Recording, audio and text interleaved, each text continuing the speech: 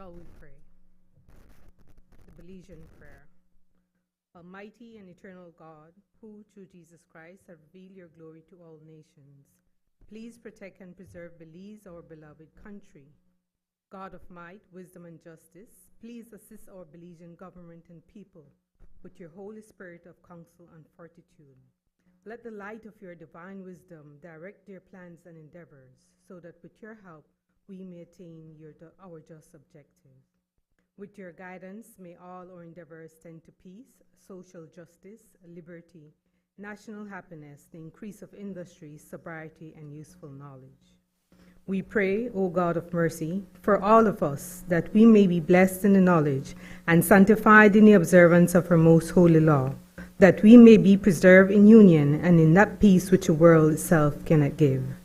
And, after enjoying the blessings of this life, please admit us, dear Lord, to that eternal reward that you have prepared for those who love you. Amen.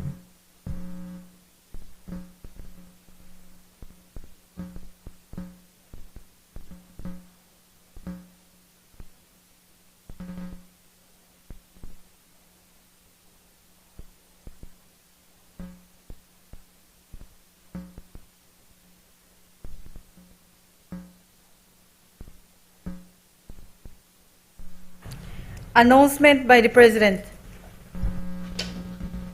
Good morning.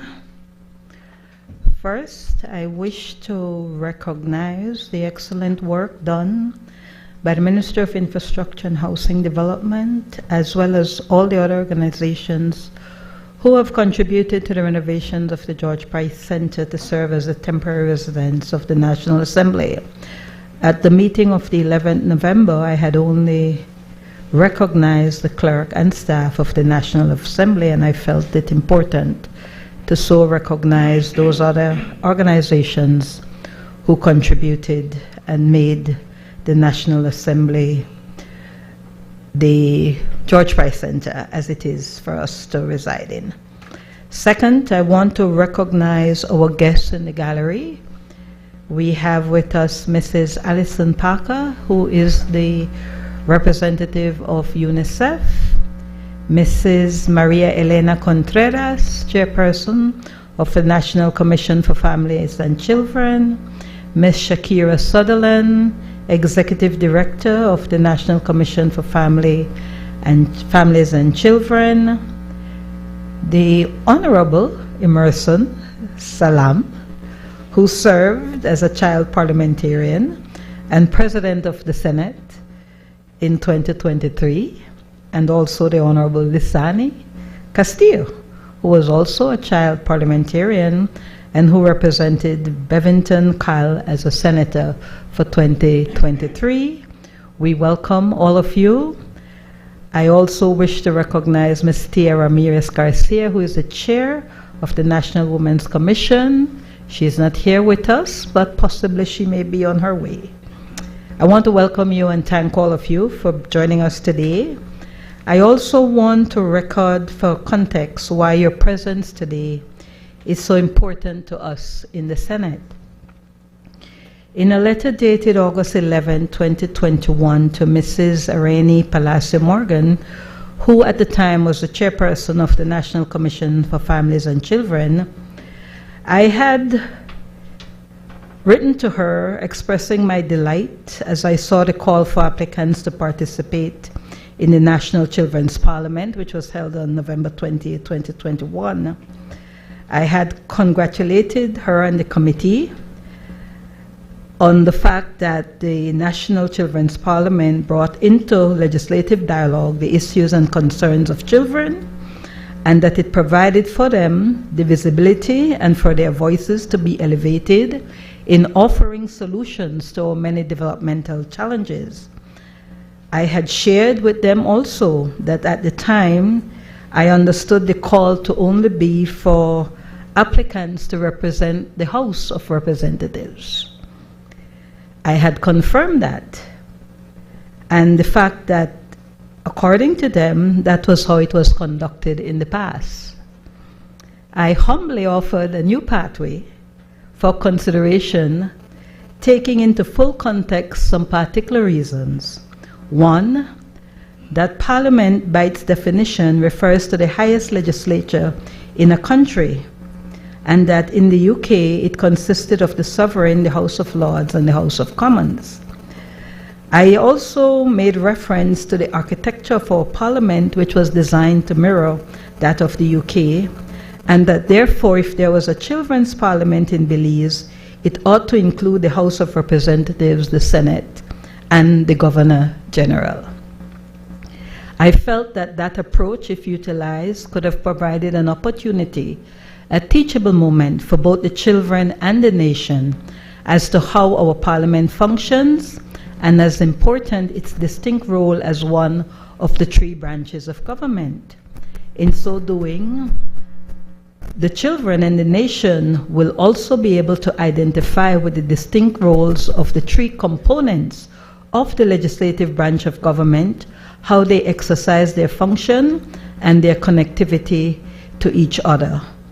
This would have enabled them to have a greater appreciation of how the business of the people travel from the lower house to the upper house and arrives at the desk of the Governor General.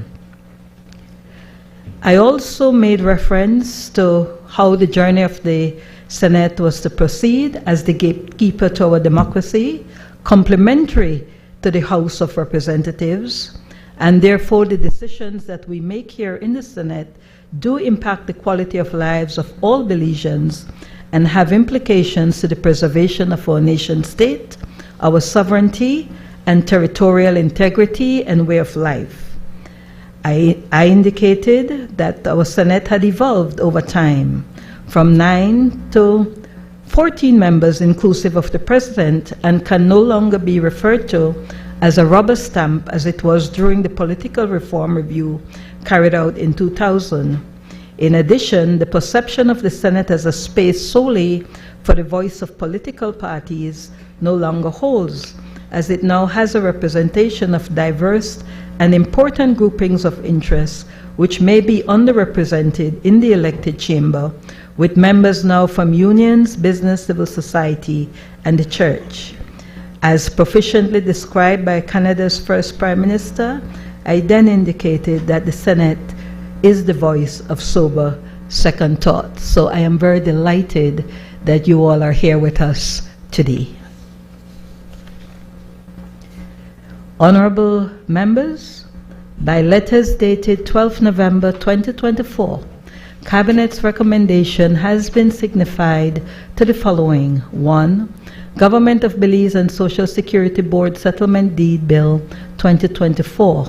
2. Financial Services Commission Amendment Bill 2024. 3. Securities Industry Amendment Bill 2024.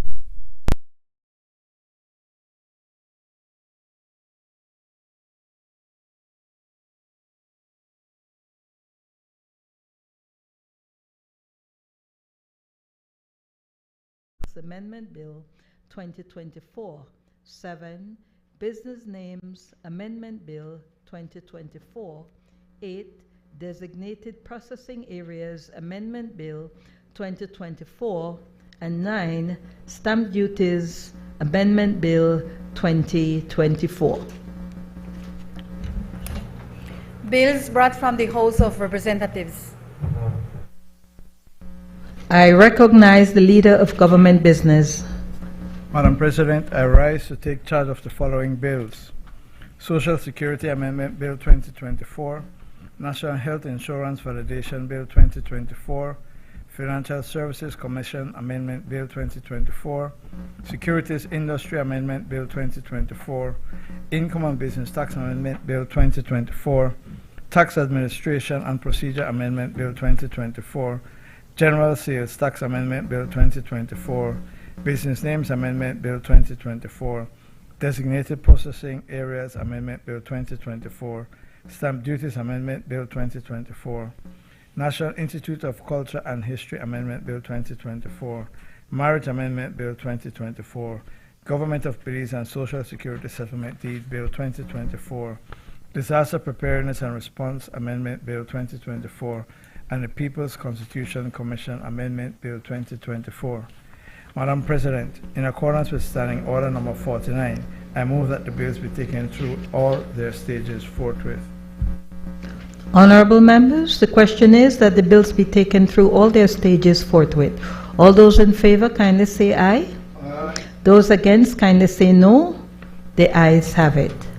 Paper. I recognize the Leader of Government Business. Madam President, I rise to lay on the table sessional paper number 92/1/14, Public Utilities Commission Request for Proposals Regulations 2024. Honorable members, that paper is ordered to lie on the table. Personal explanation. I recognize Senator Isabel Bennett.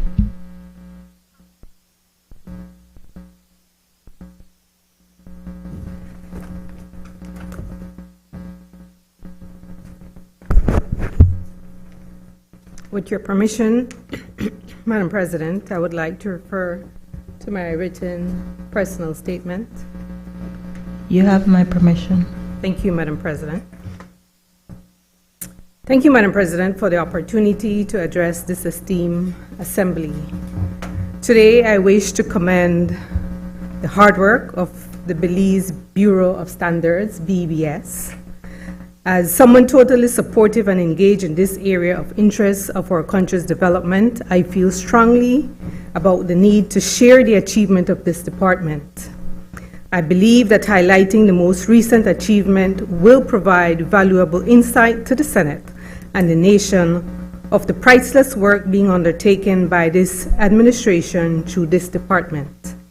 I will also be highlighting the significance of International Men's Day, celebrated on November 19th every year.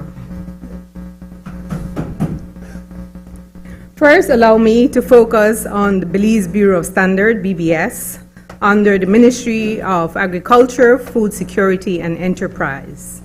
Last month, I had the distinct opportunity to attend the National Quality Policy Workshop held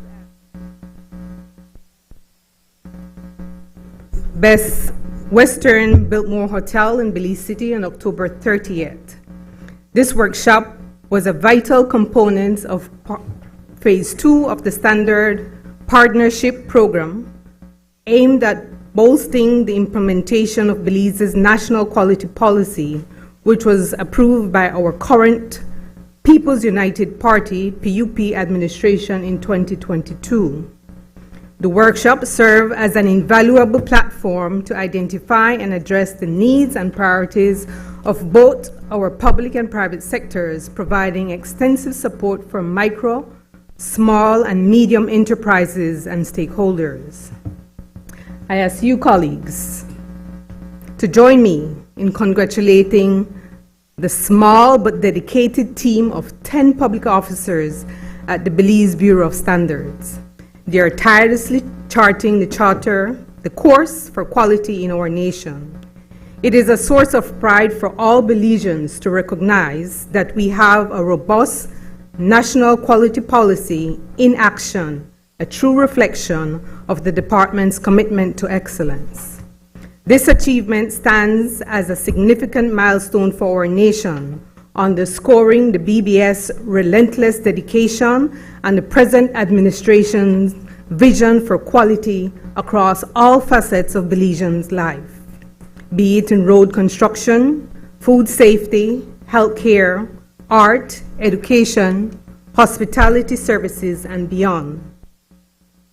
During my interaction with Ricardo Benunetti, the lead project manager for international projects, British Standard Institute, BSI, who is assisting Belize in our quality journey, I was struck by his admiration for our country's dedication to quality, especially amidst the challenges of the COVID pandemic. His remarks testify not only to the staff passion for fostering quality, but also to our collective mission of ensuring that quality service delivery and product excellence become the norm for all Belizeans, both locally and on the international stage.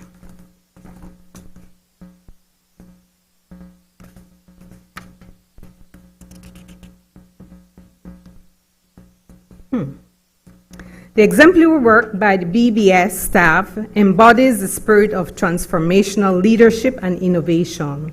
They are creating an environment where quality is not merely a target, but a standard for all Belizeans and visitors, and that visitors can expect.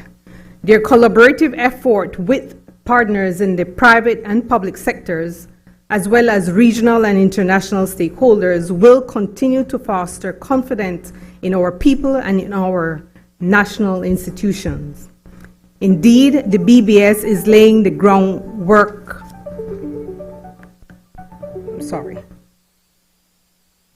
Indeed, the BBS is laying the groundwork for sustainable growth and increased international trade. The future is getting brighter for Belize. I am encouraged and I am inspired by the positive changes that our national quality policy will continue to usher in, and I am proud to stand alongside Belizean experts in quality as we witness the transformative impact that these efforts will bring to our nation and its people. Once again, I extend my heartfelt gratitude and congratulations to the staff of BBS for challenging yet this meaningful journey that they have embarked on. Their tireless contribution are making a tangible difference in the life of Belizeans and visitors alike. I am confident that the Belize Bureau of Standards share with me the belief that we as Belizeans are best positioned to define what quality looks like in our services and products, that they are authentically Belizean. To foster this vision, let us work together, consumers, producers, importers, and the BBS, to articulate a collective definition of quality that resonates with our values and standards. So to the staff of the Belize Bureau of Standard, please keep up the fantastic work. You are making a significant contribution to our nation, and we thank you. As we turn our attention to International Men's Day, let us reflect on the wonderful men who inspire, lead, and contribute to the fabric of our society, striving for excellence, not just in quality, but in all aspects of our lives. On Tuesday, November 19th, just 2 days ago, some countries around the world had the opportunity to celebrate International Men's Day, a day dedicated to recognizing the positive contribution men make to society. This year's theme, Positive Male Role Models, underscore a vital message that resonates not only with men, but everyone in our communities. Just as we honor women on International Women's Day in March every year with much enthusiasm and respect, it is imperative that we elevate the celebration of International Men's Day to the same level of significance. And what better place to start than in the Senate, the National Assembly of Belize. I hope that my remarks resonates with others for a special thank you to be heard in the ear of all the men in our society who continue to contribute on developing themselves and others through sports, music, art, education, and leadership. Service just as, or maybe even better than the father of the nation. Positive male role models are vital for inspiring and guiding future generations, especially in challenging circumstances. As of December 31st, 2023, Colby's prison population had risen to 1,222 inmates, reflecting a concerning 2% increase from 2022. Within this context, the number of convicted inmates had surged by 8%, increasing from 763 in 2022 to 827 in 2023. Although there has been a decline, 9% in remanded inmates from 436 to 395, the pressing reality is that this special population urgently needs more positive male role models. Positive role models would exemplify integrity, resilience, and compassion. offering a powerful blueprint for what it means to be a responsible and caring member of society.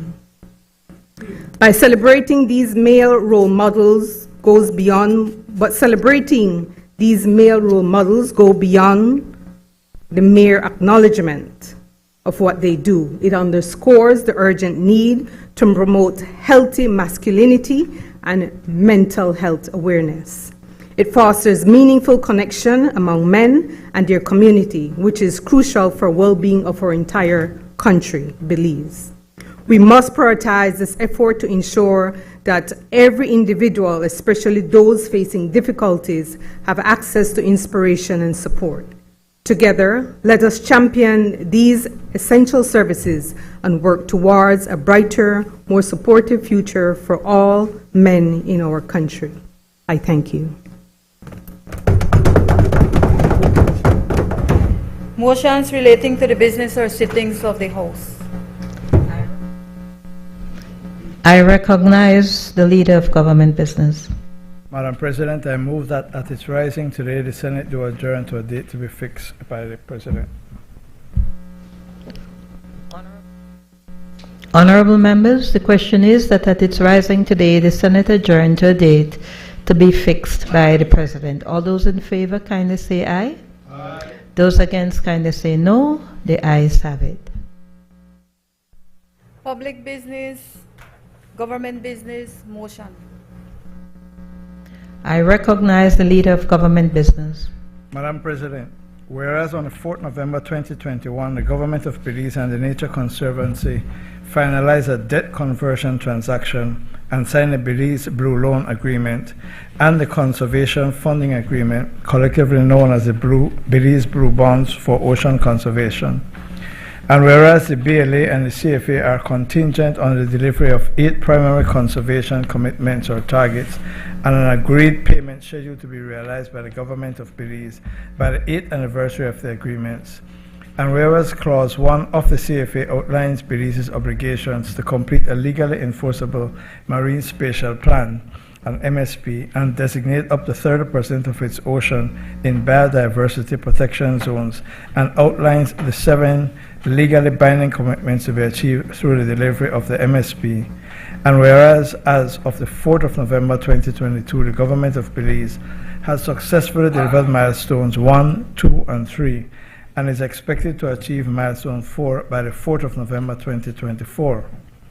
And whereas milestone 4 of the CFA states that, quote, no later than 3 years after signing the agreement, the National Assembly shall approve and the government shall formally sign into law and gazette biodiversity protection zones, BPZs, covering a total of 25% of its ocean.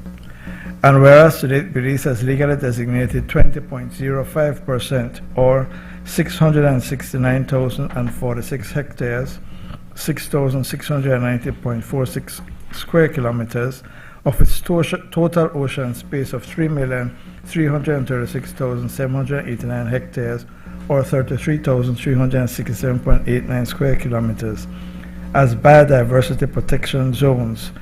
And whereas to meet the milestone 4 target, a minimum of 166,965 hectares or 1,669.65 square kilometers or 5% of Belize's ocean space is being proposed to be further designated as medium protection biodiversity zones.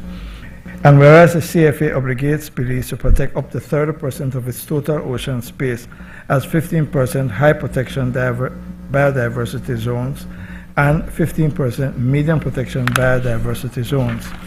And whereas the proposed 5% expansion will be designated as medium protection biodiversity zones, which are described in the Conservation Funding Agreement as zones suitable for some level of extraction and seabed alteration with appropriate management and direction, depending on the objective of each designated area. And whereas the Conservation Funding Agreement stipulates that the identification and designation of new biodiversity protection zones within Belize's ocean space is to be guided through a science-based and stakeholder-driven marine spatial planning process, which takes into account the ecological, economic, and social considerations within Belize's blue space. And whereas, as per the maps attached, these zones were identified through the ongoing National Marine Spatial Planning process and represent areas that, 1, have current and historical support for stakeholders, 2, a strong scientific basis for their biodiversity and ecosystems, functionality and connectivity, and benefit to the wider Belize Barrier Reef system, 3, economic significance and importance to the people and livelihoods, and 4, complement ongoing management efforts and objectives identified in existing management plans and legislation. And whereas the delivery of Milestone 4 is co-led by the Coastal Zone Management Authority and Institute and the Belize Fisheries Department through targeted stakeholder engagement, employing a transparent, inclusive, and equitable process in accordance with global MSP best practices and Section 14.1 to 6 of the Fisheries Resources Act No. 7 of 2020. And whereas the process spanned 11 months of extensive data collection, analysis, and participatory mapping and stakeholder consultation process, included 31 meetings with a total of 497 participants, representing 16 stakeholder groups, including academia, aquaculture and mariculture, coastal development, community-based organizations, donor organizations, fishing industry post-harvest, fishing industry wild capture, government ministries, government and statutory bodies, international conservation organizations, media and communications, MPA co-managers, national conservation organizations, social development organizations, tourism and recreation, and the public. Now therefore be it resolved that this Honorable House, being satisfied of the need for Belize's obligations to complete a legally enforceable marine spatial plan and designate up to 30% of its ocean in biodiversity protection zones, approves the expansion of the protection of Belize's total ocean space and the designation of its medium biodiversity protection zones covering a total of 25% of its oceans.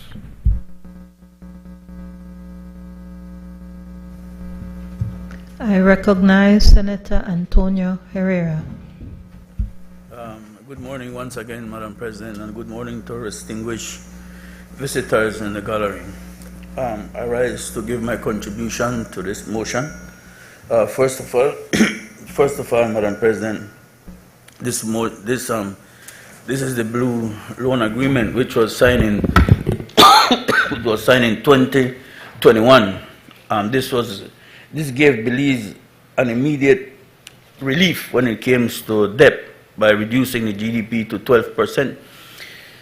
Also, when this Blue Bond Loan Agreement was signed, they also gave a commitment, Madam President, that they would give 180 million over a 20-year span, which which adds up to roughly like $9 million a year, US dollars, Madam President. So questions would definitely arise that where has that money been? I mean, it's been 4 years, and if my math is right, it would be 36 million US dollars that has been has been given back to Belize for the space for the reserves. When we read this motion, first thing we thought is about the fishermen. They are designated 3 areas. Bacalar Chico is one which does not have much fishermen, Madam President. It's mostly leisure and so forth, like barely like, how you call it, leisure fishing. But now you come to Area 8, which is designated and Glover's Reef Marine Reserve. That is what we call the, that is Area 7. No, sorry, Madam President. Area 7 would be the Lighthouse Reef, which has a little bit of fishermen, but here it is. In Area 8, which is the Glover's Reef Marine Reserve, likely proposed expansion, that is where most of the fishermen fishing from Sarteneja, Chunush, Progreso, and Copper Bank, Madam President. So, so the question would definitely rise, what will happen to these fishermen? One, they're being displaced. That's their that's their main for. Thank you.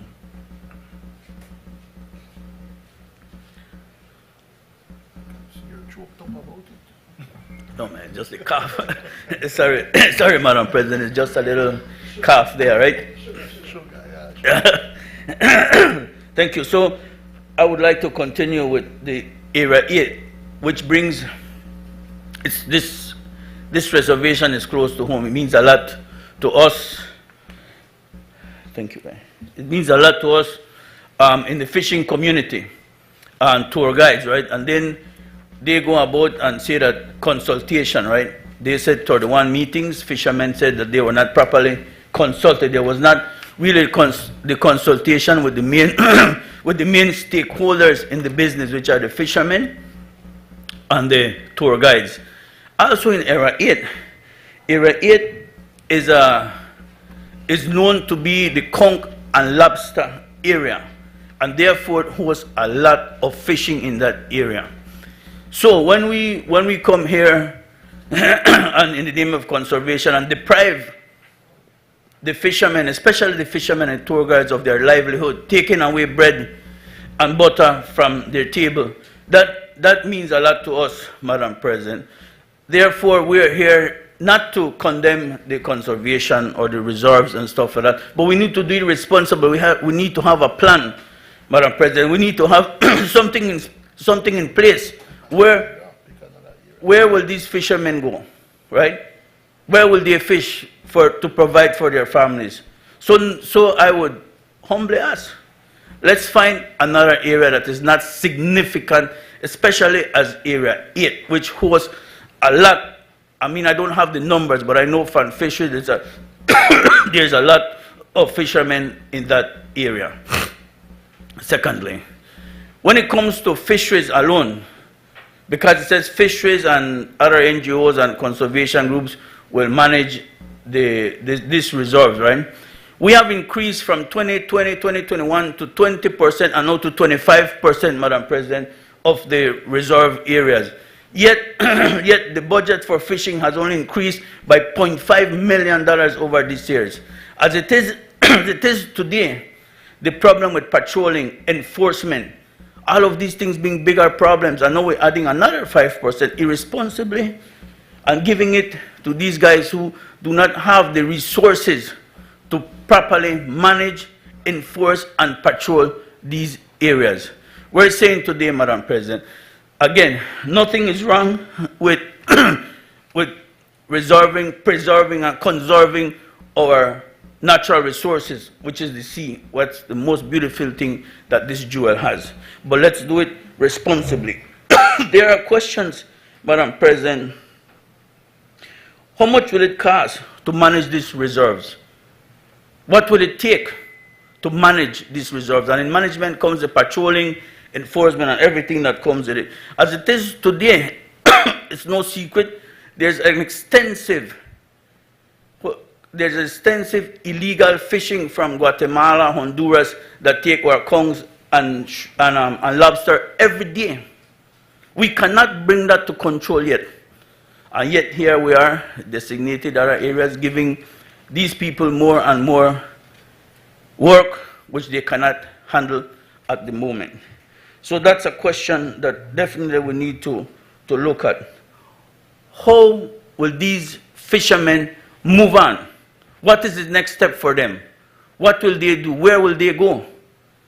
Obviously, they will not be able to ship in the restricted areas. I mean, to fish in the restricted areas, Madam President. That's one of the major concerns that we have for this motion that definitely needs to be addressed. We need to find an alternative to these fishermen. Something has to be done so that they can find their love. This is the only thing they know to do, fish. And then here we are, in the name of conservation, depriving our fishermen, our hard-working fishermen, of their livelihood. I will end with this, Madam President. As much as conservation is a national priority, it should never be that nature-positive conservation should have priority over people-positive, sustainable human development, in the words of the Honorable Christopher Koi. There you go, Madam President. We cannot sacrifice livelihoods. We cannot sacrifice. When the man said that?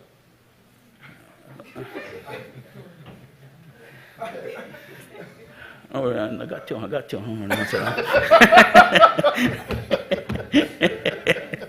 So, Madam President, yeah, so we cannot continue to sacrifice the livelihood of hard-working Belizeans, especially the fishermen that have to travel every time they go on a trip. They have to travel from Sartaneja, Chunush, Progreso, Copperbank on a bus, come out through those bad roads, come to Belize City, buy groceries, and go for days at sea. They live for days at sea, guys. So let's have some compassion on these guys, and let's find a better way. Nothing, again, Madam President, for the records, this side has nothing against conservation or reserves, but let's do it responsibly. Thank you, Madam President.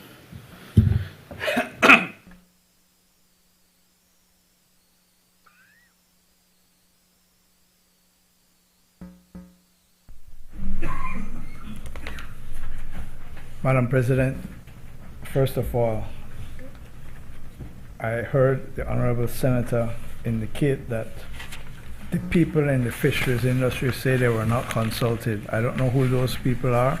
I don't know when the consultation took place, but the motion sets out in extensive detail the extent of the consultation that was undertaken, and it includes the fishing industry post-harvest, the fishing industry wild capture.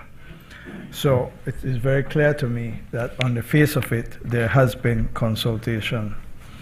The major concern expressed by the Honorable Senator is that the extension from 20 to 25% of our ocean, and specifically in the Grover's Reef area, will impact the fishermen who make their livelihood from fishing in that area. The only point in response to the Honorable Senator is that it is a medium biodiversity protection zone. And as the motion itself says, that allows extraction, there can be fishing, and seabed alteration. So it is not that there is a complete bar like a high protection zone. This is a medium protection zone that will allow fishing to continue. Thank you, Madam President. I ask that the question be put. Honorable members, that motion is referred to the Constitution and Foreign Affairs Committee for examination, consideration, and report. Bills for second reading.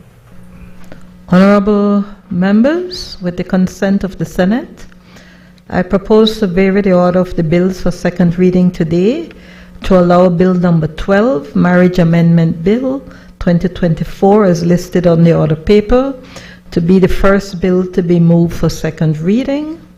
As you can note and are aware, we have our special guests today with us who are here specifically to sit in on the debate for this particular bill, particularly as it was a bill that was debated by the Children's Parliament in 2023, and they're here to ensure that you all debate this bill and to see whether you will be passing this bill. So is it the wish then of the Honorable Senate that the order be varied as suggested? All those in favor kindly say aye. Aye. Those against kindly say no. The ayes have it. I recognize the Leader of Government Business.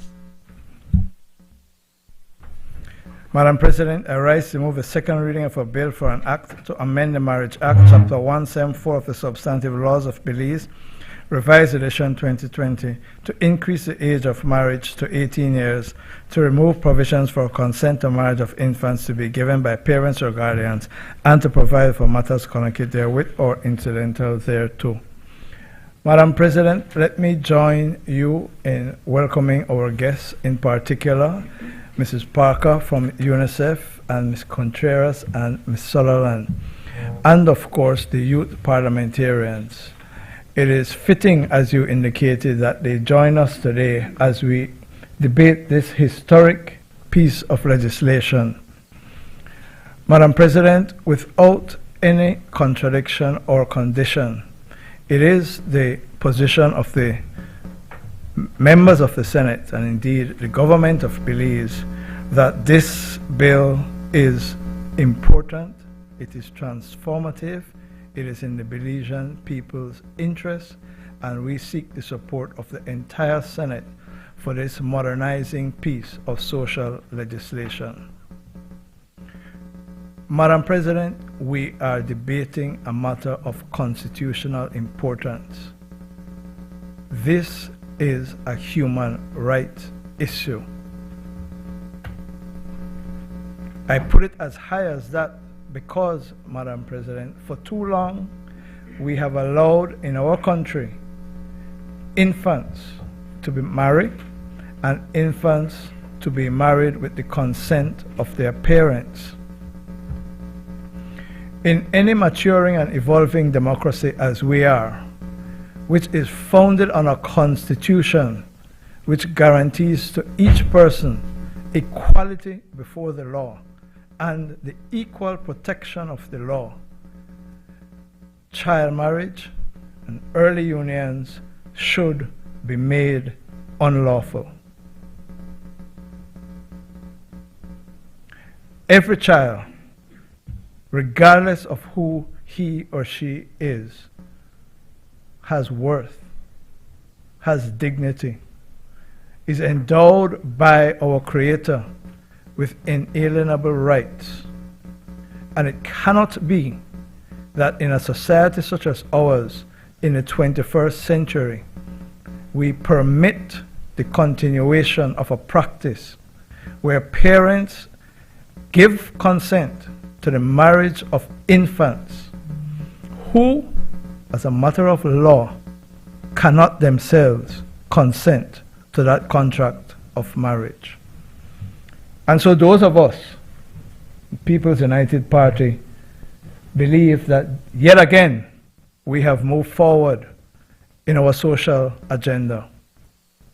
It was this party who passed the Status of Children's Act that put on the same footing children in Belize, whether born in marriage or out of marriage. It is this party, Madam President, with a vision for social justice that passed the law that recognized common law unions and that provided for no-fault divorces under the conditions set out in legislation. The point of the matter is this, that as we develop as a society and as a government that is responsible and a government that is bound by international commitments that it has made, we are required on a continuing basis to assess our laws, review our laws, and to revise them to bring them into conformity with the Constitution and our international obligations. And that is what we do here today. Madam President, it is fitting, I believe, to pay tribute, to give our thanks, to give our recognition to the organizations like the National Committee for Families and Children, the National Women's Commission, the UNICEF, and all the stakeholders in that space who have toiled and advocated endlessly and for too long for us to arrive here today. Let us together pay tribute to them and thank them for their hard work and their advocacy. And of course, the leadership of Minister the Honorable Dolores Balaramos Garcia and Ms. Thea Garcia, soon to be Honorable, who Hi, Tony.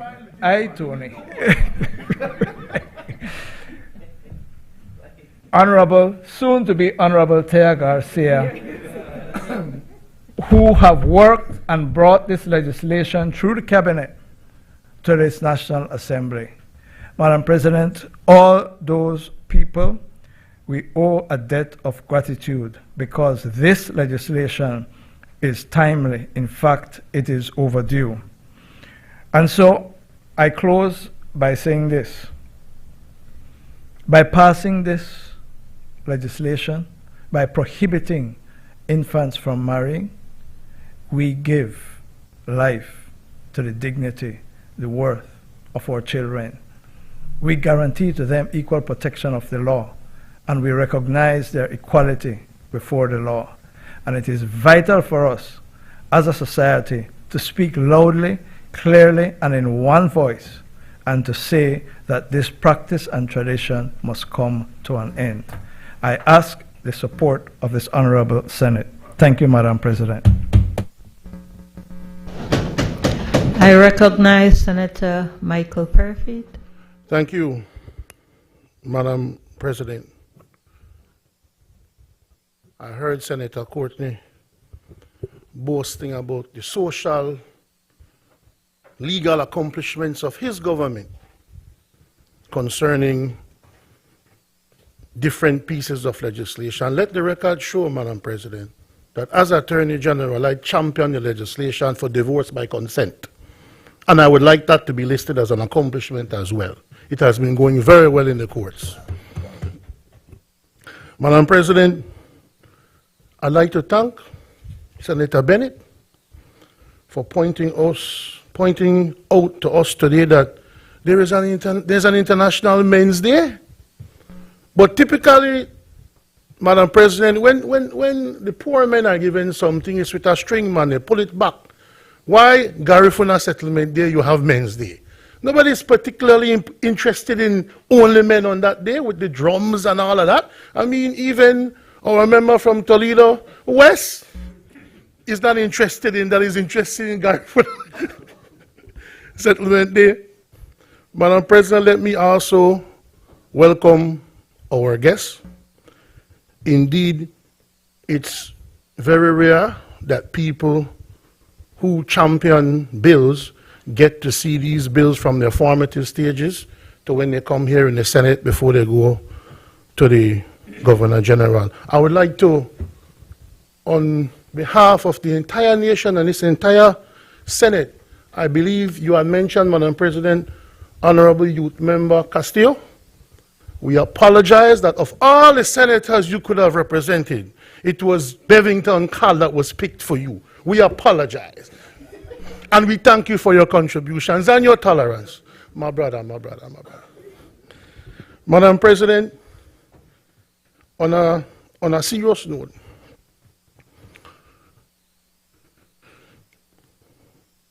the concept of indeed, because there have been instances when children are pressured to, some cases, some would say practically sold off to,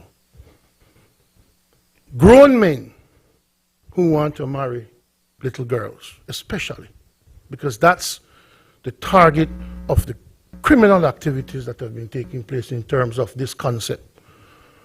Madam President, what I know for sure, in the criminal courts in particular, you would have these men who would commit the crime of unlawful carnal knowledge, Madam President, who would be engaged in sexual acts with young girls under 16 years old, and to protect them from prosecution, they would go and bribe the parents or bribe the people to have these children marry them so that they can't, under the law, as their wife, testify against them in a court of law, which gets them scot-free from that very, very egregious crime.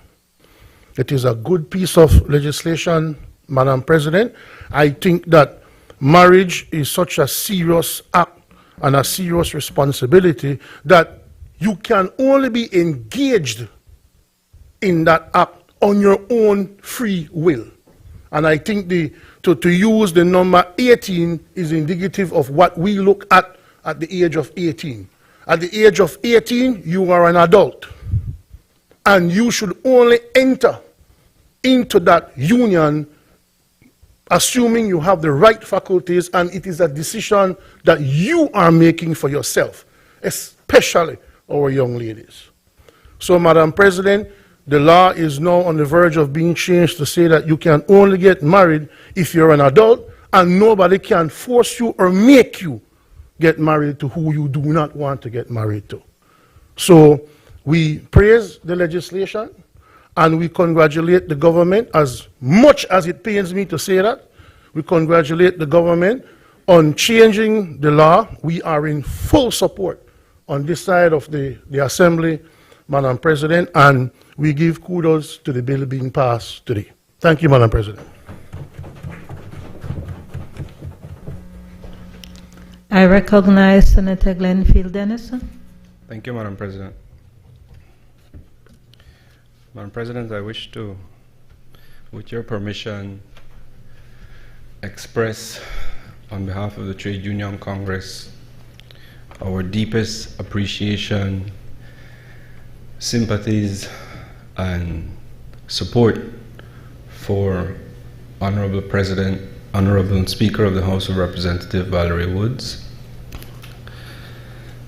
The bravery which she has displayed is second to none, and we thank her for bringing the horrible disease of cancer to the fore, and we hope that it is a sober moment of reflection for women to take a look at this disease so that we can try to nip it earlier.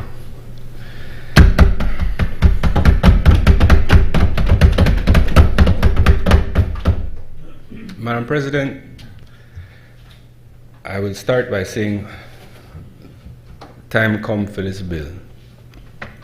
The age of consent has been something that has been raised throughout the years. I'm not sure who all are aware, but it used to be 14, Madam President, prior to 2005. The Parliament at that time saw it fit to raise the age to 16 in Act number 28 of 2005, and that was a bold step forward, Madam President. We are here now on the recommendation of the good work of the NCFC. We thank you for your work and dedication, and I wish to bring this matter home to how it affected me. I spent 9 months of my public service career at the Vital Statistics Office, Madam President. It was the worst period in my public service life in terms of stress levels. My time in the Senate is lower as it relates to stress levels, Madam President, for the record. That 9-month period was the most stressful period of my life. And I was hospitalized and in a coma, so we're taking account that period as well, Madam President. But there was one particular day that stands out to me. It was a day when I want to call her a victim of child marriage came to the office to try to be released of the shackles of her marriage. She was a child at the time.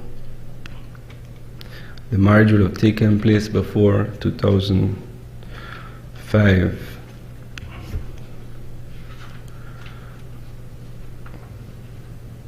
She was a child then, Madam President. Her 2 children were with her. And as I assessed the situation and informed her that her marriage was void, it is to this day, Madam President, the most touching, most emotional day of my public service career, to witness this woman being freed of her abuser. She hugged me, Madam President. thanked me for striking that marriage from the register.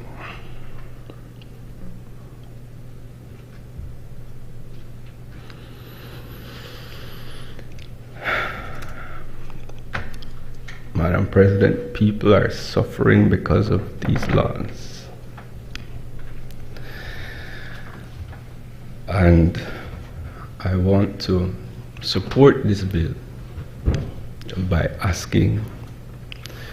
challenging the NCFC and all the other organizations responsible to help us to raise the awareness of child marriage, of the fallout, of the heightened risk of abuse when children are married.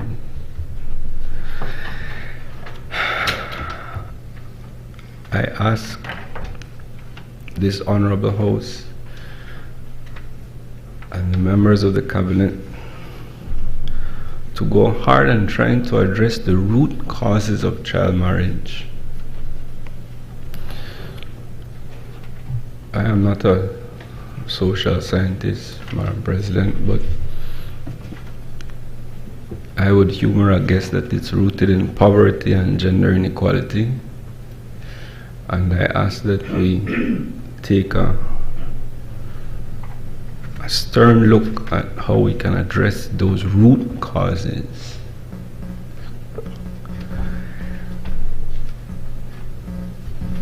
Also, Madam President, I wished that this piece of legislation was accompanied by amendments to the penalties, both in the Marriage Act and in the Criminal Code, to increase them, to signal to those who would try to marry off a child that this is not to be condoned. The sort of penalties that tie the hands of the judiciary as best as it can to reflect Parliament's wish that these sorts of crimes not be treated lightly. And so, Madam President, I fully support the Marriage Amendment Bill 2024, and I ask only, Madam President, that we look at the strategies to raise and address the awareness among local communities. I know I don't want to call out any particular community, Madam President, but some communities are more at risk than others. And it would be remiss of me, Madam President, not to end by also citing, as my colleague Senator Perfit has said, the injustice that is also meted out to children who engage in sex for much the same reason as some children engage in child marriage.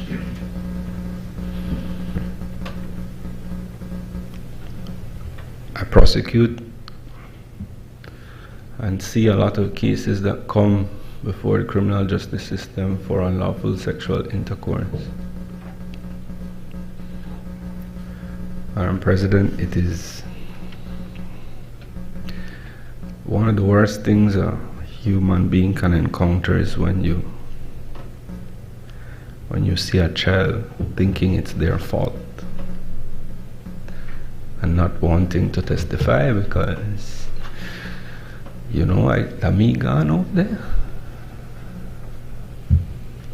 without an understanding or an appreciation of the lack of development of their faculties, about the factors that are guiding their decisions, the mental health issues that they are facing, the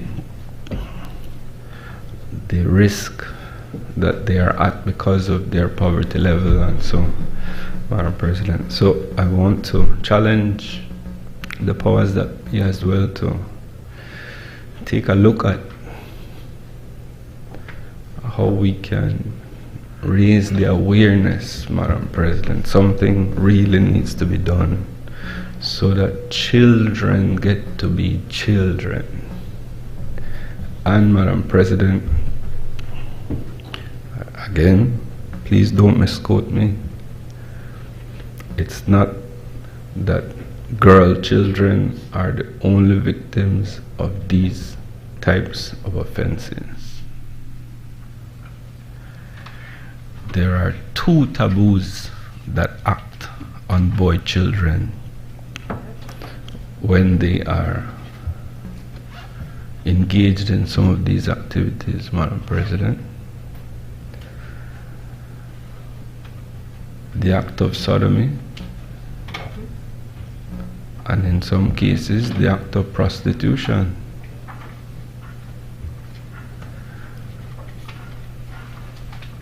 This is one of those things, Madam President, where either the fish from river bottom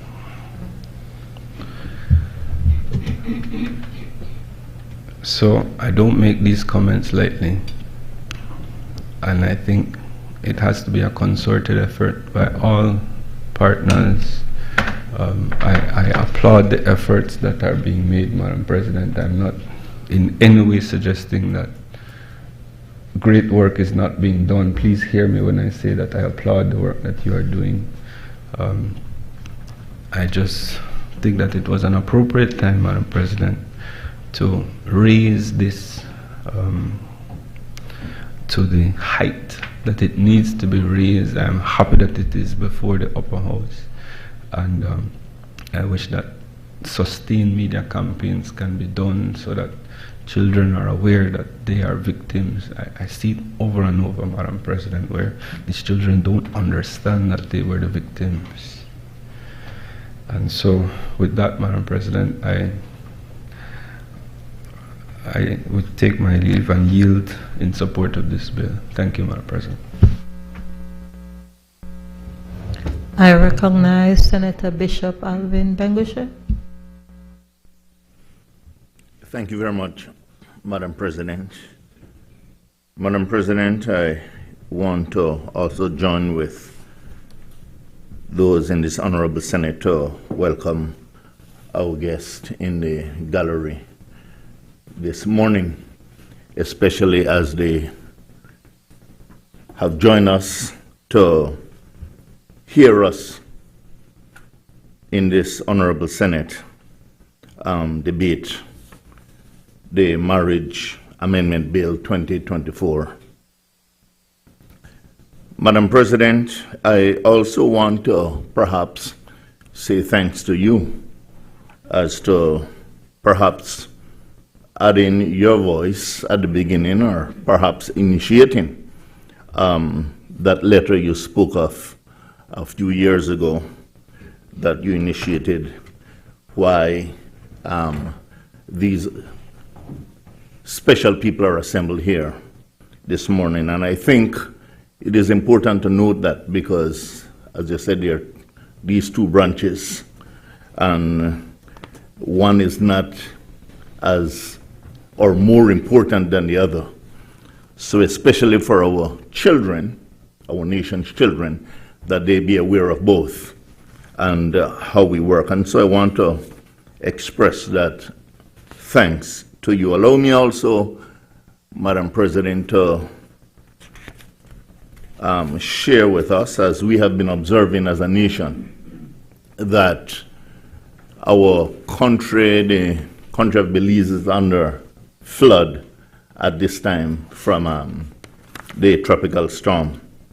And as I was watching the news, it was very hard to watch because of some of those people who are now flooded out in their homes in different parts of our country. And so, as the senator representing the church, I want to continue to pray for them. And I know that the church has, as I spoke to some of the church leaders, they have opened their churches, they have opened their chapels to some of these persons who are stranded from their homes. And I know that that is in effect presently. And it is important to note, as I said, to continue to keep them in our prayers, especially at this time, because it means that schools are affected and everyday life is also affected. Madam President, I also want to perhaps lend my voice and my prayerful support, as mentioned by my colleague senator, to our Honorable Speaker of the House, Valerie Woods, on her announcement that she has been diagnosed with breast cancer. And as a church, we offer her our sincere and solemn prayers, especially at this time.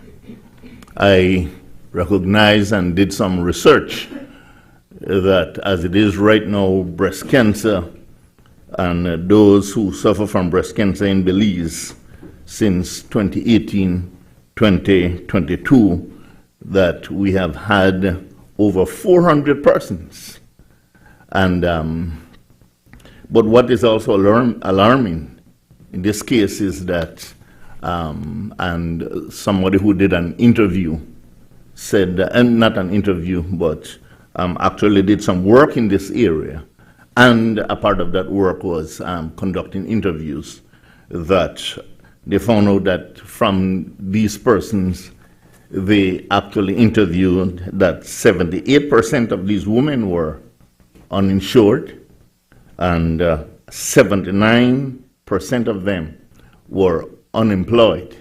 And you know that can add to the effects of not only struggling with hearing that you are now diagnosed with cancer, but the fact that you also begin to be stressed out and worry about how you will take care of yourself and how your family will be involved in all this. And so I think it is also important, as we pray for her, to also be able to say how bold she was to be able to bring this to our attention. But, Madam President, it is also important to note that as we speak of breast cancer, I also had to do some work on the men. We talk about Men's Day. It is important and alarming that in our country today, there are men who are affected by prostate cancer.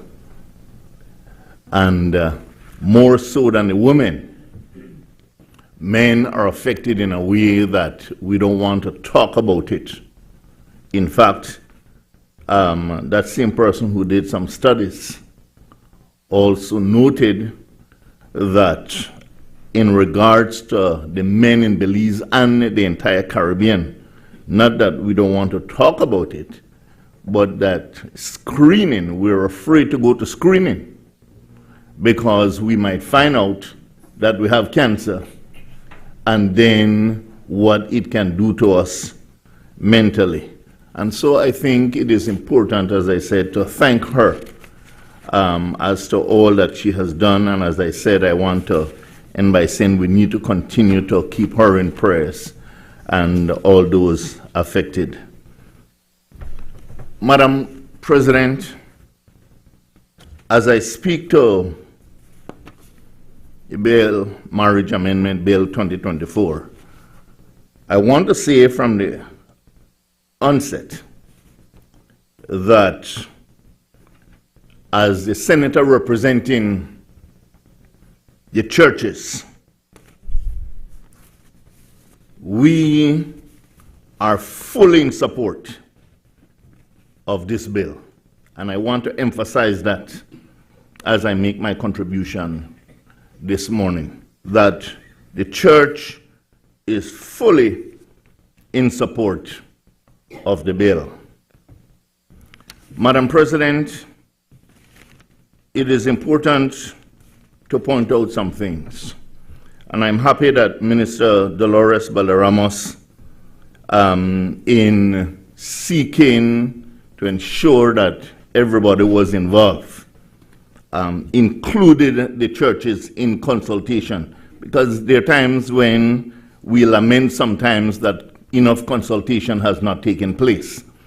Well, I want to say in this regard that the clergy, that the church was fully involved in the consultation process, and I want to thank her for also pointing that out. I noticed that the leader of government business didn't mention the church this morning, but we were and have been fully involved and have been fully supportive, and also made contribution as to the bill before us this morning. Like the senator, there are some things that, yes, we would also be concerned about. And sometimes as you speak also from a personal perspective. I think it is important to point out, Madam President, that perhaps maybe in time to come, we need to continue to look at the penalties that sometimes occur when young girls, or I must also add young boys, are affected in an adverse and negative way.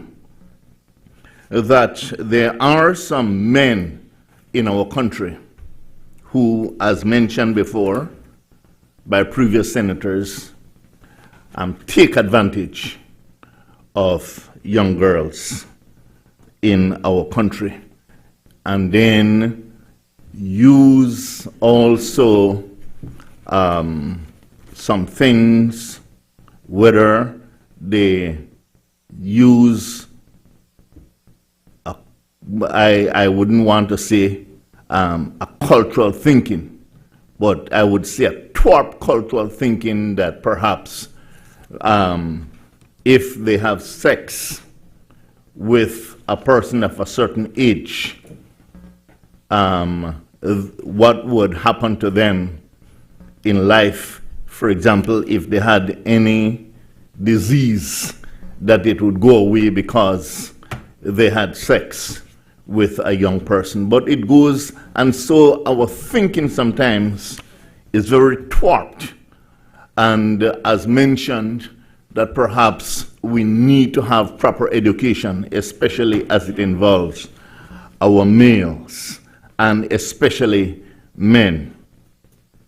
And as I speak of the penalties, Madam President, let me also, as I make my contribution supporting this bill this morning, perhaps maybe caution the government in some things. That yes, we support this bill, but as a country, we are bound by what I would say are implicit laws. In the case of marriage, as we are shaping bills of this nature as a country, and as mentioned by the leader of government business in the Senate, and perhaps I want to make sure that I quote him properly. He said, that we are bound by international commitments. And while I agree with that we are bound by international commitments, for a bill of this nature, we are implicit that in the case of marriage, that this country will always, whether we are adjusting the law as to the age and consent of marriage, that the language we shall use in the formation of these laws has to be that which recognizes our males and females, he and she, as regards marriage. Indeed, we will respect the rights of individuals, but in laws of this nature, we must continue to be consistent with those laws that came before, and despite the pressure that we might feel as regards to international agencies that sometimes we have to borrow money from, or they give us whatever contribution in different ways, we must be consistent and understand that within the country of Belize, we are also bound by the language of our laws, which deals with male and female, and it includes the understanding of marriage, and that we be consistent with that aspect. Having shared in this way, Madam President, I will continue to emphasize that child marriage is a serious issue in our country. It is said that Belize has the second highest rate of child marriages and early union in the Caribbean. At least that is what my research found out. And that in our country, as pointed out earlier by some of the senators, that because of social pressure, some of our young girls enter into early marriage, and pressure also because of their parents. And as I said, the educational process will have to continue, Madam President, because it is unfortunate, as was mentioned earlier, and especially within the church circle, because sometimes the church is also guilty, that there are times when, because the church person is ashamed and wants to take shame out of their eyes, they tell the daughter, well, you will have to get married, you're pregnant. And these are some of the things, and so the church must also be responsible in ensuring that we appreciate the law that is now before us. The poverty, as mentioned earlier, in our society also contributes to this. And as I mentioned before, sometimes the lack of parental support is not there. Madam President, as I close, as the church representative, I want to continue to also emphasize that as a part of our educational process, yes, the emphasis is on the girls, but though the percentage, as research has pointed out, might not affect boys as much, we must also very much be consistent and be very concerned about our males, especially in our society. And I say this, Madam President, because I have been a part of school boards, and believe me, you don't want to know what sometimes happen, and the decisions that are made at the school board level. And so I beg of us also, and those in the gallery, you who are the decision makers at that level, also be concerned about the males in our country. With that, Madam President, I would like to again close by saying that we support the bill, Marriage Amendment Bill 2024, wholeheartedly. I thank you. I recognize Senator Bevington Cal. Thank you, Madam President. Madam President, like the good bishop mentioned earlier, I would like to also empathize with all the victims of Tropical Storm Sarah. I think in western and central Belize, a lot of our residents have been, affected with floods as we speak, and the loss of their livelihood, resources, and of course to our farmers, Madam President. There's some tough times ahead, for us, for them, so we want to empathize with them and make sure that, our government, we want to also thank the Prime Minister for doing his assessment, going out in the fields. But to add to that, Madam President, the public servants, the NEMO, who were there on the onset, advising the nation, I think they did a really great job, Madam President. Our BDF, who are still out as we speak, Madam President, they left their families to attend to the vulnerable ones.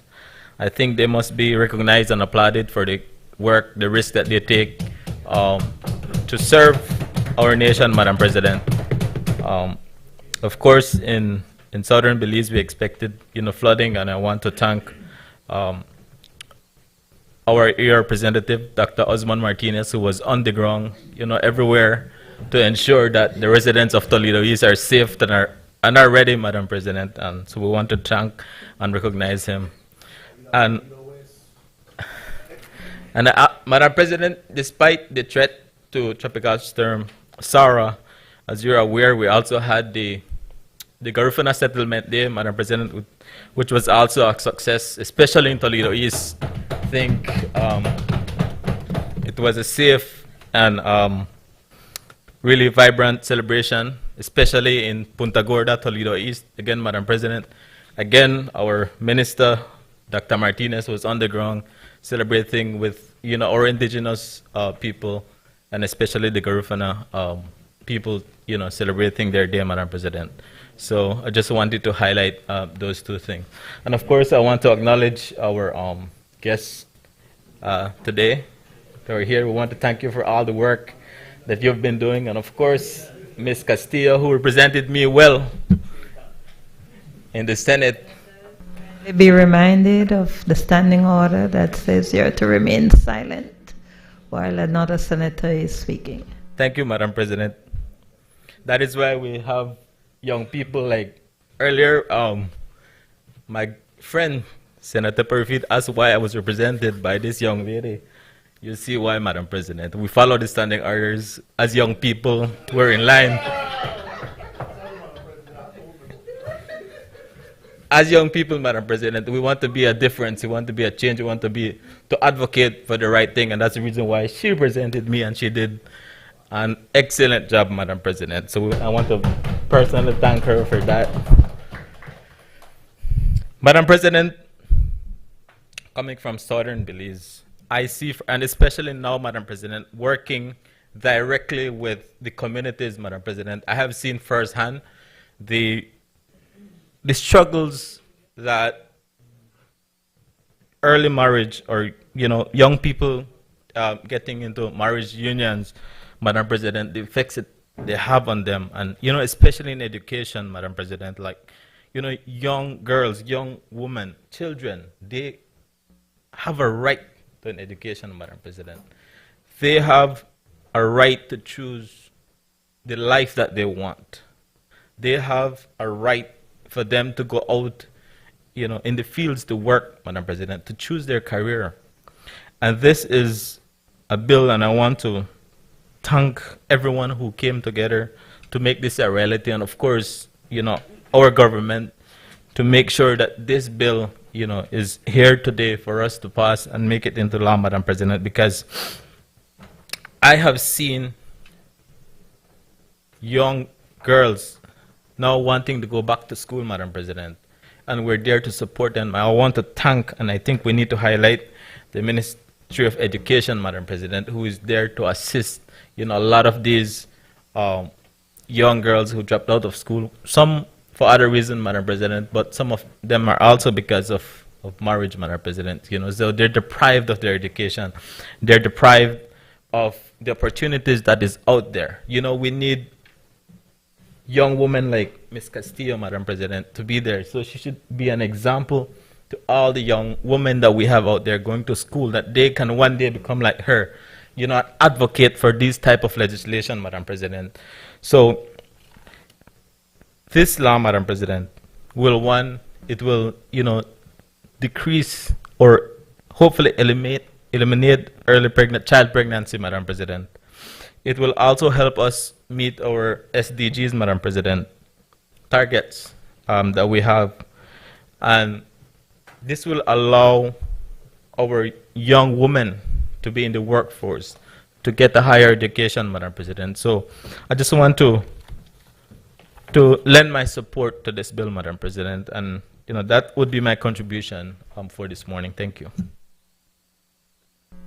I recognize Senator Janelle Chanona. Good morning, Madam President. Good morning, colleagues. I take a deep sigh because there's a lot to go through. Certainly want to immediately align with the suffering that has been extended from different weather events. Madam President, I think unfortunately it is a reality that we have to reckon with, and we'll have to do so on a more regular basis given the implications of ongoing climate change impact. I also immediately want to align with the support given here and in other quarters to Speaker Woods.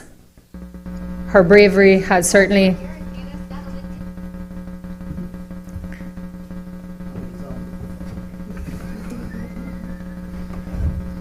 I'm going to ask each person to please ensure that your phone is either off or silent. Thank you, Madam President. I would like to call out, as others have, her bravery in sharing her journey, and we have certainly indicated as women and men to supporting her fully on that journey. She has saved lives by sharing her diagnosis, and that cannot go unsupported, but certainly that she has to be brave, and it was referenced earlier that culturally we have a certain response to these things. There's some reason why you get it. Am I boring you, gentlemen? Oh, no. Thank you. This is something very important. Thank you. Let me sit until you're done. Oh, well.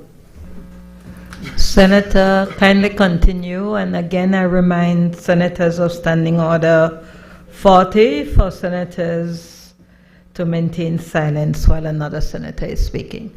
Madam President, I take exception to that whole job, Madam President. We were discussing strategy over this side. Could you? I mean, I was never aware that Senator, we had are to you be speaking on focused a the point of person while they're order? speaking. Did No. you ask for a point of order? No, Madam President, no. I'm asking for your permission to say that how can she then give the indication that we have to look at her while she's speaking the entire time? I can't see how that is breaking any rule. I take your point, Senator, but please be mindful of Standing Order 40 that asks for silence while another senator is speaking, because it can be disruptive. So I thank you. Senator Chanona, you may proceed. Thank you, Madam President. So we just call out our support for Speaker, and of course, given the comments earlier, to call out to men that they can also be affected by breast cancer, and certainly align with the Honorable Bishop's comments that, as intimidating as it may be, to encourage our Belizean men to go to the doctor to be screened. As Senator Bennett Moody has highlighted today, we need good men, and we can't afford in any reference to the definition of the word to lose good men, given the state of everything happening in our country. I go to culture, Madam President, because speaking now on the amendments proposed to the Marriage Act, we stand in full support, but hasten to add that, and I align completely with Leader of Government Business in saying that this is a human rights issue. And in many ways, we have to apologize to everyone that has been impacted, especially given the context of Senator Dennison's moving reflection, that there have been people suffering. And the date of your letter is 2011, correct, Madam President? The impact of the delay that justice has been denied to so many for so long is on all of us. So that as we look forward to reviewing and updating all our legislations that are contrary to the human rights that our Belizeans deserve, that we do so with more alacrity and speed. And I certainly join in welcoming our guests and in Senator Edison's call to arms to use this as fuel. I know very often as advocates we do not get, it's a thankless job, and your sacrifices seen and unseen are appreciated and certainly felt today, but Lord knows the list is long for the other things that remain. And to the young parliamentarians, I want to say how important it is that your generation recognize that you took on an issue at Parliament before it reached the actual Parliament. I am from a generation where children were to be seen and not heard. Please let this example and the fact that you did it first fuel your motivation to be seen and heard, because it is the quality of your future. So you're here representing everybody, and that's a big burden to shoulder, but know, especially given all the bipartisan support and the support of the independent senators, that we stand with you. And, you know, listening to the support of this, it makes us question, well, why did it take so long? So please be fueled by that and bring other pieces of legislation to the fore. I know drafting is always an issue, but please let's build on that awareness that we have at this moment and make sure it's catalyzed for other things. I will share with you that even when the young parliamentarian spoke on this issue this year, when the term infant, it was so jarring to see an infant, because I don't think of an infant as a 17-year-old, but it really brings into sharp focus exactly what has been shared, that anyone under 18 is a child, and child begins, some people believe at conception, but all of us at birth certainly. So when you see this type of language, it's so jarring, but it really puts into perspective the work left to be done. And certainly the NGOs signal our continued support for moving these human rights issues so that they can be meaningfully addressed, and that as parliamentarians we will support and advocate from this platform for those laws to be brought up to date, and more importantly, be proactive in the challenges forward. Our colleagues here have signaled just how egregious cases seem to get every year. But I want to call out, Madam President, if you will, the UN's Women Gender Snapshot 2024 highlighted that there is enormous dividends in investing in gender equality. They estimate that closing gender gaps in education and skills could add 10 trillion to the global economy. Ending digital gender divide could save 500 billion. Investing in the care economy could create nearly 300 million jobs. So we have more than the emotional well-being of our citizens, but we also have a lot of motivation in other regards to make sure that we're taking care of our population and that we're addressing poverty and gender inequality. And on the issue of awareness, Senator Dennison, you would have seen a save the date go to all parliamentarians, and I take this opportunity to officially or verbally invite the members of the parliament to attend the Women's Parliamentary Caucus's one-day forum next week on CEDAW, the convention to end all forms of discrimination against women, because we believe that that will be an opportunity again to highlight the parliamentary action that can be taken to address critical gaps that we're seeing in our legislation.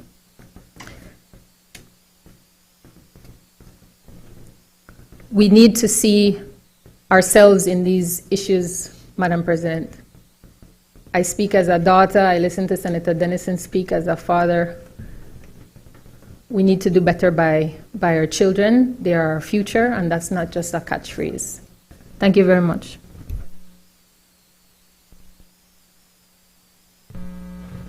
I recognize Senator Kevin Herrera.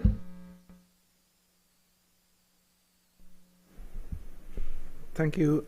Thank you very much, Madam President.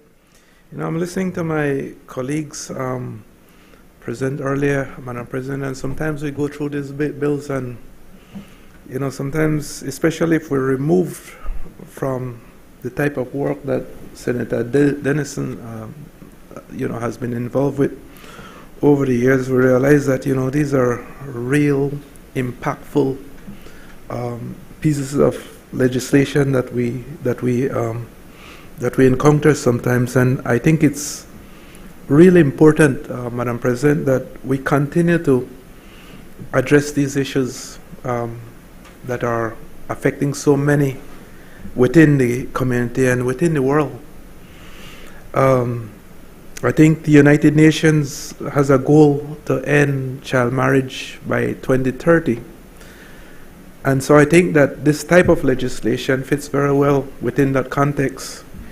And hopefully we'll be able to, you know, with this legislation, end it a lot earlier than that. I think that we would have done a lot to address and assist our young children.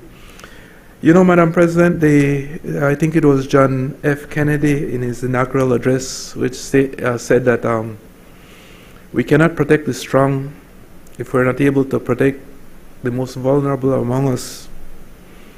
I think we all accept that children depend on us to protect their rights, to protect their dignity, and to protect their future.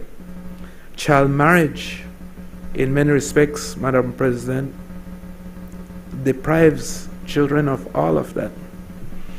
And it does so, Madam President, because that's the time when they're in that developmental phase, both physically and mentally, educationally, preparing them for a future. And when they get involved in making these life decisions like marriage, it takes them out of that completely, out of the whole educational process.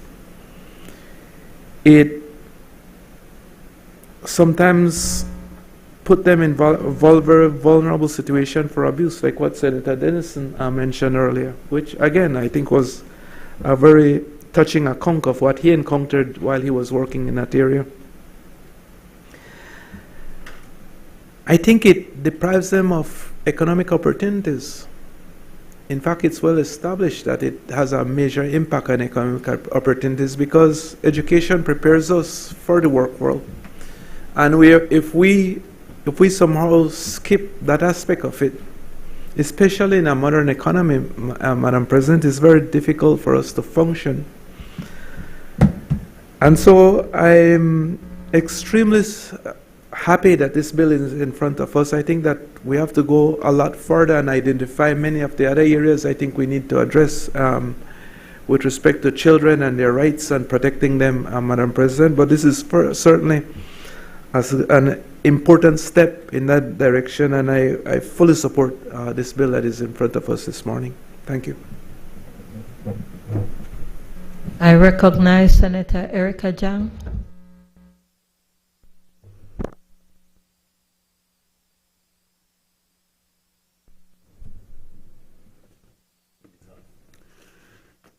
May I get your permission to read from my notes, please?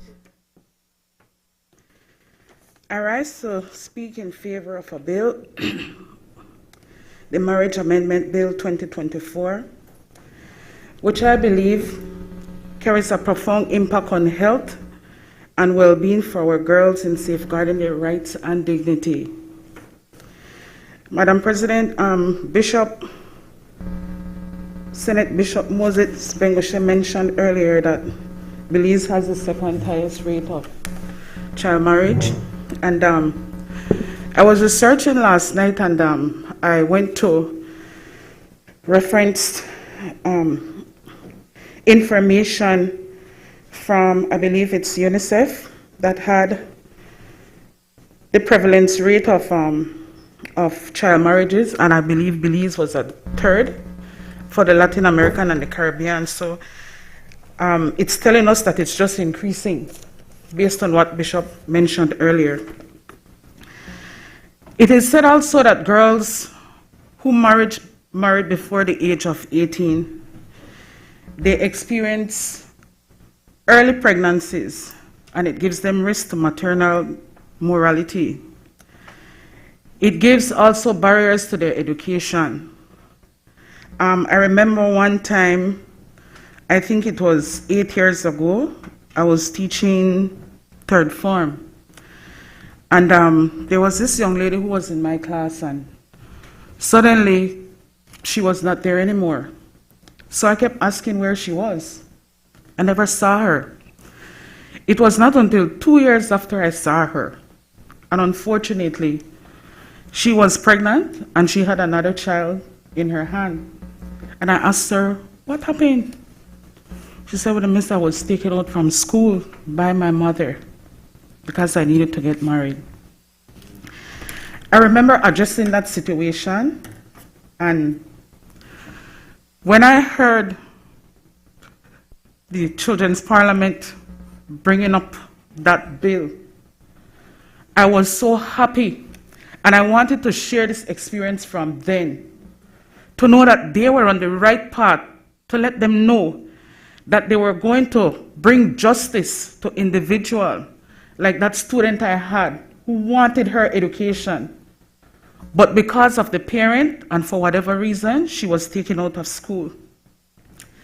This also lessens their economic independence, because now they have no education, they can't work for themselves, they can't think for themselves, they need to take care of their children, they need to take care of a family, and there's no independence when it comes to their financial stability. They have to depend on their men or their husband. And this again introduced another issue, violence inside the home. It becomes a greater challenge for them. How can they now, at that young, tender age, make decision to leave? What can they do? At that time, even the friends that they have around cannot help them because they're not working. They're also in school.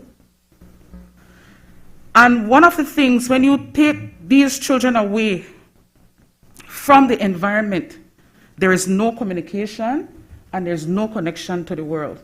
It makes it worse for them. I also read that Jamaica and Barbados right now, they have implemented and reformed their child marriage laws.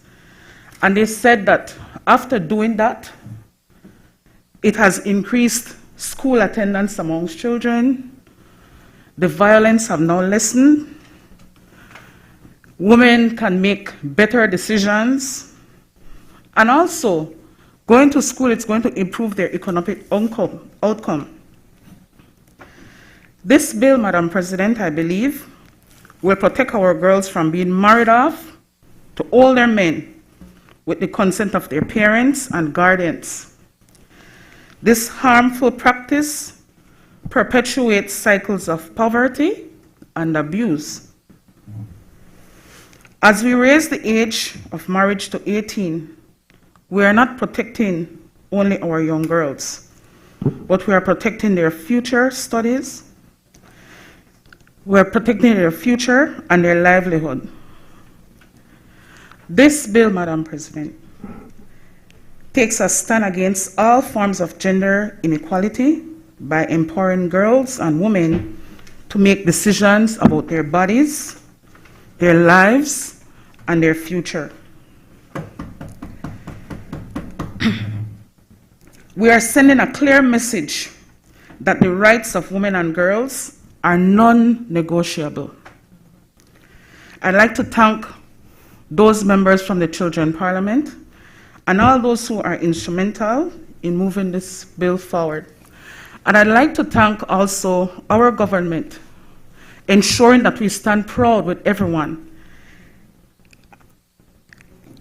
in fulfilling the mother and daughter and sisterhood of Belize, ensuring that they are safeguarded and protected. I thank you.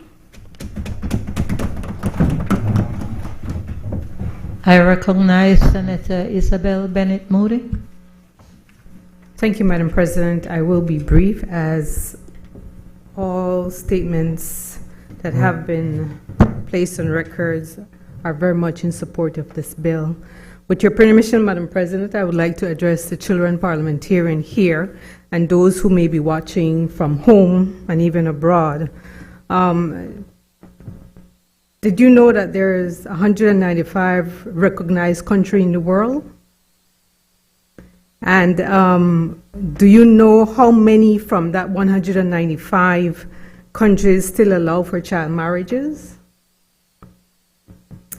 According to the World Economic Forum, Madam President, they shared the Pew Research Center research that indicated that even though there is enough research in the world to indicate that child marriages are a hindrance and that it impacts negatively on a country's development, countries still afford for child marriages. As been stated before in different ways and different forms, it damages social and economic development, which therefore leads to a cycle of poverty. I won't continue to emphasize what has been said before. But of the 195, there is still 117 countries that allow for child marriages in this world. So kudos to you, child parliamentarians, for spearheading. Thanks to the support that you got on this journey to be here. But I will go a little bit farther. Even as I congratulate you, I would like to challenge you. In the next generation to come, you could be the ones here passing laws to better the environment of children in Belize. So to this I say, as I challenge you, you know the concept, you know the ins and outs of this particular law. Collectively, with the support that you have gotten, become the poster child in Belize, so we can see you continuously advocating for every child to understand this bill to better their lives. I thank you for your work, and I thank the persons who have supported you. I recognize Senator Colette Montejo. Thank you very much, Madam President. Madam President, with your permission, I'd just like to read a quick quote. You may go ahead. Yes, ma'am. Thank you. I'm reading the direct quote from Senator Caroline Tun, who represented the Vice President at the Children's Parliament. Her words: hence, changing the legal age of marriage from 16 to 18 in Belize is a vital step to protecting the rights, education, health, and well-being of our young Belizean citizens. It aligns with international standards, fosters better educational opportunities, reduces health risk, empowers young women, and may I also add young men, Please, thank you. promotes emotional maturity. By making this change, we send a clear message that we value the future of our youth and are committed to creating a safer and more equitable society for all. It's time for Belize to take this important step forward in the interests of our young citizens and the nation as a whole. To those predators, I say, leave our little girls, and can I add boys, alone. Let them grow up to be adults, 18 and above, not a day less. Those were the words of Ms. Carleen Tun, as she contributed to the debate for this very important issue. And Madam President, I saw the headlines for the Belize Times last week said, "Youth Power, Belize bans child marriage." I have to say to the NCFC, to UNICEF, to the National Women's Commission, and to the Youth Parliament, you spoke. Parliament listened. And that's very, very important. I join my voice with what Senator Chanona said, that the youth voice is so crucial, and this legislation today adds to that. Earlier this year, if we can remember, we upped the age for students to remain in school up to 16. A very important step. And today we are here saying that you cannot and dare not try to get married before you are 18. There's still some work to do, NCFC and UNICEF, because as I looked through the law, I did not quite see that it addresses the age of consent, nor did I see that it addresses cohabiting before you get to the age of 18. It speaks to marriage. So there's some work to do. And, but in the Youth Parliament, you started this process, and I have to commend you. And as I sat down in the gallery, listening to the young people as they debated, and Madam President, I applaud the work that you've done, seriously. All right. Listen as they debated, and then looking at Honorable Dolores Balderramos and seeing her eyes open and seeing the excitement in her, and realizing that today the youth voice has come to Parliament in ways that, so keep bringing them. Keep bringing them, because your voice is important. I fully support this bill, Madam President, and I'm very, very, very proud. I also must commend the Office of the Special Envoy for Women and Children, who is also a very important partner in this process. I thank you, Madam President.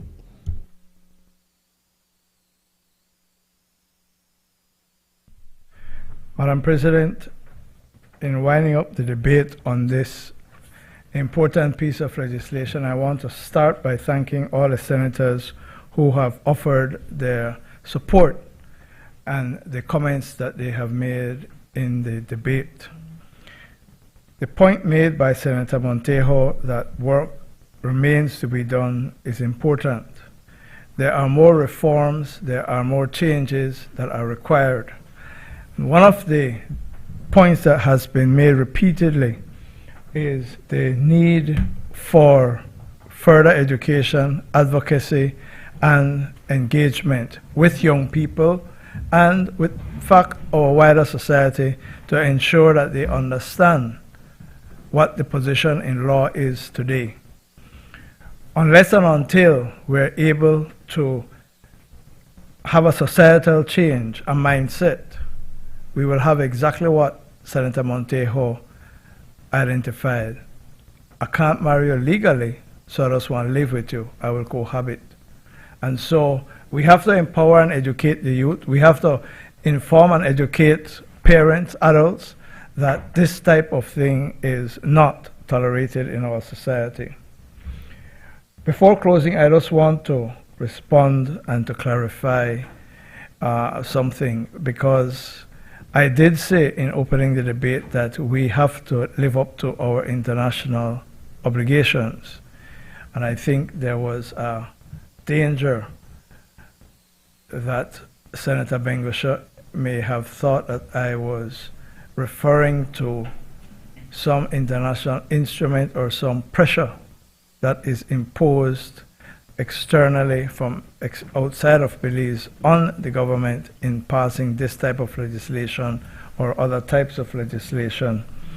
In fact, the obligations, international obligations that I was referring to, Madam President, is first of all the International Covenant on Civil and Political Rights. In Article 23 says, if I may read, the family is a natural and fundamental group unit of society and is entitled to protection by society and the state. The right of men and women of marriageable age to marry and to found a family shall be recognized. No marriage shall be entered into without the free and full consent of the intending spouses. Those are the issues that the Convention identifies, and then it imposes on Belize and all signatories to the Convention the following obligation. It says the state parties to the present covenant shall take appropriate steps to ensure equality of rights and responsibilities of spouses as to marriage, during marriage, and at its dissolution. In the case of dissolution, provision shall be made for the necessary protection of any children. Beyond that, Madam President, as has been alluded to, the Convention on the Elimination of All Forms of Discrimination Against Women, CEDAW, addresses this issue, and it is Article 16 that says, and I quote, "The betrothal and the marriage of a child shall have no legal effect, and all necessary action, including legislation, shall be taken to specify a minimum age for marriage." That is an obligation that we have taken on as a country, and that is the obligation that we are fulfilling today. The Convention on the Rights of the Child, in its concluding observation way back in 2004, expressed deep concern about the practice of early marriage and the minimum age of marriage, which was at that time 14. We took the step of taking it to 16, and now we have taken it to adulthood to the age of 18. So just to be clear, Senator Bengoshe, I was not referring to any other agenda. It was these obligations, international obligations, that we are giving life to as we pass this piece of legislation today. The UNICEF website sets out, Madam President, the policy framework and policy responses and lists numerous documents, which I won't go through here, but which inform the thinking behind this piece of legislation. And most importantly, as has been highlighted, the National Youth Development Policy outlines the government's commitments to adolescents and youth and identify key actions that will be implemented to contribute to positive transitions into adulthood. That cannot be done if we are allowing 14, 15, 16-year-olds to get married and to enter into union with the sanction of the state. So there are policy goals that are being achieved and are being put in place because of the work of many people, including the Special Envoy and others that we have mentioned. Madam President, I thank the Senate for the unanimity in supporting this legislation and ask that the question be put.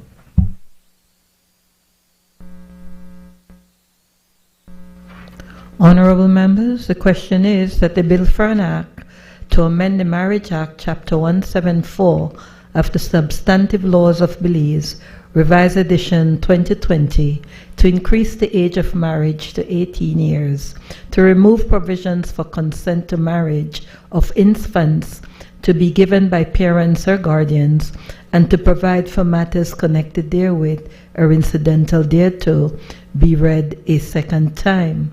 All those in favor kindly say aye. Aye. Those against kindly say no. The ayes have it. Bill for an act to amend the Marriage Act, Chapter 174 of the Substantive Laws of Belize, Revised Edition 2020, to increase the age of marriage to 18 years, to remove provisions for consent to marriage of infants to be given by parents or guardians, and to provide for matters connected therewith or incidental thereto. So, National Children's Parliament 2023, your bill has been read a second time. I recognize the leader of government business.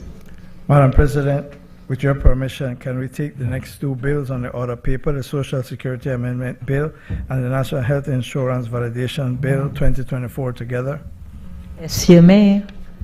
Thank you, Madam President. Madam President, I rise to move the second reading of a bill for an act to amend the Social Security Act, Chapter 44 of the Substantive Laws of Belize, Revised Edition 2020, to allow for the retroactive appointment of a general manager of the National Health Insurance Scheme and a chair of the National Health Insurance Committee, and to provide for matters connected therewith or incidental thereto. And the second reading of a bill for an act to validate the act's decisions or omissions taken in relation to the implementation of the National Health Insurance Scheme, and to provide for matters connected therewith or incidental thereto. Madam President, these two pieces of legislation are tidying up a legislative oversight where there is a chairman and general manager of the National Health Insurance Scheme for quite some time, but there was no legislative imprimatur for that. The same thing applies to certain acts and omissions that were taken in respect of the National Health Insurance Scheme. There was no proper legislation in place, and now we are seeking to retroactively validate the actions and omissions that were taken. I recognize Senator Michael Purphy. Thank you, Madam President. Madam President, it's just some observations on the amendment, and, well, I'll have to sound like a broken record, Madam President, because when the government legislates, sometimes they legislate like a broken government. And when you look at the amendments being made, it goes against what they said they would do, that they would legislate to minimize or reduce the powers of ministers and the government. But what they're doing here with piece of this amendment, they're giving more power to the government, and I'll point that out, Madam President. Madam President, the law as it currently stands, because the first amendment for the Social Security Bill, it says that the principal act is amended in Section 70 by repealing subsection 2 and renumbering the section as Section 70. Now that original subsection 2 said that the board shall appoint a fit and proper person to be the CEO of the NHI scheme. Now, the new legislation says that that person will not be appointed by the board anymore, that person will go to open tendering procedure, which is good, which is fine. But you look at the new subsection 2, the general manager shall, subject to this act and any directions by the minister and the board, be responsible for the management of the NHI scheme. Why can't it just be by the board or some? Why do you go through an open tendering procedure to have a person be hired and then only to be directed by the minister as to what to do? I mean, this is an opportunity for the government and the minister to stay out of that scheme and just let them run it as they see fit, the NHI committee. Because, Madam President, if you look at the next amendment, Section 75 of the current Social Security Act, it deals specifically with the NHI committee.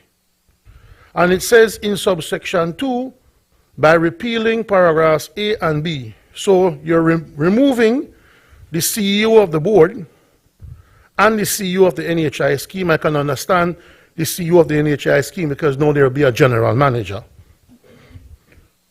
And replacing them with the chief executive officer of the board. I don't understand why in section 75A you're removing the CEO of the board, but then putting back the CEO of the board by removing the Organization of Insurance Companies of Belize representative from the NHI committee. So you remove the CEO, you remove the CEO of the board, you remove the CEO of the scheme, and then you reappoint the CEO of the board, remove the Insurance Organization of Belize representative, and then this is what you do as well. Currently, Madam President, as it stands. We're talking about the NHI committee now, that by law has 11 members. And if you go, Madam President, to look at that piece of legislation, the NHI committee, appointed by the minister formally, yes, but you have the CEO, the chairperson of the NHI, you have one representative from the private health sector, 2 representatives from Employers Association, 2 from Trade Union, 1 from Belize Council of Churches. On the NHI committee itself, you have the majority of non-governmental organizations being the majority on the NHI committee itself, as opposed to the board, which has essentially 5 members selected by the government and 4 non-government. In the old law is that the minister would appoint the chairperson of the NHI committee, and then the NHI committee themselves appoint the deputy chair. So in essence, what you would have on the NHI committee is the minister picking the chairperson, but then the rest of the committee, which involves people even like the leader of the opposition and that, like, they would then select the deputy. But in this new piece of legislation, they've changed that up. Now those independent members of the NHI committee will no longer have a chance to choose the deputy of the board, because the new law will say the minister shall appoint an fit and proper person as chairperson of the NHI committee, and the board, which means the Social Security Board, which is majority government controlled, will also pick the deputy of the NHI committee. So now the government will pick the chairperson and the deputy chairperson, when in the past, at least other members of the society that were not government would get to choose the deputy. Madam President, all I'm saying is this. It is more than just a regularizing of the legislation to give proper title to what people were operating under before.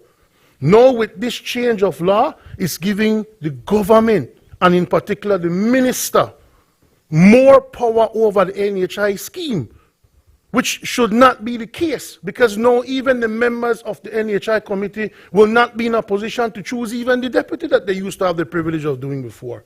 So this, Madam President, goes against their purported scheme or notion of reducing government and ministerial power. This is even another piece of amendment that will give more authority to the minister, which is exactly what they said they would not do. Thanks, Madam President. Senator, I recognize Senator Kevin Herrera.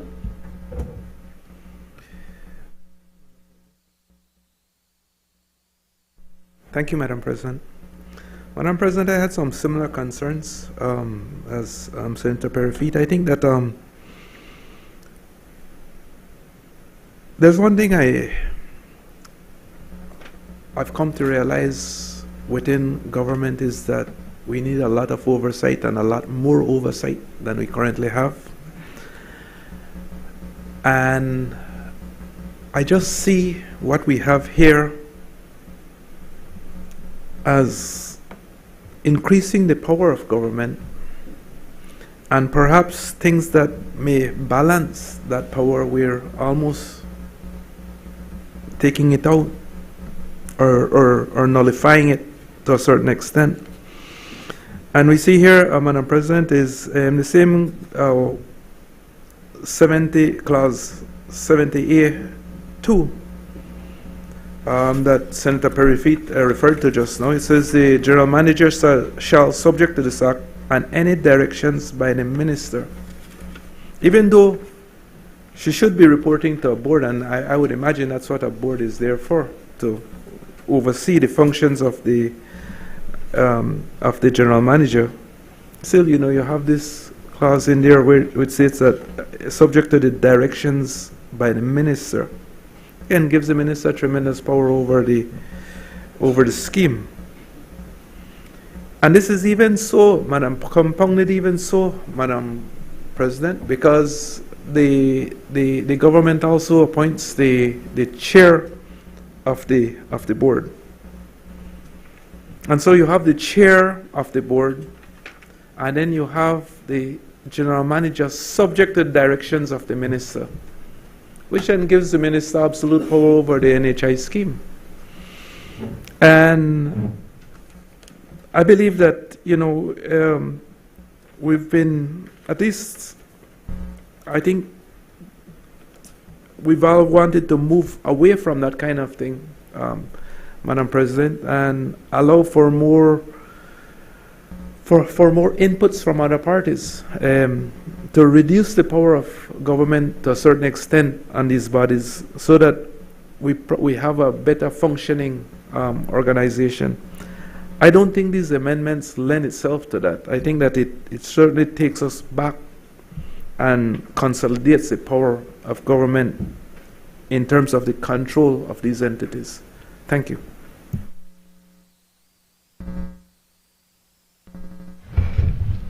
I recognize Senator Glenfield Dennis. Thank you, Madam President.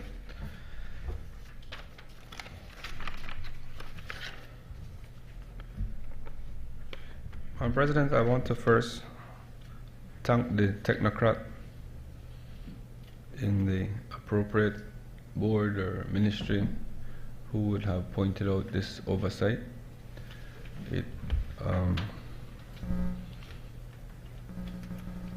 Perhaps it was a minister, Madam President, but if I am wrong, then I take the opportunity to point out my gratitude to this clear oversight, and I think it's important that we appreciate that there is certainly a need to validate the actions that would have been taken by a general manager back to the period which this act seeks to do. There are some serious implications for not doing that, and I won't even get into it. I'm not sure how that could have been done. I don't want to champion that the Bar Association be added to the board, Madam President, but I did take some time to see who were the members of the board, and I noted that there was no, while it is a medical area, there was no one on the board with the sort of legal acumen that could have provided some guidance. And I'm not saying it would have, Madam President, but I think it's an important reflection to be made that even in the boards where the technical area is, medicine or technology or manufacturing or that sort of legal expertise is always good to have for that different perspective. I just want to, I think it's important so that the public can appreciate why I support the validation. If the minister who has charge, if the senator who has charge could maybe help just a little bit of elaboration of some of the decisions that would have been made that we need to validate, so that we are clear on where we are as an NHI scheme. I want to add a plug for the NHI. Madam President, as a member of the Southside Born and Bred, I have benefited from the NHI scheme for a very long time, and in all my travels throughout the world, was able to boast that I pay $2 to see a doctor and 10% of my lab fees, and any other sort of medications, and so that was needed, that was provided for by the NHI scheme. So having said that, Madam President, I just want to reflect, because I did have a hard time understanding the policy decision between the change in 70A, and so I will align with my two fellow senators as it relates to the oversight that would have been necessary. And I just ask for a little bit of clarification on perhaps there's a reason Madam President, why it is formulated that way. I found the replacement of a CEO by a board and especially the appointment of a general manager by opening tendering procedure to be a bit unconventional. So I wasn't clear on why it was done in that way. And then, Madam President, in 75, in section clause 5 of this bill, at paragraph E, so the second line, there seems to be some sort of typographical error. Perhaps I'm wrong. It says in subsection 2, by replacing paragraph A and B and replacing H with the following, but I didn't find any reference to replacing H. So just if we can clarify those things.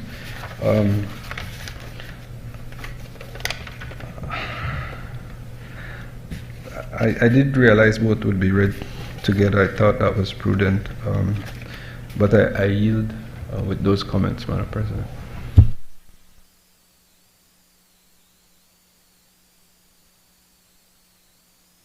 I recognize Senator Christopher Cowie. Thank you, Madam President.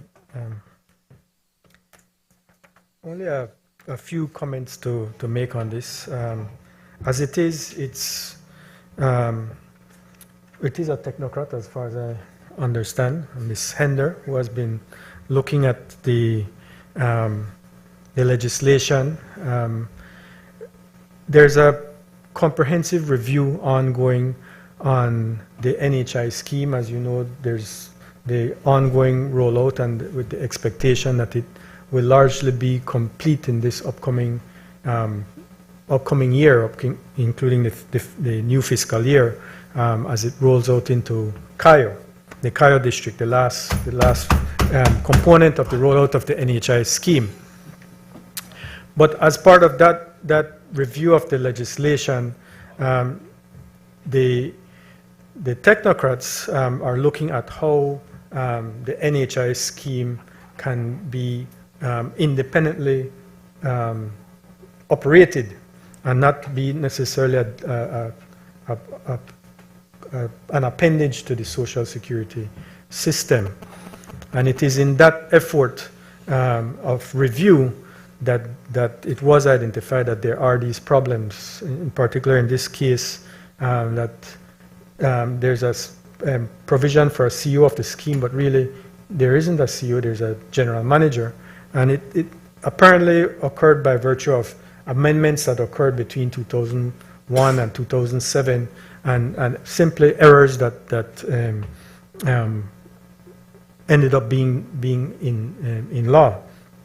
So this is, in a sense, a fix to what is already in place, but with the expectation that in due course, new legislation will be developed for the NHI scheme. So in looking at how to rectify these legislative errors, this is what was presented and endorsed by Cabinet.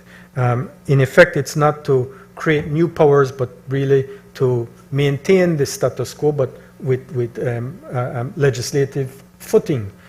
So that's really where we are. As far as the provision with the general manager, that is in effect what operates, and it's the continuance of what is already operating or has been operating.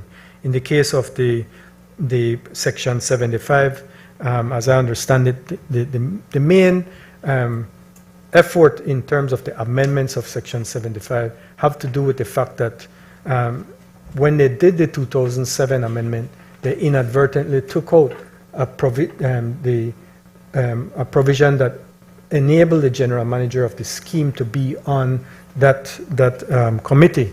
So this, more than anything, is to put the general manager of the scheme back on as a member of the NHI committee. Beyond that, it's it's largely to maintain what is the status quo and to validate retroactively that status quo. Thank you.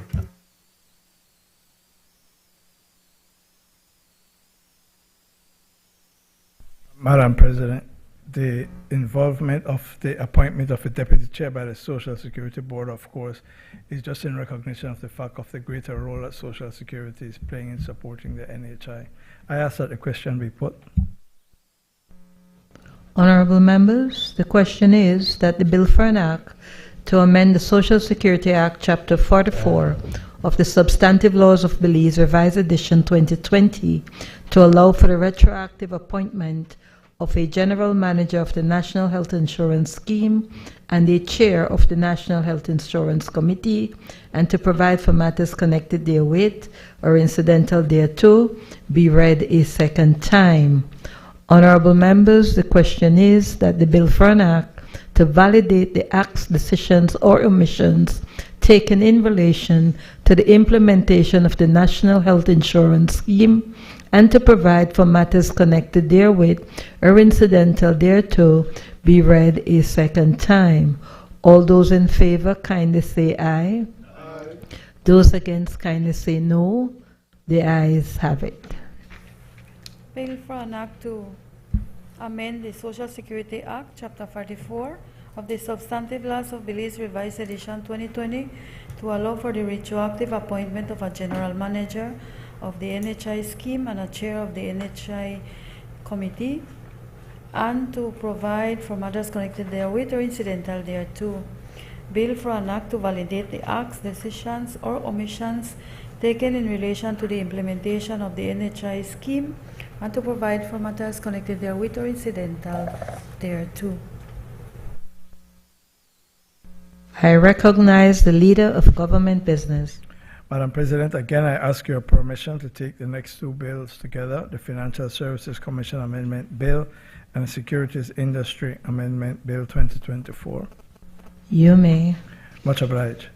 Madam President, I rise to move a second reading of a bill for an act to amend the Financial Services Commission Act, number 8 of 2023, to provide for the chairperson of the appeal panel to be the Chief Justice, a judge of a high court, or an attorney at law with the qualification of a judge of the high court, and to provide for matters connected therewith or incidental thereto, and a bill for an act to amend the Securities Industry Act number 46 of 2021 to provide for appeals of decisions of the Commission to be made to the appeal panel under the Financial Services Commission Act, and to provide for matters connected therewith or incidental thereto.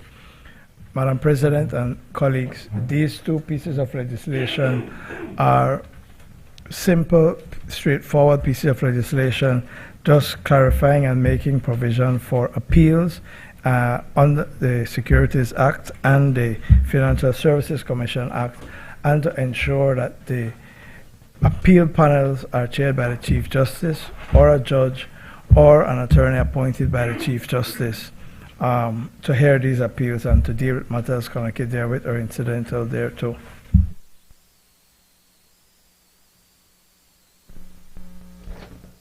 I recognize Senator Kevin Herrera.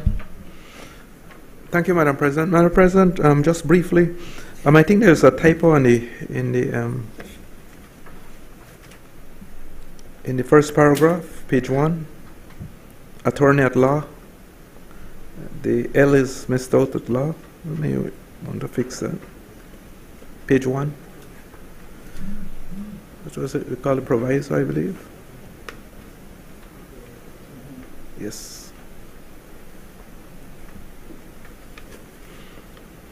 Yeah, Madam President, just briefly, I think we had an issue with a similar law in one of the previous sessions, and I had raised a similar concern.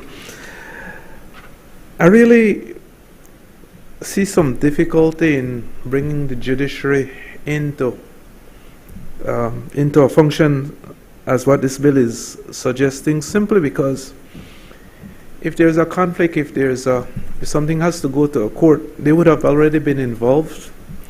And certainly I think that they are the last arbiters in the process of of justice. And so if they are in the appeals process, but even before, there might be a conflict that need to go to the courts for some type of judgment or clarification on, there is the possibility that there might be perceptions of impartiality.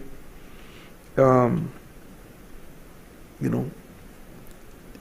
might wonder about the independence of a judge in terms of ruling on that matter, given that they would have already made a pronouncement and have an earlier appeals process. And so I think that I'm putting that out for consideration, Madam President, because I think that it was a concern back then, and I think we had made an adjustment to a previous bill on the same matter, and perhaps we could just look at it and from that perspective, in terms of trying to make sure that it's not only in fact, but we're also addressing the independence and impartiality in appearance as well. Thank you, Madam President. I recognize Senator Glenfield Dennison. Thank you, Madam President. Madam President, I don't often disagree with my colleague, but we'll get to that. The question I have that I would like an answer for is, first, whether the panel has been constituted, and if not,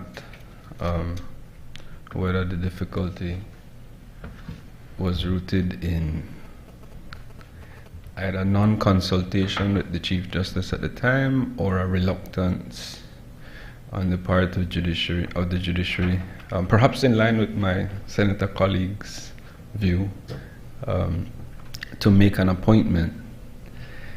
At the risk of having to go before the judges next week, I say, Madam President, that there is, let me go back a bit. With your leave, I will go back to the appointment of the tribunal under the Constitution, Madam President. This panel is a sort of tribunal, and so it is my understanding that there was great difficulty in constituting that tribunal during the emergency powers, when at least 100 Belizean citizens were engaged. And so the appointment of the tribunal came a bit late with the appointment of Mr. Alpuche to the bar, in a similar sort of legislative provision where the Chief Justice would have made the appointment from a member of the bar with similar qualifications as this. Madam President, so I just want to pause to ask whether, if there is difficulty in letting the judiciary be appointed on panels or boards, if we can apply some brain power to another way forward. My position is that perhaps we develop the specialized areas of expertise in our judiciary to be able to deal with the sort of legal challenges that could come from the decisions of the appeal, and we ensure that those judges have nothing to do with or are not a part of the panel. However, Madam President, we have a backlog in the country. It is, by the estimations of the judiciary, being dealt with and being greatly reduced, and I'm worried that the judges may not have enough to do shortly with that backlog being cleared, Madam President. So we'll take a job right here, Madam President, not in the Tyson style, But just to say, Madam President, when we improved the numbers in the judiciary, there was not a corresponding improvement in the support staff, especially at the Crown Council level, and we were at pains, Madam President, to keep up with the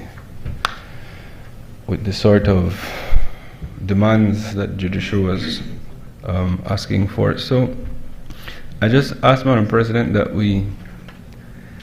I don't have any difficulty with the judiciary being appointed to this panel. We can keep a Chinese wall to separate them.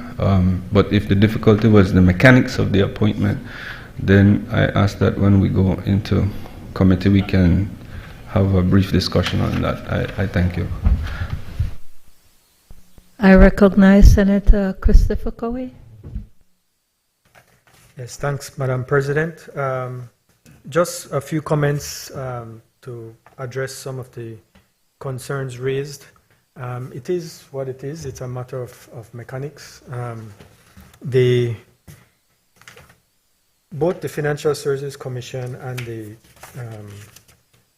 Securities Industry Act provide for an appellate process, and in the case of the Securities Industry Act, the appellate process really is hooked into the DBFIA, the Domestic Banks and Financial Institutions Act, and their appellate process.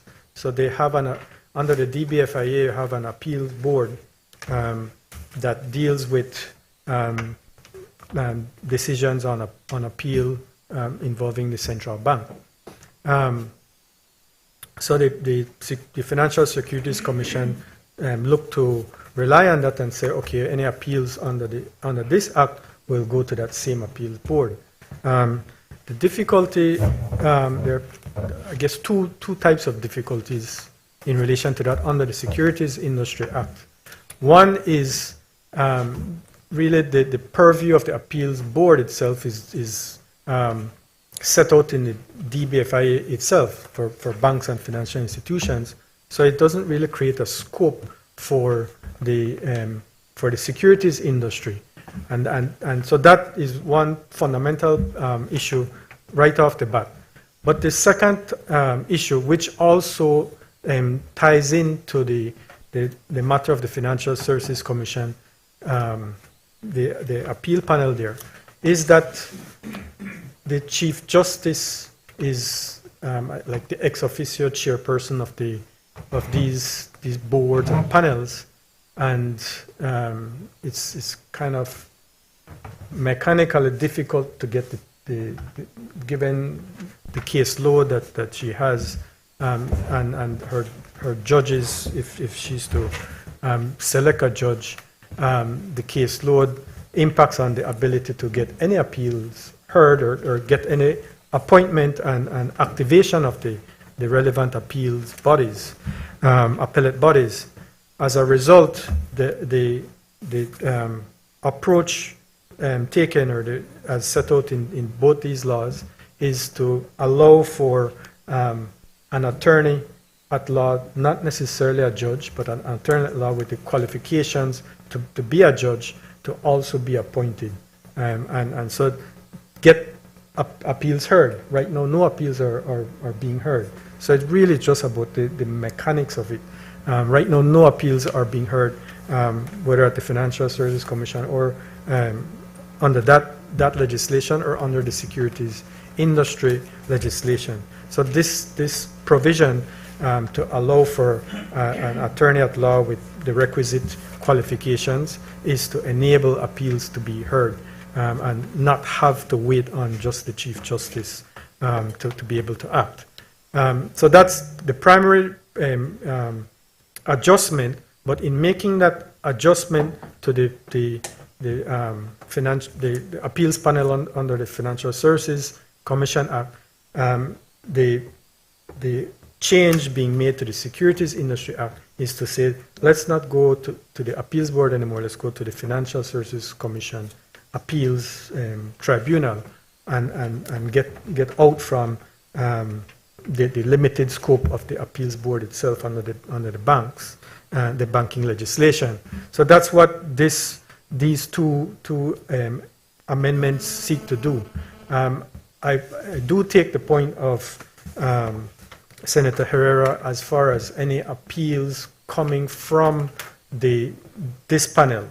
To the extent that it is not explicitly so stated, it's something that that should be looked at. As is the case with the appeals board under the DBFIA, the appeals board, a decision, if I'm not mistaken, leader government business, an appeal or any appeal from that appeals board goes directly to the Court of Appeal. So you don't actually have that risk. So if that's not the case here, that might be something that we will have to further look at to avoid that risk.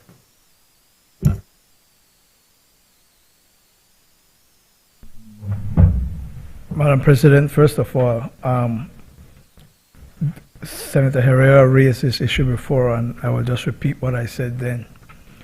No judge can sit as a chairperson or a member of an appeal board or any board, hear an appeal or consider a matter, and then there is an appeal before it to the Supreme Court for that judge to say, well, now I will sit as a judge. There is a Latin maxim, which I won't say in Latin, I will say in English. No man can be a judge in his own cause. You cannot sit as a chairperson, make a decision, and then when someone appeals it, you say, I will be the judge to hear an appeal from my own decision. So, as a matter of basic justice, guaranteed by Section 6(7) of the Constitution, it is impossible for a judge who has sat either as a member or a chair to hear an appeal from such an appeal board. And if it were to ever happen, of course, the parties would object and they would, as sure as night follows, they succeed. So that I do not believe that is a real problem.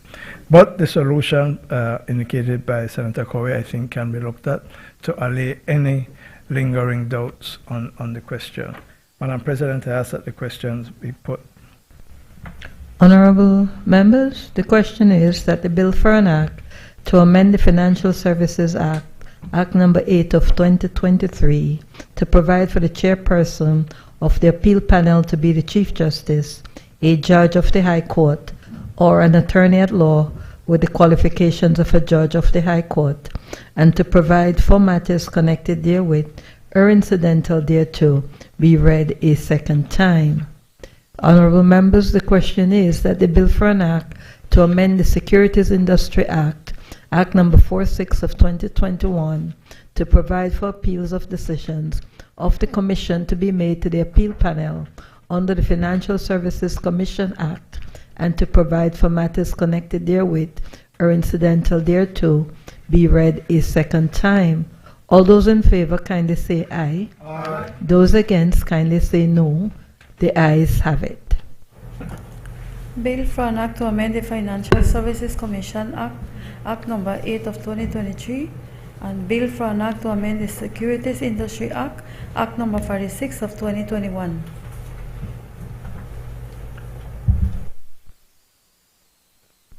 Madam President, in accordance with Standing Order 10.8, I move that the proceedings on the order paper be entered upon and proceeded with at this day's sitting at any hour, though opposed. Honorable members, the question is that the proceedings on the order paper may be entered upon and proceeded with at this day's sitting at any hour, though opposed. All those in favor kindly say aye. Aye. Those against kindly say no. The ayes have it.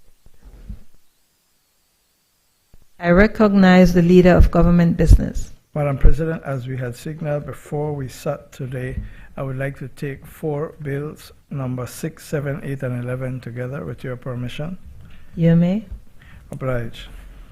Madam President, I rise to move a second reading of a bill for an act to amend the Income and Business Tax Act, Chapter 55 of the Substantive Laws of Belize, Revised Edition 2020, to exempt certain employed individuals from chargeability to income tax, to remove income tax deduction anomalies, to remove the tax on interest income on time deposits, to apply double tax treaty relief provisions to all treaty countries, not just Commonwealth countries, to encourage UK pensioners to reside in Belize, to regularize withholding tax on gross contract payments, to incentivize private sector support for sports and educational development in Belize, to make clarifying amendments, and to provide for matters connected therewith and incidental thereto.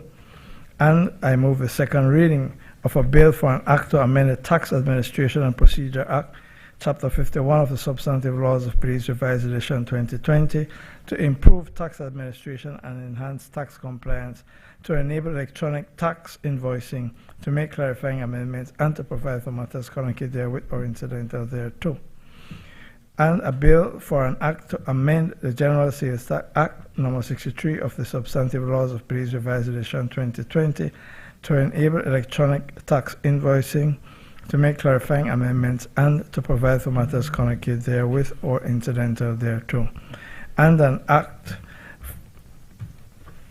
and a bill for an act to amend the Stamp Duties Act, Chapter 64 of the Substantive Laws of Belize, Revised Edition 2020, to exempt certain instruments from stamp duty, to make clarifying amendments, and to provide for matters connected therewith or incidental thereto.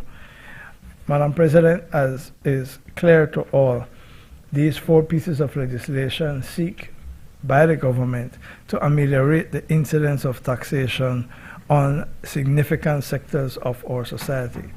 Insofar as the Income and Business Tax Amendment Act is concerned, we seek to raise the threshold from 20,000 to 29,000, which will then exempt significant number of Belizeans from having to pay income and business tax. More importantly, or just as importantly, Madam President, we remove certain anomalies because there are instances where persons get an increase in salary, but because of the way the tax structure is, they end up taking home less because the tax rate is higher because they have jumped into a new tax bracket. There are other provisions in that legislation that seek to encourage double taxation avoidance by extending it beyond the Commonwealth, and of course getting UK pensioners to reside in Belize by taxing their pension receipts at a low tax incident of 2%. Insofar as the tax administration and the general sales tax, we seek to modernize by allowing what we call the electronic tax invoicing. And so those are primarily to modernize. And on the stamp duty, Madam President, it is to relieve certain instruments from stamp duty. Again, primarily transaction of below 100,000. And secondly, to ensure that where there are sales in relation to condos, that those also are subject to stamp duty. Because one of the great mischief is that they seem to be exempt from stamp duty, even though they're in the hundreds of thousands, yet someone who is buying a lot for 10 or 15,000 or 20, 30,000 to be more accurate, is subject to stamp duty. So we are seeking to clear that up and to ensure that those who have that type of property pay their stamp duty.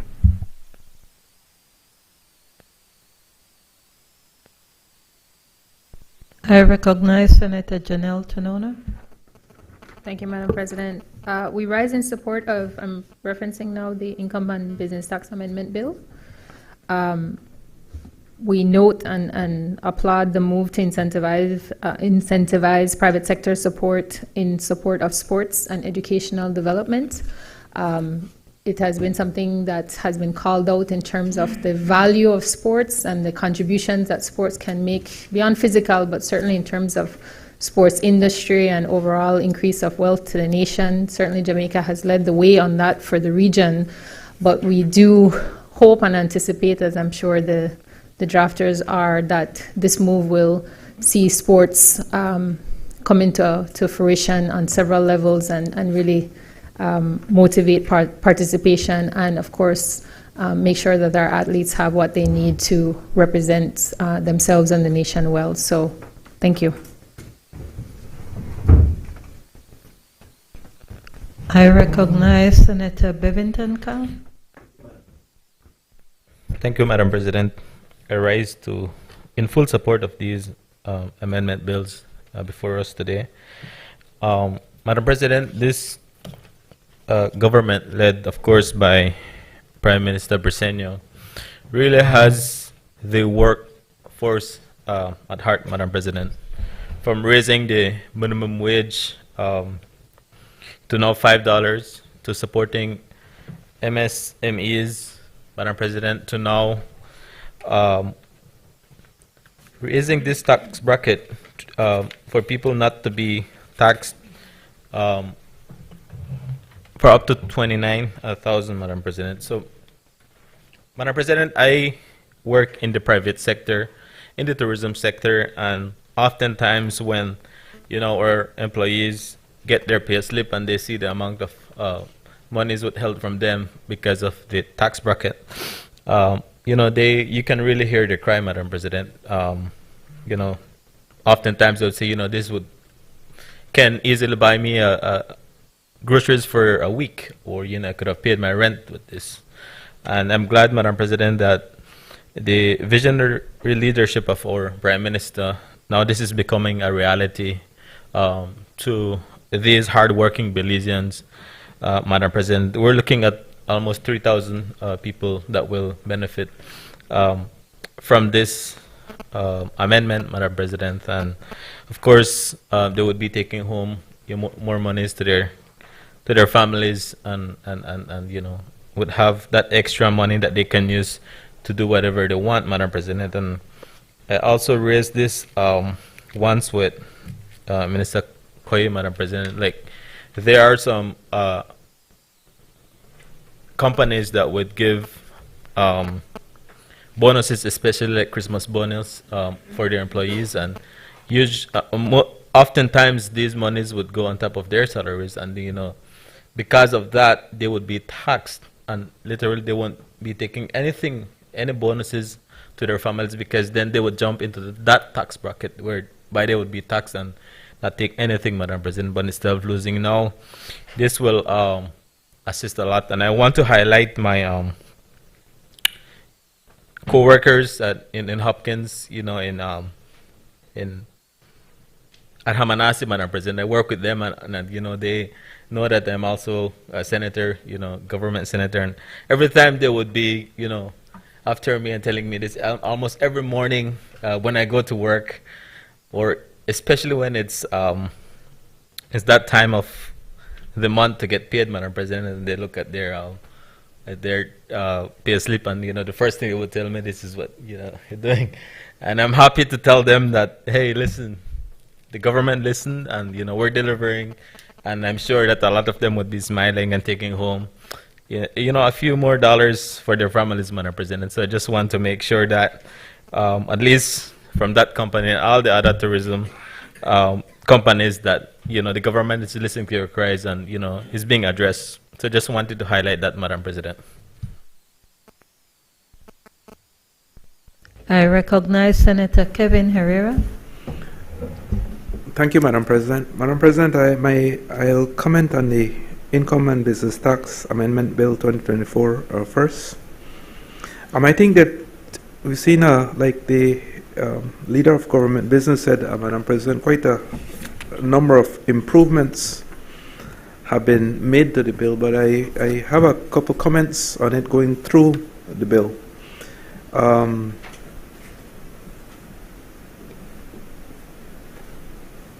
The first one, Madam President, is in relation to the DPA, and that's on page 3. Now it mentions that it brings clarity to, and this is an issue that we've had since 2020 in terms of whether or not, or at what time the DPAs would have been subject to the tax. And so I think some clarity in that regard, I think, would be very important. Is this retroactive to 2020, or is this on a go? Sorry? This is the Income and Business Tax and the DPA section.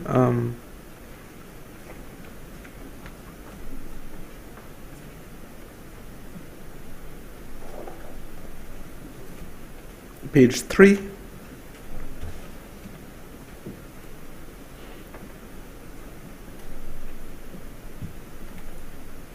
Right. So I think some clarification would be needed in that area. From the opinions we've had and is from our accountants and otherwise, I don't think this was effective back in 2020, and so to go back retroactively I think would be unfair, simply because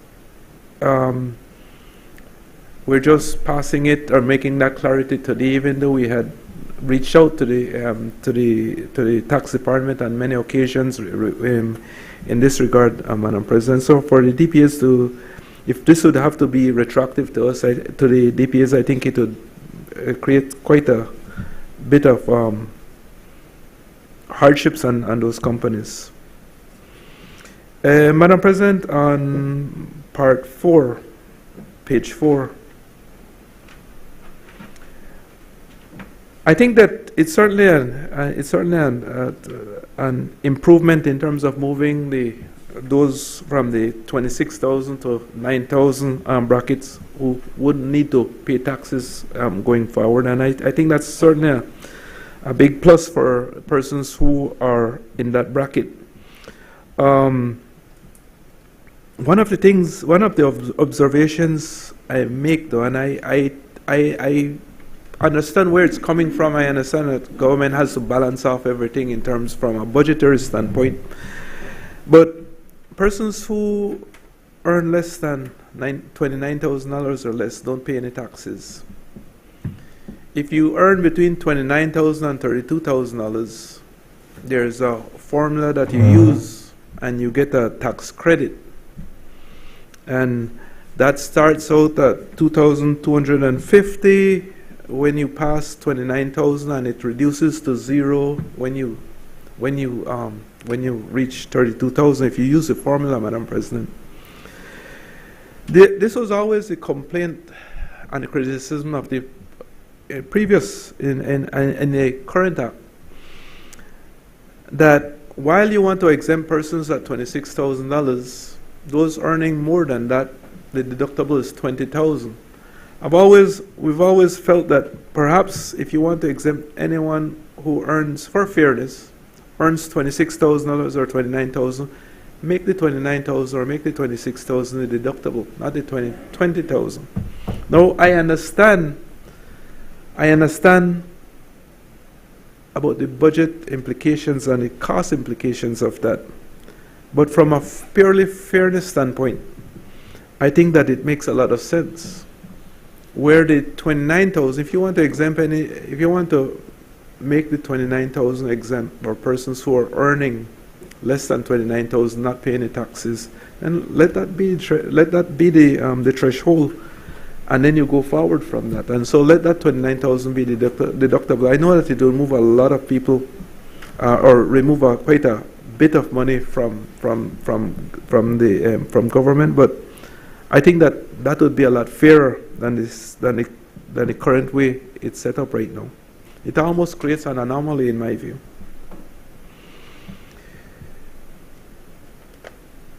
Madam President, the other on page 5, part 6 of the amendment bill as well, Madam President, I noticed that the business tax will be used as a credit when companies file their income at the end of the year, when they file their returns at the end of the year. And so the business tax will go against whatever is calculated on the income tax portion. And if the company paid more than what they were supposed to pay, then that will be carried forward into previous year. Now, if they paid less, then they have to write a check to the commissioner, as the bill currently says, for that difference. Again, from a fairness standpoint, Madam President, is perhaps, everyone wants to have access to their cash.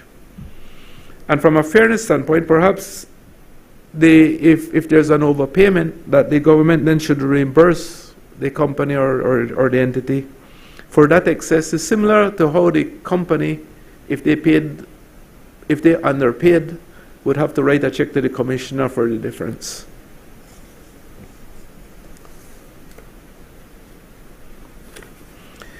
The other point on this bill I wanted to point out, Madam President, is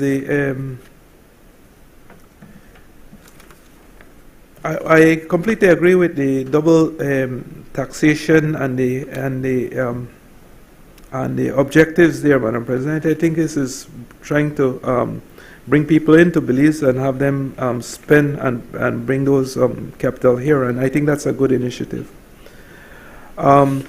And the one in sports, Madam President, is that I think using contributions, the company contribution to sport, again, as a credit towards your taxes, I think would help fund sports quite a bit. I think that we'd all agree that the sports are very much underfunded in Belize.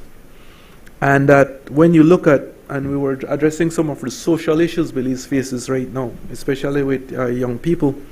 But sports is always an option where you want to engage young people to, one, burn their energy in a positive way, but also teach them certain disciplines. And so I certainly think this is a good thing, and hopefully it will result in more funding to sports, bring in more young people into organized structures where they could learn a lot of the disciplines we would want to impart on them, Madam President. And so I certainly support that, and I think that's an extremely good initiative. Moving on to the Tax Administration and Procedure Amendment Bill, Madam President. The only comment I have on that is on page 10 of that bill. It makes reference to, and this is just an explanatory memorandum, but it makes, and provisions of the bill, number 1, it makes reference to a definition, lawful excuse. But if you look at the bill, Madam President, that definition was not included in the bill, and perhaps maybe that was an oversight. On page 10, under the explanatory memorandum, number 1, there's reference to lawful excuse. And then on page 5 of the bill,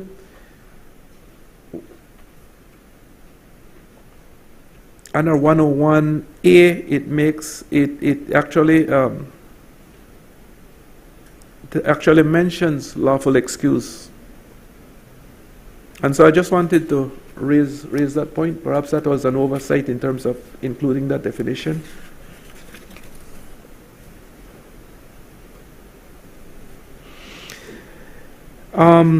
Earlier, before the session of the Senate, I'm moving on to the General Sales Tax and Amendment Bill, Madam President. I don't have any specific comment on that, except that I wanted to mention that before the session this morning, I had a brief discussion with Senator Koi on this issue. For a long time, I think that farmers have had to bring in farm equipment into the country, Madam President, and these farm equipment are for production purposes. But they're also subject to GST. And I think that it would have been, especially given the type of climatic challenges we face right now. Just last week, and just on the news last night, we're seeing of all the farm areas being flooded. And this will just continue to be a recurring situation, Madam President. I think it would have been very good for us to look at our productive sector a little more, especially farmers, and try to give them as much relief as possible. And one of those relief is when you're bringing in your equipment or when you're purchasing equipment, that you give them a break on the sales tax. Now, Senator Koi mentioned that it's a discussion that they're having, and so I'm very glad to hear that, and that they will address it along with another bill at some point in the future. So I certainly think that will be welcome news to the farmers and those in the productive sector. On the stamp duties amendment bill, and I think most of these tax amendment bills, Madam President, I think that the private sector was involved with them, and I think they throughout the process had opportunities to make contributions along the way, and so that was certainly the case as well with the stamp duties bill. So I don't have any specific recommendations or comments on that. Thank you. I recognize Senator Glenfield Dennison. Thank you, Madam President. As I said earlier, Madam President, I rarely disagree with my colleague. We can definitely agree on raising the tax threshold for public officers across the board to $29,000 or as high as possible that our capable and competent Minister of State in the Ministry of Finance can permit us. I also would like to initially highlight the comments on Section 108, I believe, 108 of the Income Tax and Business Act that seeks to engage donations towards sports. Madam President, I think we can all agree that the outlet of sports in our societies, the effects of it, well, we can't quantify it in terms of money. It is invaluable, Madam President. As we take, before I go there, Madam President, I want to highlight a very important legislative feature that presents itself in the income tax and the income tax, the tax administration bill, Madam President, as well as the general sales tax. Madam President, the use of, this is the first time I'm seeing it since I've been a senator, Madam President, an explanatory memorandum. The utility of such a tool cannot be understated. We are here passing laws, and it's important that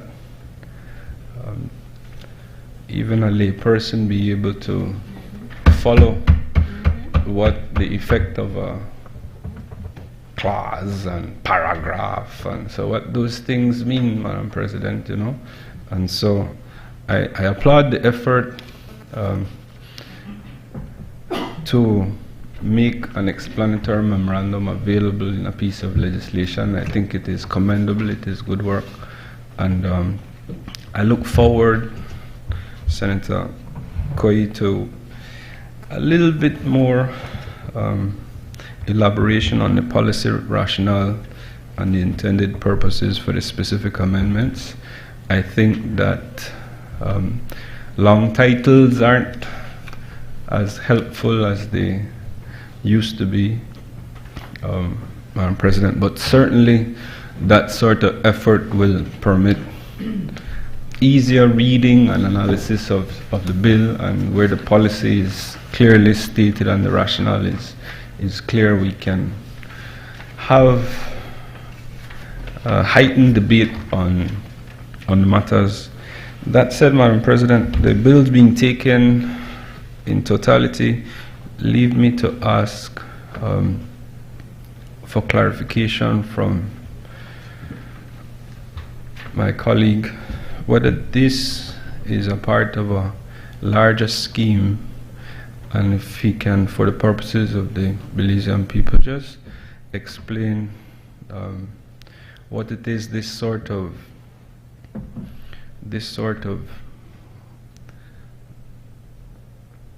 concerted effort is towards. I can humor a guess that it's towards a revenue authority,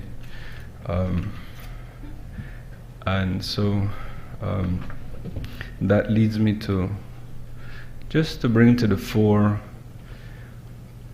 on behalf of the workers who are engaged at the tax office, and I dare say at the customs officer, right, Minister? At the customs officer, what it means for them in terms of, maybe it means nothing in terms of their employment, but just whether that's a question of their continued working with the government, or whether the Revenue Authority would seek to, like the legal aid. Wow.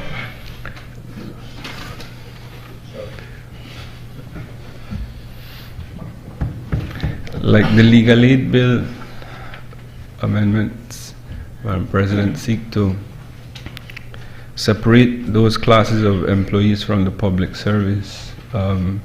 I know for a fact that I'm required, Madam President, to raise their cause, the staff at the legal aid who need some clarity on their status going forward, especially as it relates to their benefits. But that's all I will say about that, Madam President. So if the Minister can help us to understand, I can follow a revenue authority, the utility of it. However, I'm not aware of the ins and outs and the intricate details of our tax system, as would the Minister be able to explain.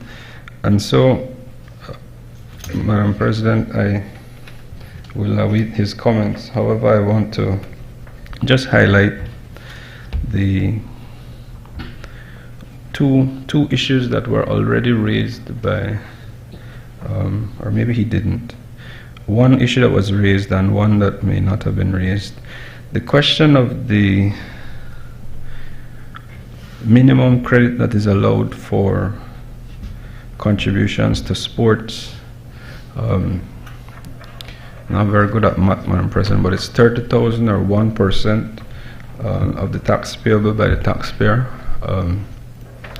And if we could appreciate what the rationale would be behind that, I think it should be as large as possible, Madam President. However, naturally you would need a sort of policy framework on how these donations are being made, so that we're not making efforts in only the high value sports. I've seen circumstances where if a policy in relation to sports is developed, and I know there's some good people at the Sports Council,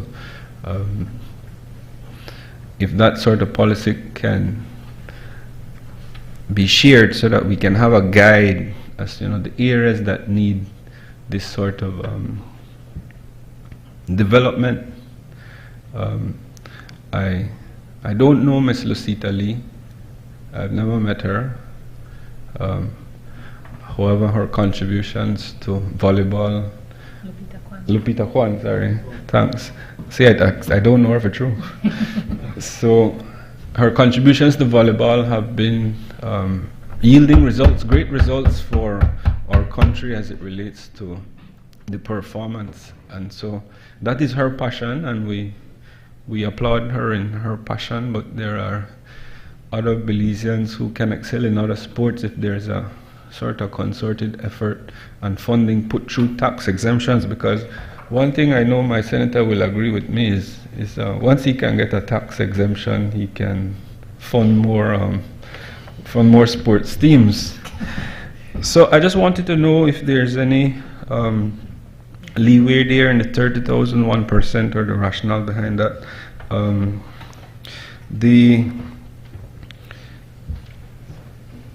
The 29,000, Madam President, I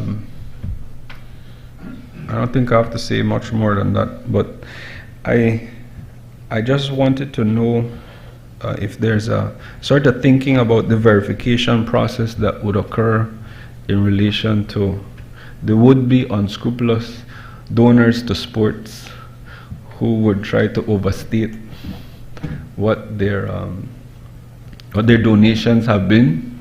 I'm sure the technocrats have this fully worked out, but just so that it can be explained, especially to the smaller businesses that might want to benefit from this sort of tax benefit, so that they are clear on how they can benefit.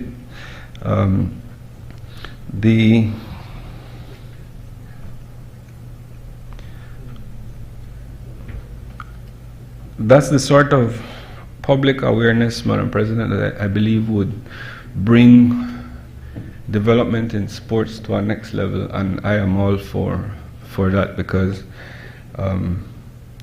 idle minds and the devil, Madam President, especially in Southside Belize City, and I take the opportunity to applaud the efforts to develop the sporting areas in Belize City that the young people can benefit from and have as an outlet, as opposed to engaging in these sort of nefarious activities.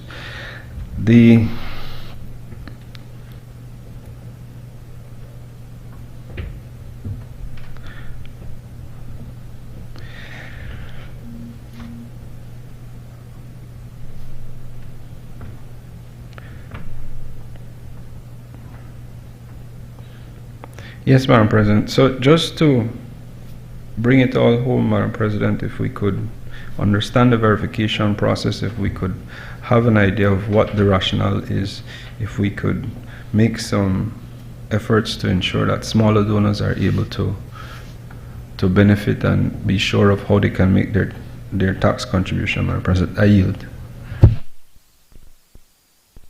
I recognize Senator Bishop Alvin Bengushe.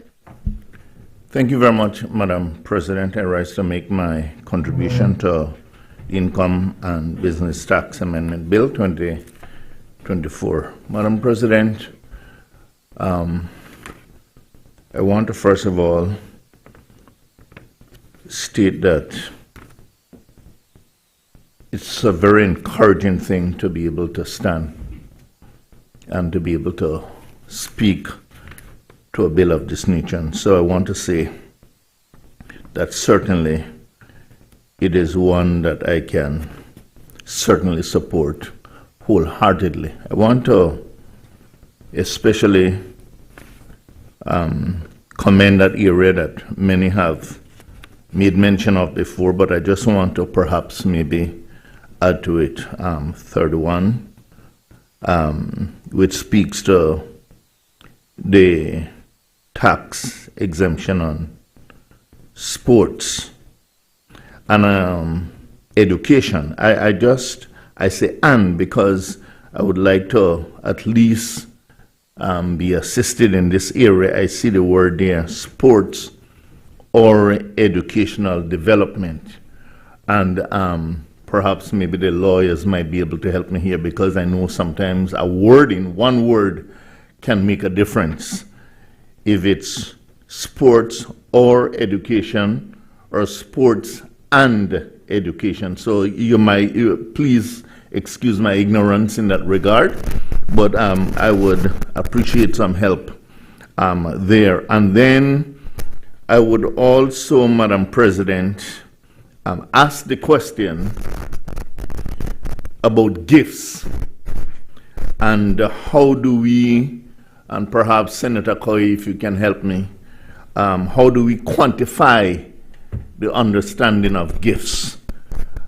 I say that because it is very heartening these days, unlike when I was growing up, where as I played basketball in the evening, especially there in Dangriga, once evening time come and you play up to 5:30, after that you're shooting in the dark. Or the same thing for football. There was a time when after a certain time you have to stop play. It is so very heartening these days to drive around the entire country, and especially as evening time is coming, to be able to see football under lights, to be able to see basketball under lights, to be able to see volleyball under lights. No, I'm not talking about, I'm just saying what I see, Senator. Don't push me into that area. But it is good and it's heartening to be able to see the young people engaged in these different sports, especially going into the evening, the nighttime. There was a time that, we would have liked to have pushed things of that nature, but the electricity bill, Madam President, was also an issue at that time.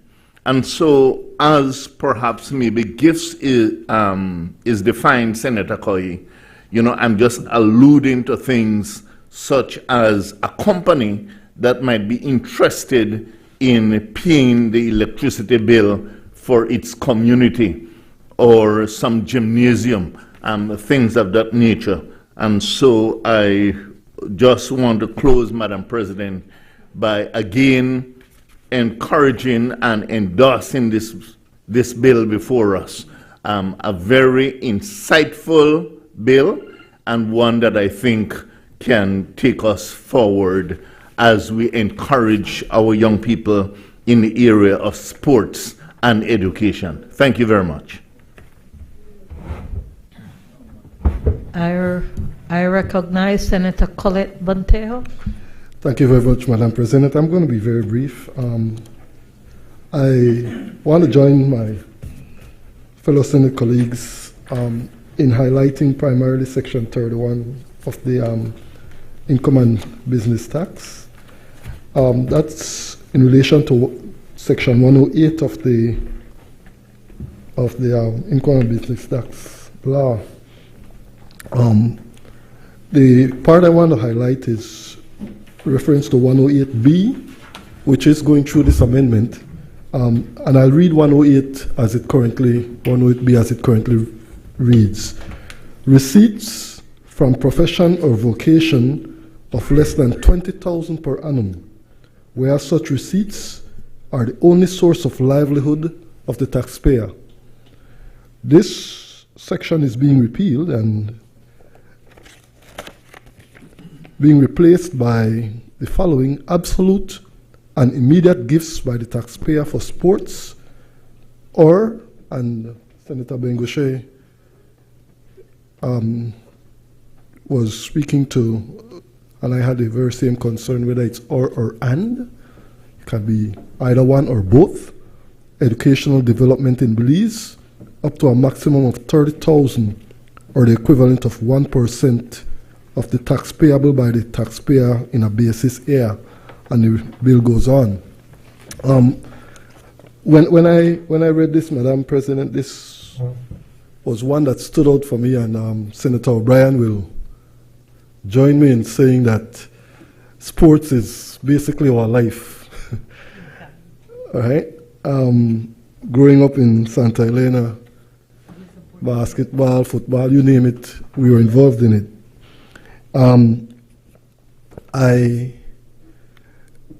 I saw the Honorable Rodwell Ferguson earlier this year try to launch the sports app to get more investment in sports, and I have to applaud this effort, Honorable Koyi, but I might also join our senators to say if there's any way it can be upped. Youth and sports is key. And we've seen the contribution of our young people in the youth parliament. Madam, I was looking just, and I have to share the pride that Belizeans have, because if one thing that sports does for us is it eliminates the politics and the division, and it brings us together as Belizeans. Yes, absolutely. And the Belize Jaguars, back in 2013, we made it to the Gold Cup, Madam President, and we've not made it back. Well, we are now in the elimination phase, and their opponent is Costa Rica going forward. So I hope that our Belizeans will come out and support the Belize Jaguars so that we can make it back to the Gold Cup for 2025. All right? But at the same time, I want to use this opportunity, Madam, to commend those who saw the vision in this amendment. It's very, very important, and I also have to speak to those who have, over the years, and many of these businessmen have given of themselves and their resources to sports. Even before this amendment, men like Tony Leslie, who passed earlier this year, me and a brother just gave and gave and gave, and then I'm not sure, Senator O'Brien, you might be able to assist with this, but I understand that the Western Ballers are struggling to find funding for this year and might not even make it to represent us out in the West. So it's bills like these that will certainly assist and get more businesses. I know a lot has been done for MSMEs and for the business community in this country, a lot of legislation, a lot of making financing available for them. But we are saying to the business community, if anything, there's a bill here now that allows you to give back. All right? Sports can no longer be seen as just entertainment. It now has to be seen as a business. And therefore, I really, really support these bills, Madam President, and I'm grateful for those who saw the vision, our Prime Minister and Cabinet. Thank you very much. I recognize the Honorable Senator Christopher Cowie. Thank you, Madam President.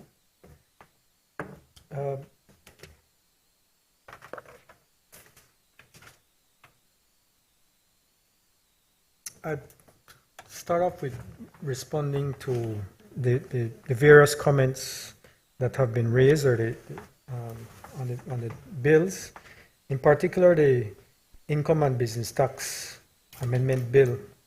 Senator Herrera did raise about the Section 63B or the intended Section 63B, whether it would be retroactive. That entire section is really intended to bring clarity. If you look at the existing Section 5.6, it refers to commencing from the basis year 2020 and how the tax applies. That simply is to continue that reflection and not to change how the tax applies. There is no intent to be retroactive as far as the application of this. As far as the legislation as it currently exists, we've discussed this before, there's a bit of ambiguity in two prior amendments as it relates to DPAs. This seeks to bring clarity to that so that going forward, DPA businesses know how they are to be taxed and how they are to pay their taxes. So this is an amendment to bring clarity and move forward so that the DPAs can pay their taxes as was intended. The threshold, yes, effective January 1st.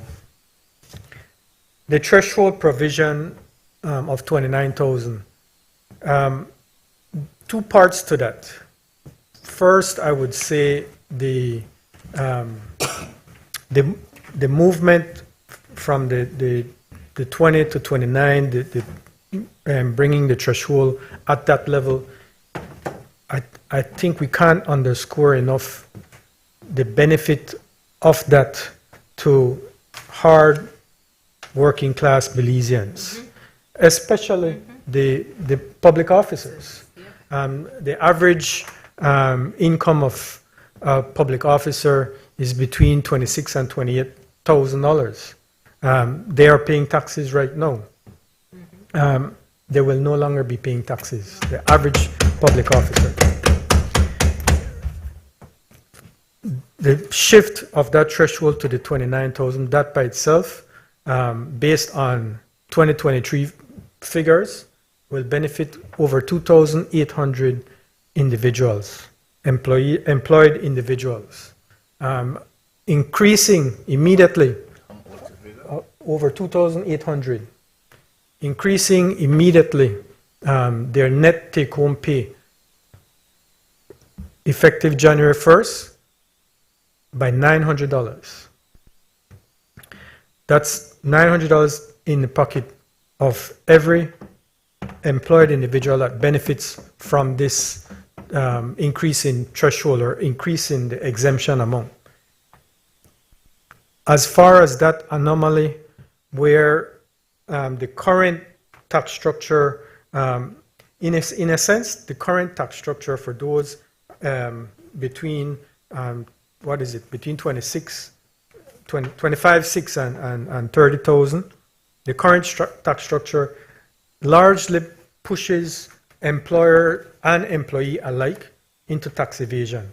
Because what is the reality is that if you get an income increase above one of these deduction thresholds, your net take-home pay goes down.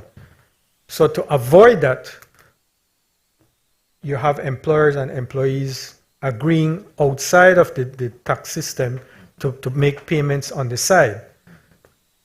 What we are doing is regularizing, not only regularizing, but reducing the tax exposure of all these individuals. In numbers, we're talking about over almost 2,200 persons that will benefit from that. All told, the total benefit in terms of take-home pay by individual for the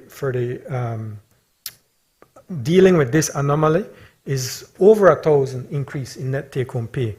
In total, then, you have over 5,000 people now benefiting with an average increase in net take-home pay of over $1,000. So the threshold itself, the increase in the threshold and the adjustment with that adjusting tax credit brings a tremendous impact to the hard-working Belizean. Now, I know Senator Herrera had raised, what if we just raise all the threshold? We would like that. It would be nice if we could do that, but that would cost over $30 million. It's not something that we can afford. So, as opposed to blowing a hole in the budget of the government, what we did is something that benefits the persons that more need it than anybody else. Those working class. Whereas the roughly 13,000 people that go above the $30,000 threshold, they would know. If we were to introduce that, it would be a minimum of 2,500 increase to them. That is why we would have a cost of over $30 million. With respect to the business tax reference that you made, that part actually is the existing law. The only reason that it's reflected in this amendment, once again, is because that section was repealed and replaced by a more clearer provision in the new section 6. So this is not anything but what is the existing law as it currently is. Now, if we are to make that adjustment, it's another significant tax loss. I mean, it's a tremendous tax loss that we can be exposed to. The rationale for why that provision exists and has existed is actually more for the multinationals who use the corporate income tax as their tax so that they avoid the double tax. So it really, in terms of our tax structure by and large for Belizean businesses is the business tax. That is our final tax. And I think that is the understanding by most businesses that is our final tax. But for the case of, let's say, an American multinational business that pays its taxes in the U.S., this allows a form of tax credit for them so that they don't end up paying double tax. That's really the purpose of this provision. On the matter of the amendment to the Tax Administration and Procedure Act, the lawful excuse, I would think it's an inadvertent miss on this So in time, I would say that this would need to be introduced. On the GST, yes, we did have that discussion regarding agriculture and farm equipment. Currently, agricultural businesses that let's use the large ones that are engaged in export of their agricultural products, those businesses are all zero rated. So in the case of those businesses that import the equipment, heavy equipment, farm equipment, they pay the GST on the import, but they claim that GST input tax credit when they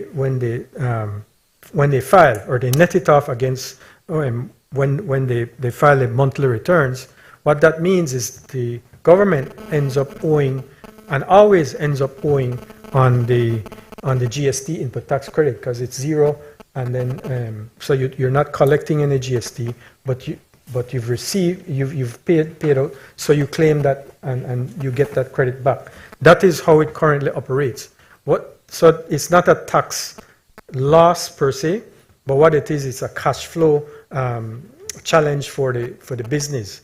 To address that cash flow challenge, the preference would be, rather than paying on the import, to pay on the production. And that's where we had that discussion as the possibility of having an excise tax on production and then eliminating that GST on the input, on the import. That is something that's under discussion, but it does require a more comprehensive analysis as to what would be the effective cost, even if it is just a timing cost that we have to look at, and how do you implement an excise tax on production. So that is where that analysis and discussion is ongoing. On the area of the sports and or educational development, well, I won't say that there is having it as sports or educational development in effect broadens the ability for contribution. Senator Bengoshe had mentioned about gifts, and what does that mean? Really, gifts means cash. Well, that's what, for the benefit of the taxpayer, gifts really means cash or evidence of payment of the cash for sports or educational development. Now, on the matter of the Senator Dennison spoke about how does this fit in with policy and the overall plans in terms of tax policy. Certainly, this is one part of the overall tax reform measures that this administration has been undertaking. The discussion on the revenue authority is one part of that discussion. Work continues in that regard, but at the same time, work also continues on the comprehensive review of the pay grade system. I think that is something that we've had extensive discussions on, consultancies on, and involvement of the Public Service Union actually in terms of that. That also ties in with pension reform as well. So there's a lot of areas that are under review and analysis as to what those next steps going forward will be. What I would like to focus in on, though, is that a number of these areas and the amendments here mean tax loss. They mean tax loss at the level of business tax loss at the level of income tax loss at the level of stamp duty. But how do we address those tax losses? In part, we have to look at how we collect taxes, how we administer the collection of taxes. And so alongside all these benefits that you see here, you see provisions that support tax compliance, provisions that look and focus in on administrative penalties, giving the authority the power of the tax department to make enforcement provisions that are effective, that not just are there on paper, but that can be effectively utilized. So that I think is one of those highlights that as much as it's not sexy, if you will, it is important because it enables us to make those, to give those benefits by ensuring that we enhance tax compliance. One significant part of it, of tax compliance enhancement that you see through all these bills also is in the area of electronic invoicing control. That electronic invoicing will be very important from an accountability, from a transparency standpoint, and even from an analytical standpoint. And that is ongoing, and it is expected that by the second half of next year, that will actually be fully completed and commissioned.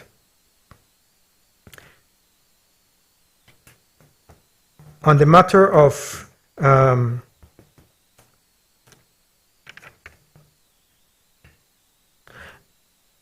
I highlighted in the area of the thresholds in income and business tax and the impact that it has for employed individuals. I would like certainly also to underscore the provisions Senator Courtney did highlight with respect to real estate. It has been, I think it was an amendment back in 2018 to the GST legislation that exempted residential premises, but really to benefit condo developers. That was a positive in the sense that it supported the tourism industry, the real estate development sector, but at the same time, it brought out the regressive nature of that tax. That a buyer of a condo, $1 million condo, would pay no GST, but someone who's a first-time landowner buying a 15,000 or 20,000 lot from a real estate developer would have to pay that GST. This GST amendment seeks to do away with that, clarifies that, and makes sure that any landowner that will be using that property for their residence or their home, they would no longer be subject to any GST. That is something that I certainly would want to highlight as a major benefit of these amendment bills. But also, in the case of the stamp duties amendment bill, the provision on it's been a challenge, and this is through numerous administrations, the question of interest rates that the banks, the financial institutions charge. It is a challenge for any regulator, for any government in terms of policy. How do we keep interest rates down, or how do we incentivize interest rates to come down? Under this administration and with the efforts of the central bank, much effort has been put into looking at being fair, the banking sector being fair in terms of the fees that it charges, but also how do we enable more competition between the banks. You have, in effect, barriers that exist in moving from one banking institution to the next, and because you have those barriers, it enables any banking institution to actually charge a higher rate because of that. So the central bank has been hard at work in looking at how to reduce prepayment penalties as one example, so that if a borrower wants to move from one bank to the next, that they don't get charged these penalties as they look to switch from one bank to another bank that might charge a lower rate of interest. Similarly, in our stamp duties law, we have the stamp duty on mortgages. Any mortgage, you have to pay currently you have to pay 1.5% on a mortgage, and if you are assigning, you have to pay a 0.6% charge, or you have to discharge your existing mortgage at 0.6%, and then move it at 1.5%. That could be as much as 2.1%, not including the legal fees that come along with that. When you have those fees that apply on shifting over on a mortgage, obviously there's a reticence for a borrower to look to move, and a bank, knowing that, is more inclined to maintain a higher rate of interest. What is set out in this amendment bill is the exemption, the removal completely of stamp duty on any mortgage or any assignment of mortgage or any cancellation mortgage up to $100,000. Again, once again, the focus is on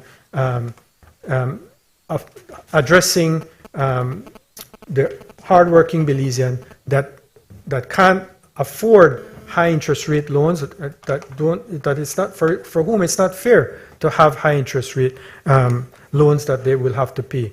This amendment will enable or remove a significant barrier to entry that in turn will enable interest rates to be more competitive to even that small borrower as opposed to just large borrowers.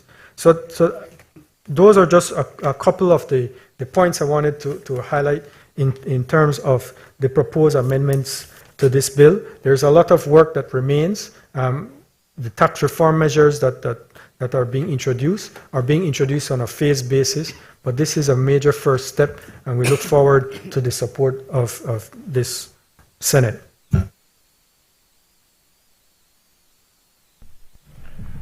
Madam President, I ask that the question be put.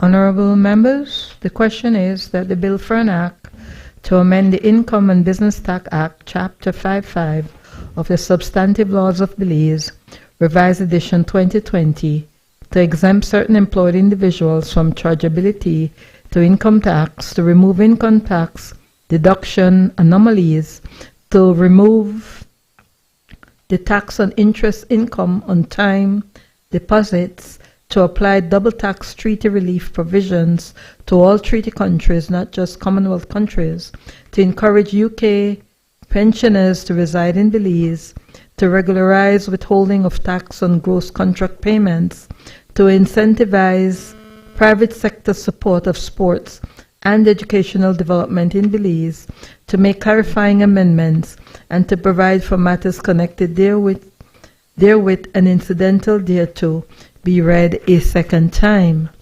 Honorable members, the question is that the bill for an act to amend the Tax Administration and Procedure Act, Chapter 51 of the Substantive Laws of Belize, Revised Edition 2020, to improve tax administration and enhance tax compliance, to enable electronic tax invoicing, to make clarifying amendments, and to provide for matters connected therewith or incidental thereto, be read a second time. Honorable members, the question is that the bill for an act to amend the General Sales Tax, Chapter 63 of the Substantive Laws of Belize, Revised Edition 2020, to enable electronic tax invoicing, to make clarifying amendments, and to provide for matters connected therewith or incidental thereto, be read a second time. Honorable members, the question is that the bill for an act to amend the Stamp Duties Act, Chapter 64 of the Substantive Laws of Belize, Revised Edition 2020, to exempt certain instruments from stamp duty, to make clarifying amendments, and to provide for matters connected therewith and incidental thereto, be read a second time. All those in favor kindly say aye. Those against kindly say no. The ayes have it.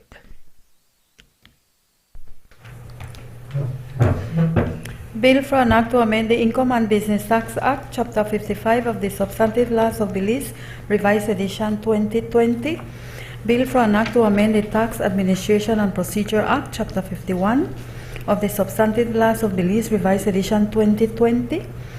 Bill for an act to amend the General Sales Tax Act, Chapter 63 of the Substantive Laws of Belize, Revised Edition 2020, and the Bill for an Act to amend the Stamp Duties Act, Chapter 64 of the Substantive Laws of Belize, Revised Edition 2020. I recognize the leader of government business. Madam President, I rise to move the second reading of a bill for an act to amend the Business Names Act, Chapter 247 of the Substantive Laws of Belize, Revised Edition 2020, to make a certificate of registration valid for 1 year and to provide for matters connected therewith or incidental thereto. Madam President, it is as it says. It simply makes the certificate of registration valid for 1 year. I ask that the question be put. Honorable members, the question is that the Bill for an Act to amend the Business Names Act, Chapter 247 of the Substantive Laws of Belize, Revised Edition 2020, to make a certificate of registration valid for 1 year and to provide for matters connected therewith or incidental thereto, be read a second time. All those in favor kindly say aye. Aye. Those against kindly say no. The ayes have it. Bill for an Act to amend the Business Names Act, Chapter 247 of the Substantive Laws of Belize, Revised Edition 2020. I recognize the leader of government business. Madam President, I rise to move the second reading of a bill for an act to amend the Designated Processing Act, Areas Act, Chapter 280 of the Substantive Laws of Belize, Revised Edition 2020, to accommodate the continued development of the global digital services sector, to incentivize and further support the agricultural sector, and to establish a special border entertainment zone and to provide for matters connected therewith or incidental thereto. Madam President, this bill makes quite a number of amendments to the existing legislation. The purpose, as is set out there, is to try to enhance and attract more investment in the designated processing area sector. First is to bring into the umbrella of the Act the global digital services sector so that that can enjoy the benefits of the Act. It is also seeking to enhance the benefits that are given to the agricultural sector in keeping with the government's commitment to supporting this very important and critical sector of the Belizean economy. And finally, to establish special border entertainment zone, again to provide the benefits for that purpose.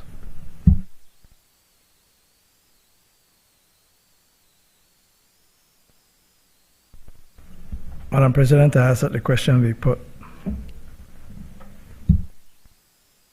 Honorable members, the question is that the Bill for an Act to amend the Designated Processing Areas Act, Chapter 280 of the Substantive Laws of Belize, Revised Edition 2020, to accommodate the continued development of the global digital services sector, to incentivize and further support the aquaculture sector, to establish a special border entertainment zone, and to provide for matters connected therewith or incidental thereto, be read a second time. All those in favor kindly say aye.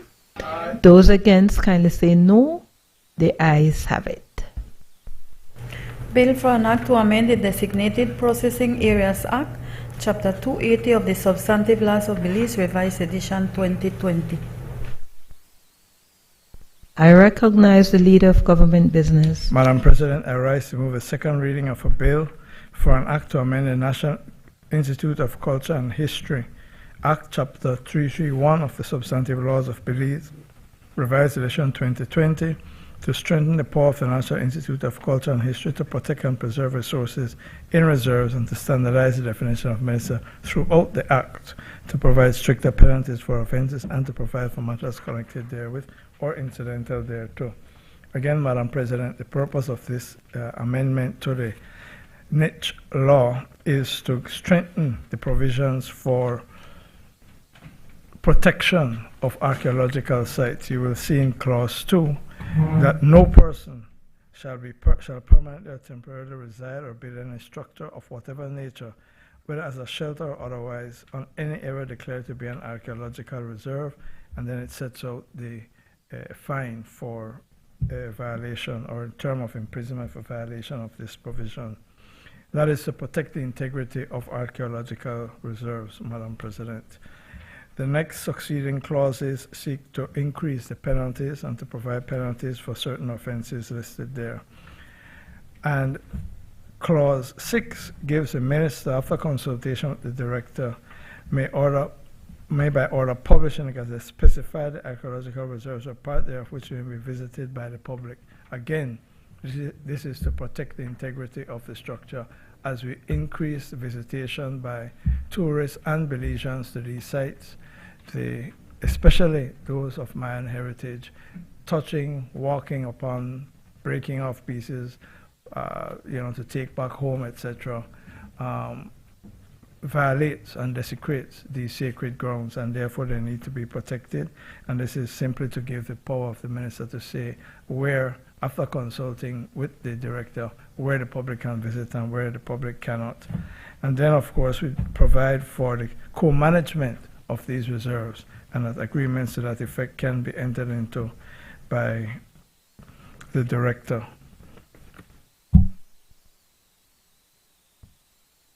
I recognize Senator Bishop Alvin Bengushe.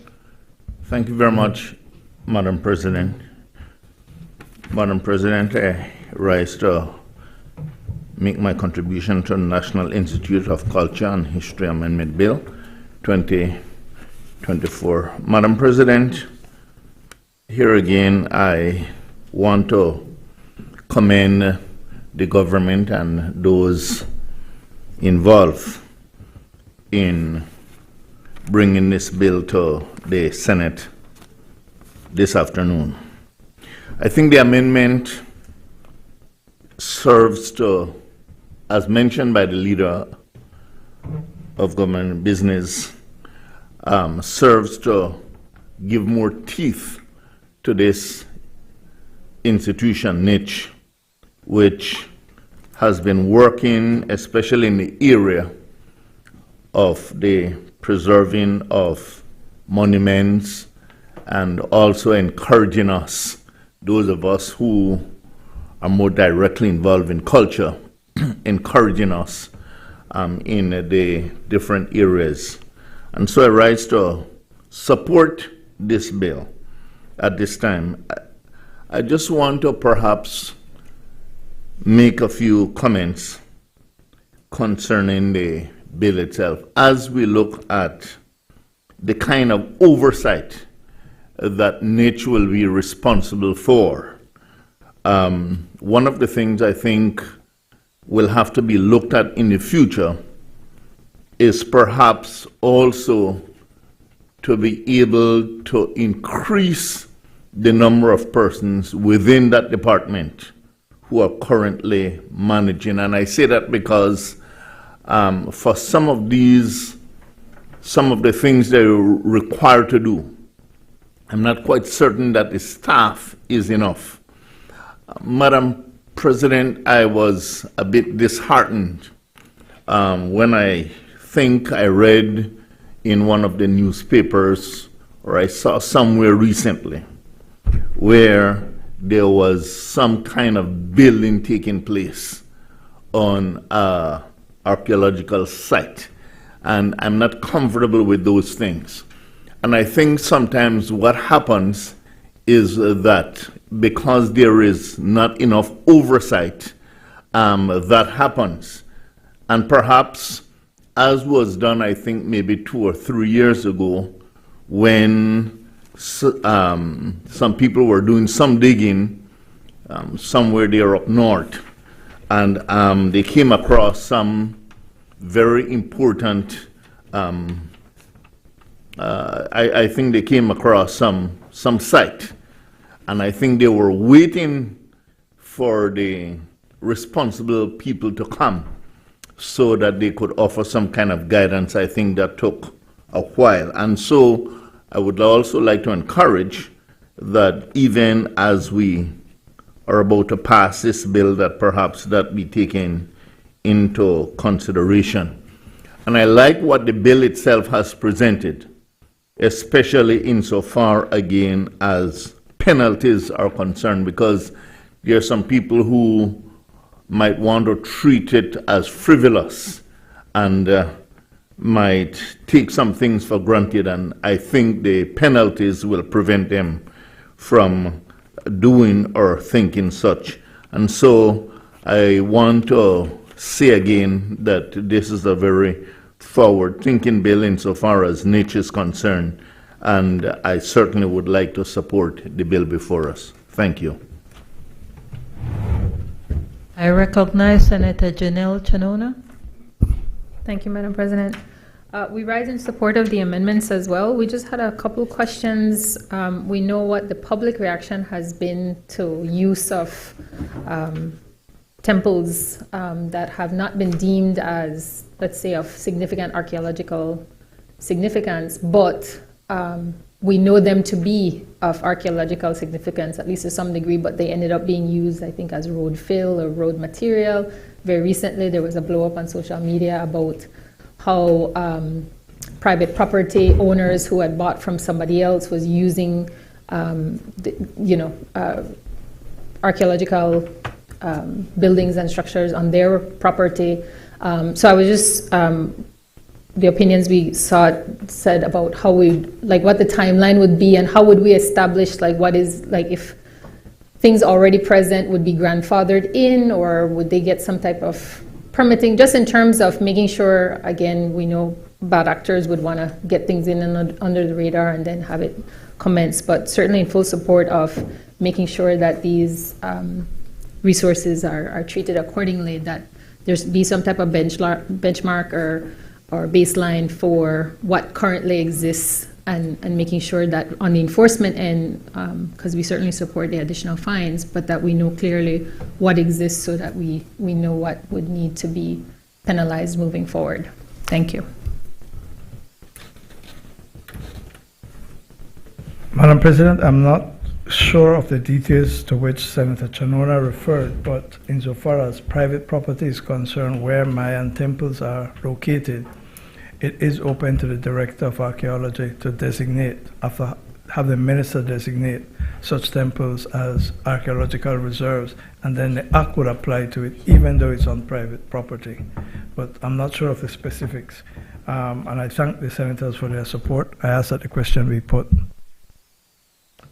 Honorable members, the question is that the bill for an act to amend the National Culture and History Act, Chapter 331 of the Substantive Laws of Belize, Revised Edition 2020, to strengthen the power of the National Institute of Culture and History to protect and preserve resources in reserves, to standardize the definition of minister throughout the Act, to provide stricter penalties for offences, and to provide for matters connected therewith or incidental thereto, be read a second time. All those in favour, kindly say aye. Aye. Those against, kindly say no. I think the ayes have it.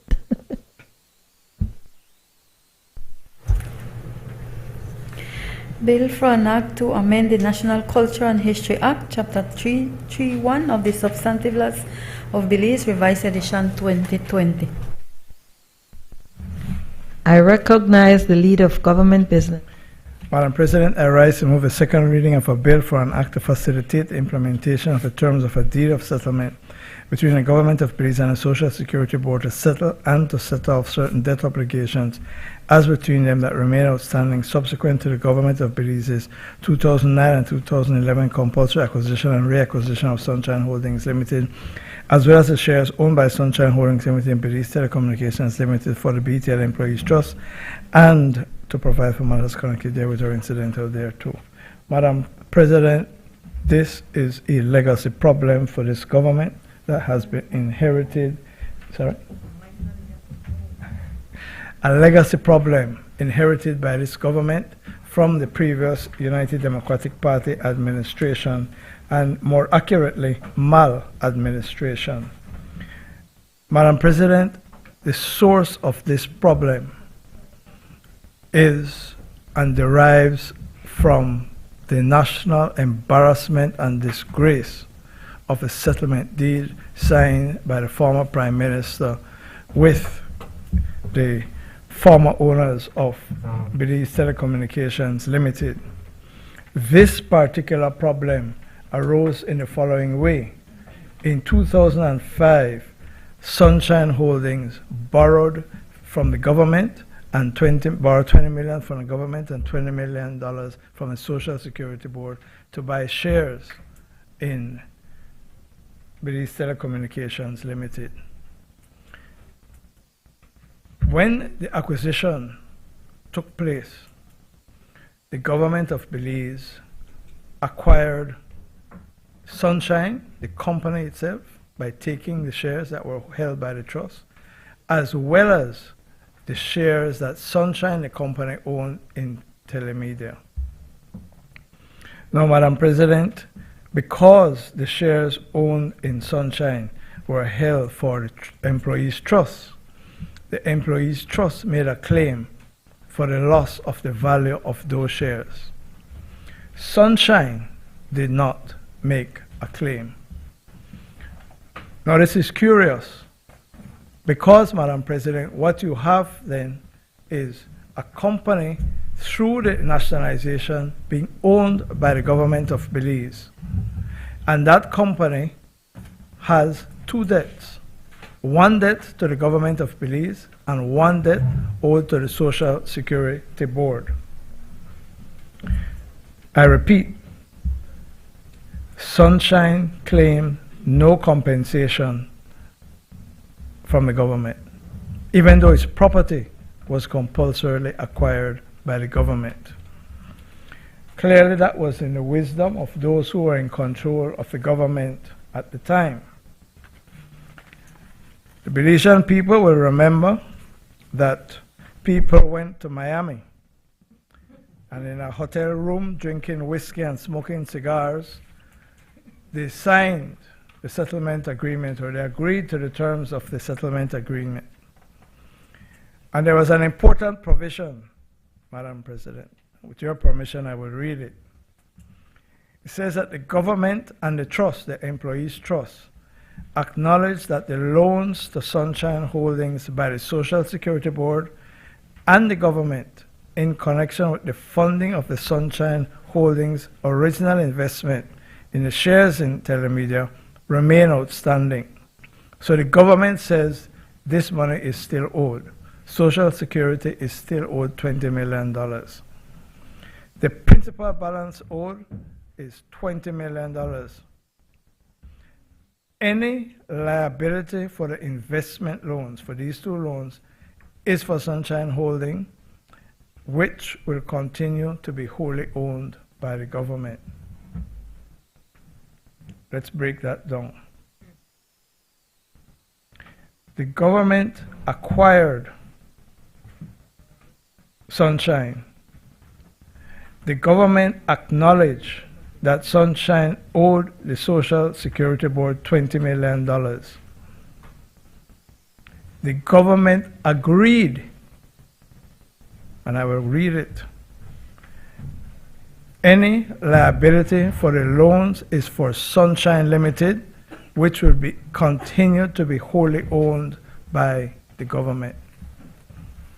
The effect of that provision, Madam President, was to oblige the government as the owners of Sunshine to repay Social Security.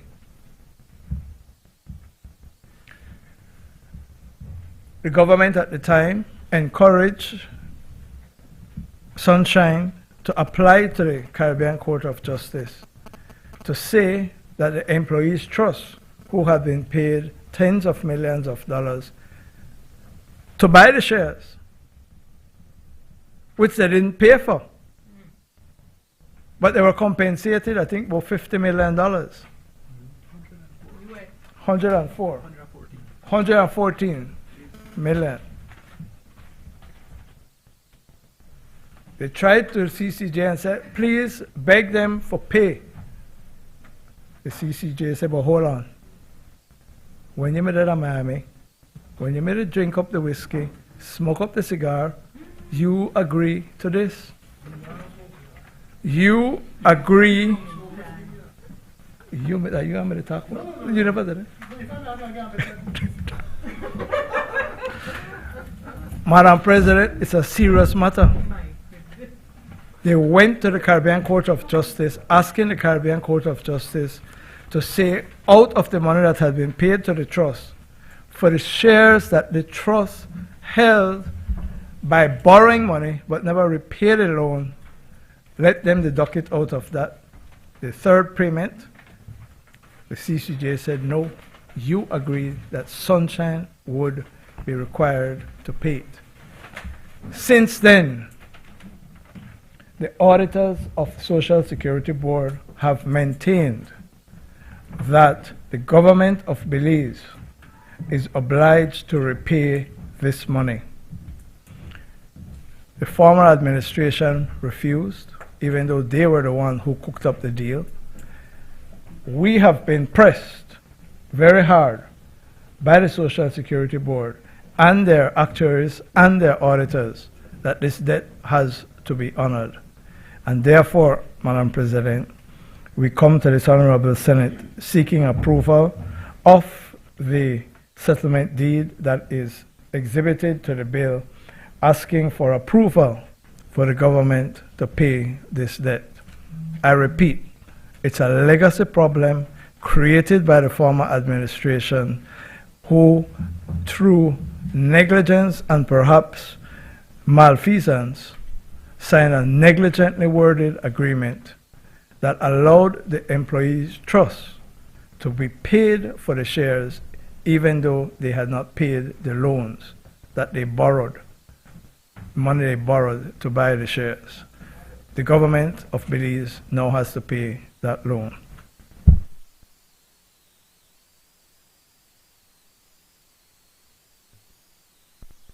I recognize Senator Kevin Herrera. Madam President, I'm glad that the leader of government business gave that explanation because I had several of the same observations.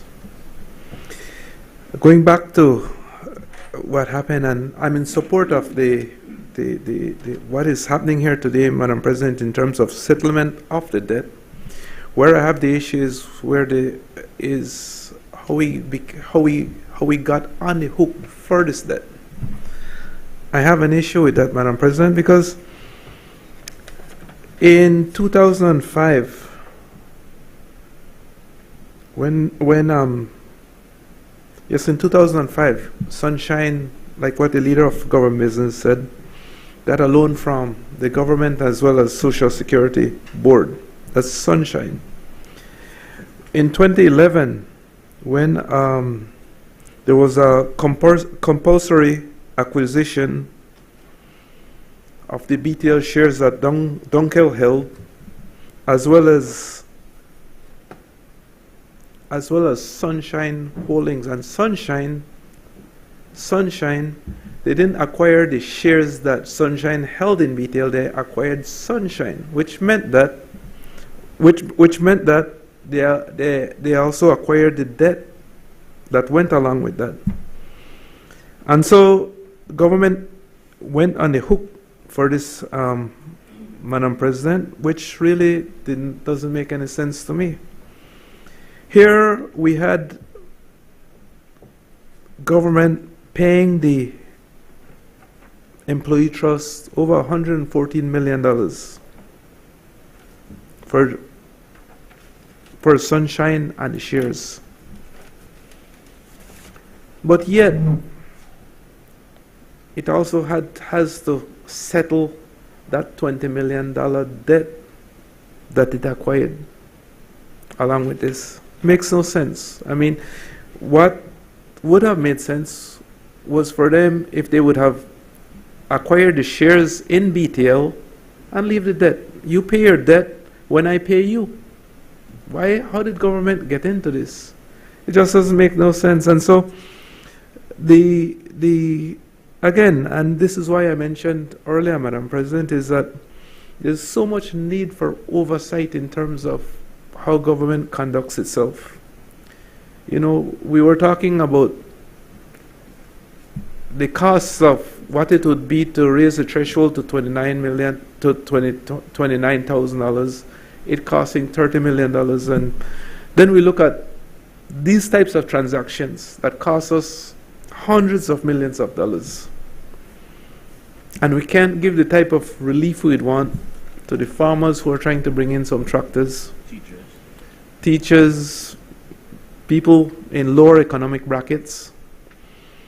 And so I keep on harping this point, Madam President, that yes, the government was elected, yes, it is supposed to govern, but there has to be oversight, because this type of thing really puts the country back in terms of our development. I mean, what could we not have done with all those monies over the years that we've lost in terms of our dealings with the Ashcraft Group, but with others as well. You know, we've lost so much along the way, and just we continue to do it. Every so often we see bills that come right back to that one source, and we've paid a heavy, heavy, heavy price for this.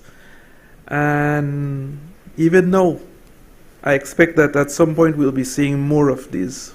But what happened here, Madam President, really doesn't make any sense to me. If you want to acquire shares in a company, then you do that. You don't have to acquire debt. You pay your own debt when I pay you. I mean, that's how it's normally done. Thank you, Madam President. I recognize Senator Bishop Alvin Bengusher. Thank you very much, Madam President. I rise to make my contribution to the government of Belize and Social Security Board settlement deed bill. Madam President, like my fellow social partner senator, it grieves me. But this is where we're at. And I suppose it is something that we will have to deal with at this point in time. However, I still continue to ask the question, why? And perhaps to ask a further question, why now? And I suppose the government for itself would have answered that question in bringing the bill to us today. However, like Senator Herrera, I continue to ask, perhaps, is it something that could have been done, or some further assistance, especially in this day and age when teachers are crying out? Could some arrangements have been made and something be put in place to further cushion, especially our teachers at this time? But be it as it may, this is where we're at. I continue to ask a pertinent question, because it is something that I have seen in recent times. And I ask the question, especially for an agency such as Social Security, why is it that government, and I use this word in a reserved way, have to dip its hands in Social Security funds from time to time? I recall that just perhaps maybe a few months ago, there was something, and I was in a hurry to do some research, whereby, again, I remember coming to us was something about Social Security, and had something to do, I think, with a bureau or alcohol, where, there's some lending that was to take place. I don't want to speak too much on that because I did not do my research in that aspect. But, Madam President, there is some monies that is due to Social Security, as the leader of government business has pointed out, that it is something that this present government is trying to clean up and to put behind them, so that perhaps Social Security would be in a better position to move forward. That is my understanding. However, I continue to ask the question, why is it that if government finds itself in a certain position, that it goes to Social Security in order to help bail it out?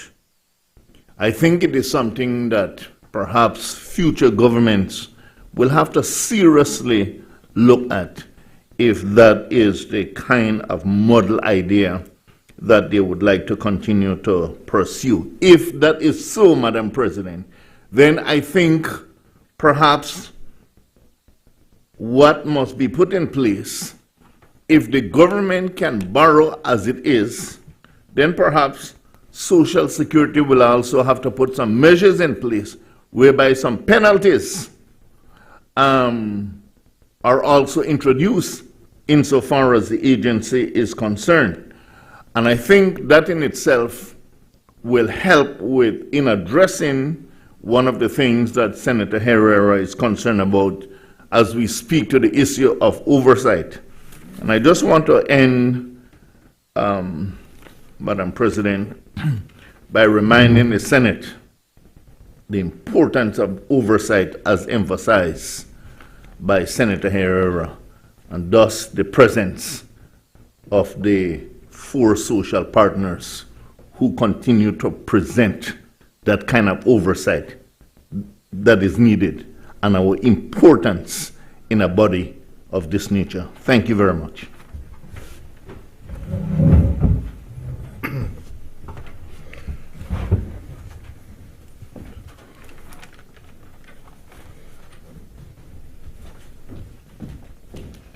I recognize Senator Michael Perfy. Much obliged, Mr. President. Mr. President, as I understand it, we're talking about $14 million. That's the settlement amount that the government owes. When you look at the GOB and the SSB have entered terms of settlement of the monies they respectively owe each other, per the GOB Sunshine debt and SSB GOB debt, upon the terms herein, with the GOB being allowed to set off the SSB GOB debt from the GOB Sunshine debt, leaving a balance now owing by GOB to the SSB of $14 million plus.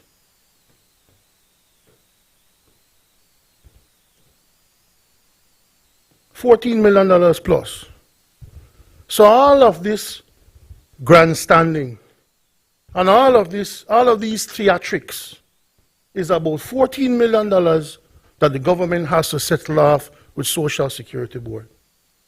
You know, Mr. President, since the leader of opposition, leader of government business went into these deals, you know, Senator Bengusha, at least this deal was public. At least this deal was transparent and on the table. Unlike when they were in government and the agreements were secret and you don't discover them until you come into office. When their Attorney General don't know if the 20 million US or 20 million Belize, they come and lecture us about a settlement that involves Ashcraft. Come on, senators for the social partners, where was your noise when they settle with Port of Belize and give benefits to some of the same people involved with this for their hotel that has nothing to do with port? Where's the cry then? Huh? When you settle and part of a port deal are some of these same BTL shares that we now have to pay them as part of that deal. Where was the cry? And that will total far more than $14 million. So not come here like phone hands so clean, like we're not so perfect and we're trying to fix something that the government did. It was above board. You can say all you want. You talk about, I heard the Prime Minister, they were in some hotel room when they settled this. At least we may know when they're in there. At least we may know when they're in there. You know, these people, some of these same people who this money, because you asked the question, Senator Bengusha, why no? Why no? And Social Security Board, no hungry for no money like that. They have board meetings where they make $1,500 per board meeting. We could have a meeting and they send it to every day and we only get paid $900. So they don't need them. So why is it all of a sudden you need $14 million to go to the SSB? And who will get the $14 million? One of the reasons why they want the $14 million in SSB is because if you transfer it from government to SSB, that $14 million doesn't come under the Consolidated Revenue Fund. They can do with it as the board pleases. And there's no parliamentary oversight over what they do as a statutory body. I'm not come here and talk about, oh, look at us. We are the saviors of this place because we are correcting some wrong involving the same people that you all were involved with. That we are still paying to this day for the involvement with that same individual that you claim that the previous government was involved with. Your record with him not clean either. So don't come here and say, you know what? Come here and say, there is a debt owing to the Social Security Board. And the government has made a decision to settle that debt. And that's fine, you know. That's fine, you know. Because previous prime ministers in your government have claimed to have made mistakes. Huh? That were no mistakes at all. But no, you come here and pretend. Look at us. We have a history of being so squeaky clean. We have a history of every time we negotiate with that man, we come out on top. Look at our record. And so therefore now we're going to settle this thing because of the situation that the previous government had with the Ashgraf group of companies. The settlement had to occur because of the PUP government's behavior and secret agreements with that same individual that made the settlement of this BTL situation necessary for the Belizean people. With secret agreements when you know you have this man. We came into government in 2008 and this man said, you can't do this, you can't do that because I have an agreement that says you can't, the government can't do that. And then we said, well, show me the agreement. I can't show it to you, sir. It's confidential. Things like that led to the acquisition of BTL in the first place. And all those companies that had shares in BTL.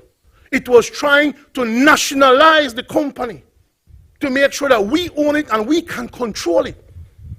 That led to these debts. So if you want to come and say, listen, we're paying off some of that debt that you have, fine. And you have a different policy, fine. No problem. But let the Belizean people know that we had to acquire BTL because of UNO. We had to acquire BTL because that man had his foot on our throat. Tell the Belizean people that. And tell the Belizean people that whenever you deal with that same man, you get a better deal out of UNO than we get we. Say that. And we can all agree, if you would agree, that we can all move on from that individual. Huh? We can all move on. Because some of we still not move on from that individual. And when you look at the port of Belize settlement, we have still not moved on. And when I write to the Prime Minister, social partners, senators, when I write to the Prime Minister and I say, Prime Minister, under the Freedom of Information Act, which private consultants were involved in that port acquisition? Tell me who and tell me how much they make. The Prime Minister doesn't respond to me yet. Because he don't have to. Right? Because all dealings with that man, as far as he's concerned, are secret. At least with this deal that we have before you, it was above board. We knew what was happening every step of the way. Unlike when the PUP deal with the same individual and some of these damn same companies that are named here. It's totally different. So don't come to this National Assembly like you all are some sacrosanct treasures, some tender virgins who can't stand, oh my God, look at what they did, and now we have to clean it up. This is your mess too. This is your, because if you were not in bed with this individual, we would have never needed to acquire BTL in the first place. So you tell the Belizean people that side of the story. Thank you, Mr. President. I recognize Senator Eamon Courtney. Well, Donald Trump. Oh, sorry, Michael Perfit. You into fake news? You into revisionist history? I see you get hot under the collar, you get touches and jumpy just now. We are bored. The fact of the matter, and you could holler and scream all you want. It was unbridled negligence by your government to go to Miami and sit down and cook up a deal in secret. You hear that part? In secret. Whereby you and your government agreed to pay for shares in Sunshine and Senator Herrera in BTL, owned by Sunshine, the 2 shares, and the millions of other shares in BTL, pay for them to the company that had borrowed money to pay for it, and not say, now when we pay you, you owe Social Security, so we have to deduct Social Security amount. You owe government 20 million, so we have to deduct government. No. You take that. We are standing here today not because of anything we have to do with Port of Belize, which came to this Honorable Senate and the House, the settlement agreement for debate, and was passed and approved with the approval of the social partner senators. We are here today not because of Michael Ashcroft and what Michael Ashcroft may have done to you or to Belize or to Dean Barrow. We are here because of the negligence of your government, because of your failure to exercise due diligence and to put the interests of the Belizean people first. It is as simple as that. It is I was going to say a lie, but I won't say a lie. It is a misrepresentation of the truth. It is a concoction of an adult mind to come to the Senate and say that Social Security don't need their money.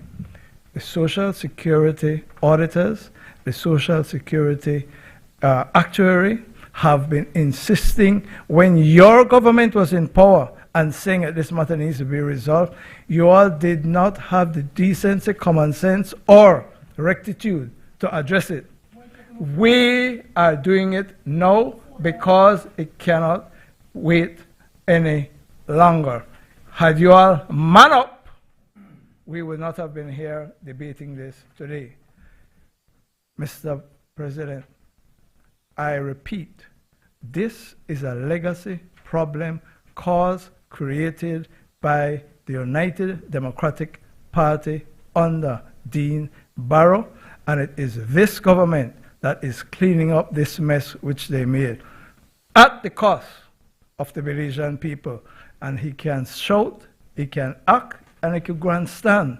Those are the facts. I ask that the question be put.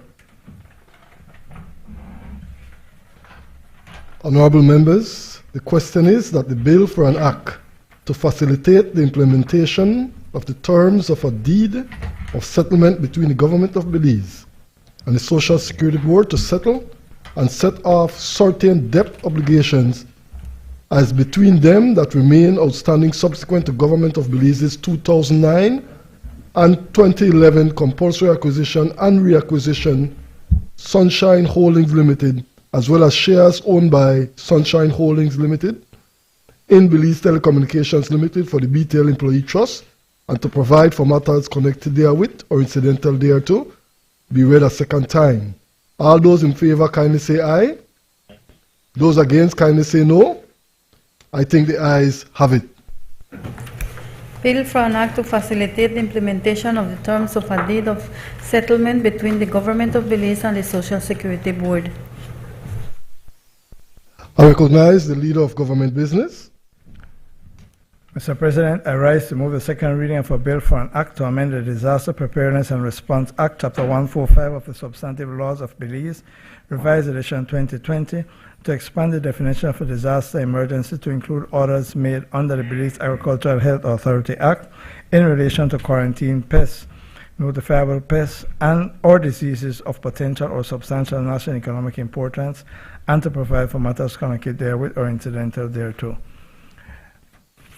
Mr. President, members of the Senate, as the long title says, the purpose of this is to ensure that when there is a threat in terms of an emergency to our agricultural sector, that it falls under the Disaster Preparedness and Response Amendment Bill. You are aware that we have from time to time, and we are currently facing some serious potential threats to the sugar industry, and we have been faced with one in this banana industry and the citrus industry from disease and pests. And so we are now saying that the Disaster Preparedness and Response Amendment Bill brings those types of disasters where Baja declares the emergency under this bill.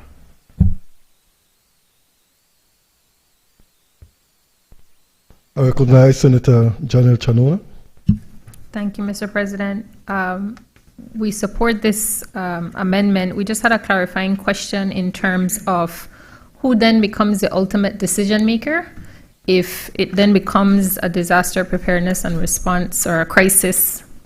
Then in the instance of Baja, let's say there's a health crisis or a screwworm or something where there's specific expertise, then who would take lead on decision making? Just for clarity in terms of, we know in crisis times it's urgency and timely made decisions are key. So I didn't see that reflected in the amendment, so just asking how that will be handled. On business? Mr. President, Clause 2C says, first of all, that the national emergency, a disaster emergency means an order made under Section 33 or 35 of the Belize Agricultural Health Authority Act, declaring or identifying a plant pest or disease or animal pest as a notifiable plant pest or a quarantine pest, as the case may be. So the decision is by the Baja that makes the declaration that these pests and diseases exist. Clause 3 says the Principal Act is amended by inserting after the word is in force the words or where there is a disaster emergency as a result of an order made under 33 or 35 of the Belize Agricultural Health Authority Act. So it is Baja that will trigger the emergencies, and it is just that the disaster preparedness powers under the Disaster Preparedness and Response Act can be invoked. I ask that the question be put, Mr. President. Honorable members, the question is that the bill for an act to amend the Disaster Preparedness and Response Act, Chapter 145 of the Substantive Laws of Belize, Revised Edition 2020, to expand the definition of disaster emergency to include orders made under the Belize Agricultural Health Authority Act in relation to quarantine pests, notifiable pests, or diseases of potential or substantial national economic importance, and to provide for matters connected therewith or incidental thereto, be read a second time. All those in favor kindly say aye. Aye. Those against kindly say no. I think the ayes have it. Bill for an act to amend the Disaster Preparedness and Response Act, Chapter 145 of the Substantive Laws of Belize, Revised Edition 2020. Recognize the Leader of Government Business. Mr. President, I rise to move the second reading of a bill for an act to amend the People's Constitution Commission Act, Act number 28 of 2022, to retroactively extend the term of appointment of commissioners and the term of the establishment of the commission, and to provide for matters connected therewith or incidental thereto. Mr. President, it is as it says. Has not yet completed its work, and it is asking for additional time, and the government has seen it in its wisdom to grant the extension with the support of the National Assembly. Nice, Senator. Thank you, Mr. President. I rise to make my contribution to the People's Constitution Commission Amendment Bill 2024. 2024. Mr. President, I first of all want to say that I support the bill in its entirety. I want to just ask, and perhaps the leader of government business might be able to assist in this area. I know when the commission was first constituted, one of the conditions then and one of the concerns then was, yes, how long the commission would sit. And there was also the view of some of us that perhaps they might need a longer time. And so what is before us today is to extend that time, to which I can agree. But perhaps what we can also note is that this is an exercise, as been suggested in other circles, that should be done at least every 5 or 10 years. And I say that because in other countries that is done. I know some people will say, well, you know, in the United States, what they do is that, you know, they use other methods. But we're not the United States of America.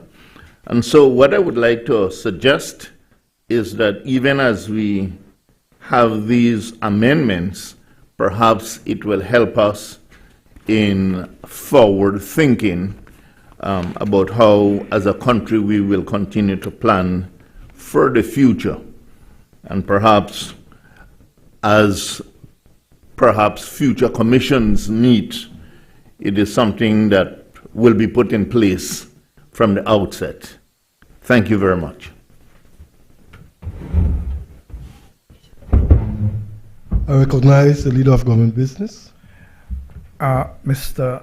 President, in answer to Senator Bengoshe, first of all, I am not sure why the Commission has not completed its work.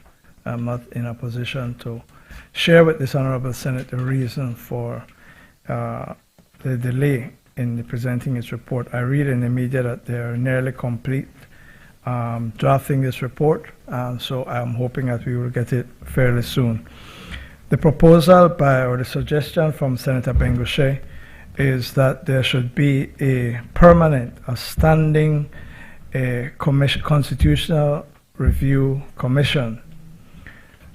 Indeed, in many countries, primarily more developed countries, there are standing law revision commissions which review not only the Constitution but all the laws to ensure that they are consistent with the Constitution, but also that they are more updated, modern, etc. They are gender neutral, for example. They recognize, they try to remove conflicts between different pieces of legislation, as we have to be clearing up here today. That exercise is extremely expensive. The Commonwealth Secretariat from time to time under their technical fund provides the assistance, but it is in the tens of millions. It is experts who would be hired full-time. They are not going to work as staff. You will have to pay them on a contract basis, because if you don't want them here, there are other Commonwealth countries where they can go. You are right in making the suggestion. The question is, can we afford it? I suspect at this stage we are not in a position as a country to have a standing constitutional or law reform and law revision commission. But the point is well made and taken. Mr. President, I ask that the question be put. Honorable members, the question is that the bill for an act to amend the People's Constitution Commission Act, Act number 28 of 2022, to retroactively extend the term of appointment of commissioners and the term of the establishment of the Commission and to provide for matters connected therewith or incidental thereto be read a second time. All those in favor kindly say aye. Aye. Those against kindly say no. I think the ayes have it. Bill for an act to amend the People's Constitution Commission Act, Act number 28 of 2022. Committee of the Whole Senate on Motion and Bills. Honorable members, in accordance with Standing Orders 68A, the Senate will now resolve itself into the Constitution and Foreign Affairs Committee, a committee of the whole Senate to consider the motion referred to it, and thereafter, in accordance with Standing Order 54, the committee of the whole Senate to consider the bills that were read a second time. Honorable members, I will now take the chair as the chairperson of the Constitution and Foreign Affairs Committee, and then as the chairperson of the Committee of the whole Senate.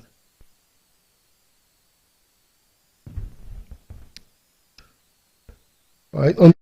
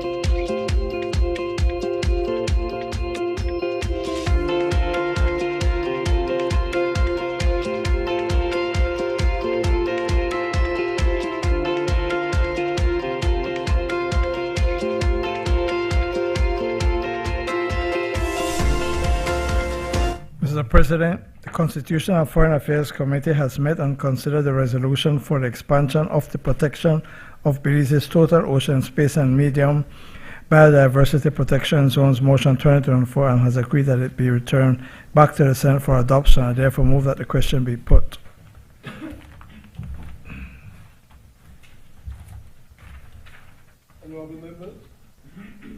Honorable members, the question is now therefore be it resolved that the Honorable House, being satisfied of the need for Belize's obligations to complete a legally enforceable marine spatial plan and designate up to 30% of its ocean in biodiversity protection zones, approves the expansion of the protection of Belize's total ocean space and the designation of its medium biodiversity protection zones covering a total of 25% of its oceans.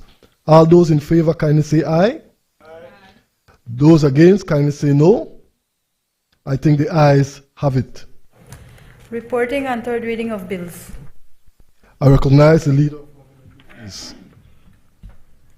Mr. President, I rise to report that the Committee of the Whole Senate has considered the Marriage Amendment Bill, the Social Security Amendment Bill 2024, the National Health Insurance Validation Bill 2024, Financial Services Commission Amendment Bill 2024, Securities Industry Amendment Bill 2024, Income and Business Tax Amendment Bill 2024, Tax Administration and Procedure Amendment Bill 2024, General Sales Tax Amendment Bill 2024, Business Name Amendment Bill 2024, Designated Processing the Stamp Duties Amendment Bill 2024, National Institute of Culture and History Amendment Bill 2024, Government of Belize Social Security Settlement Deed Bill 2024, and have reported them and passed them without amendment.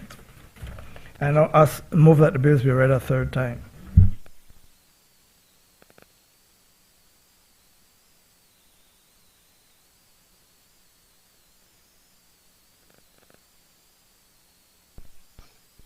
Just a minute.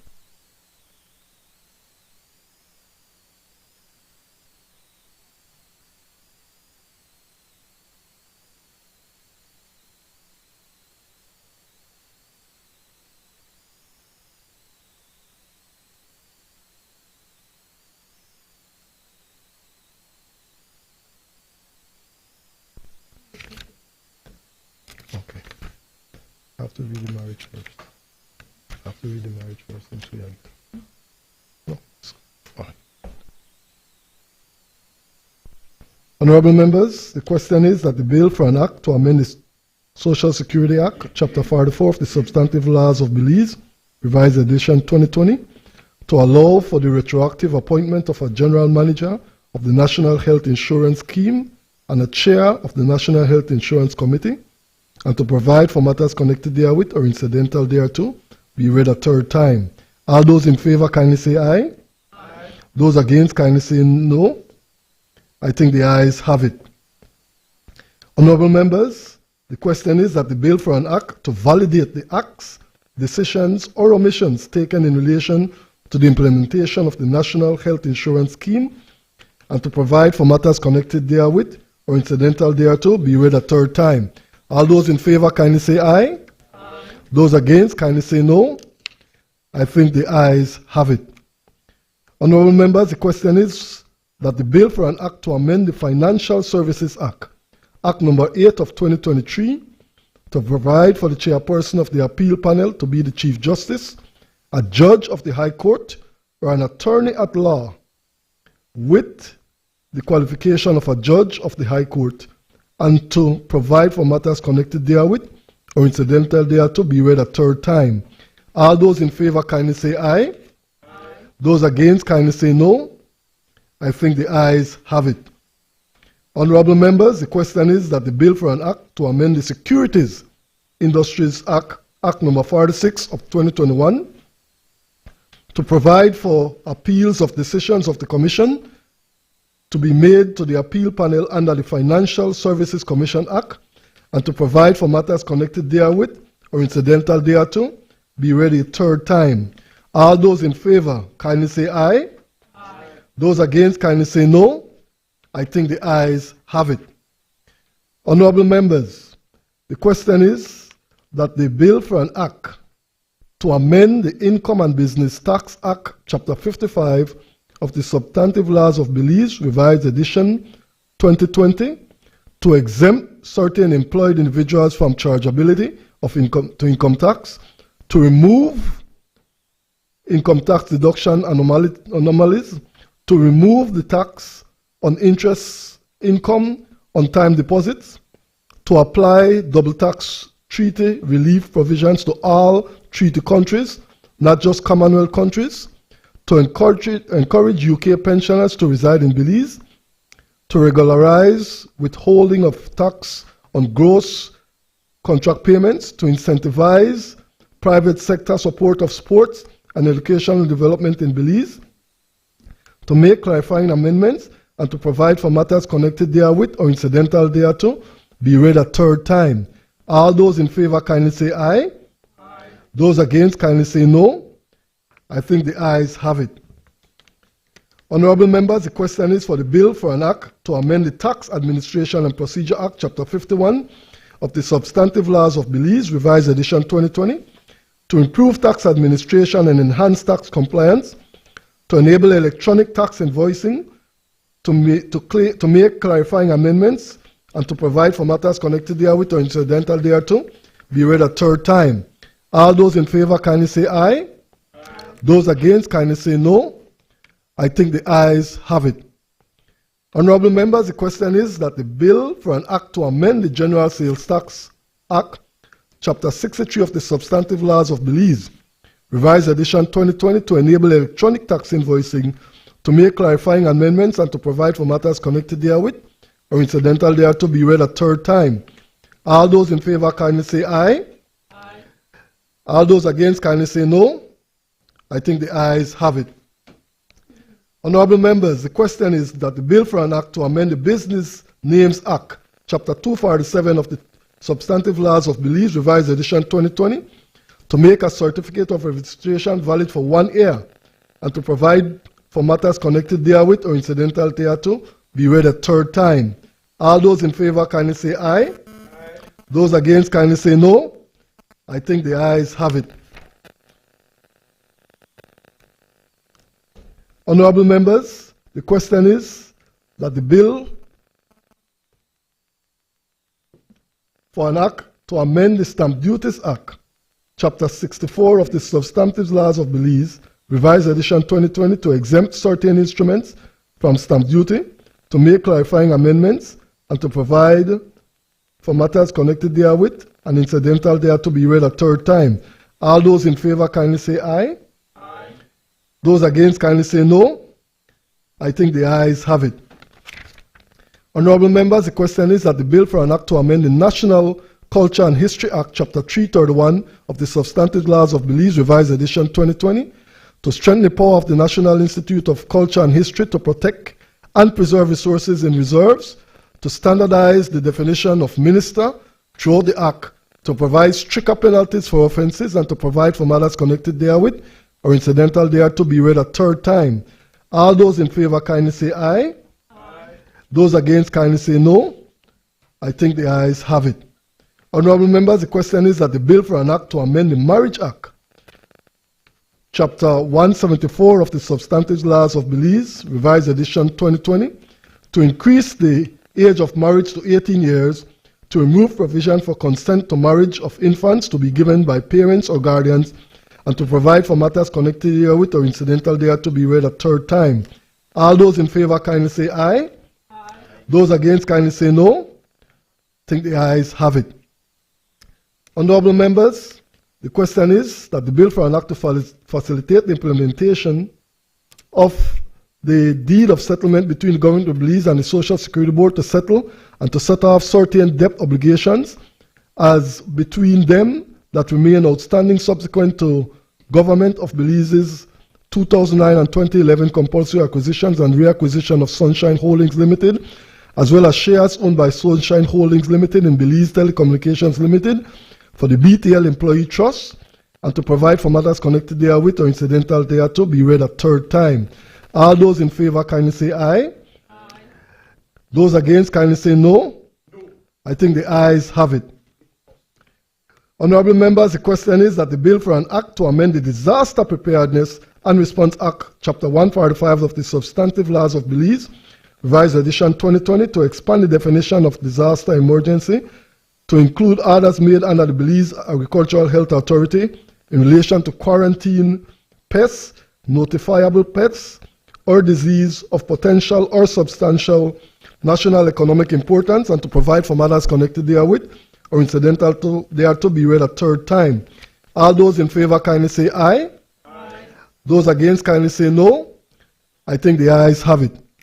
Honorable members, the question is that the bill for an act to amend the People's Constitution Act number 28 of 2022 to retroactively extend the term of appointment of commissioners and the term of the establishment of the commission, and to provide for matters connected therewith or incidental thereto be read a third time.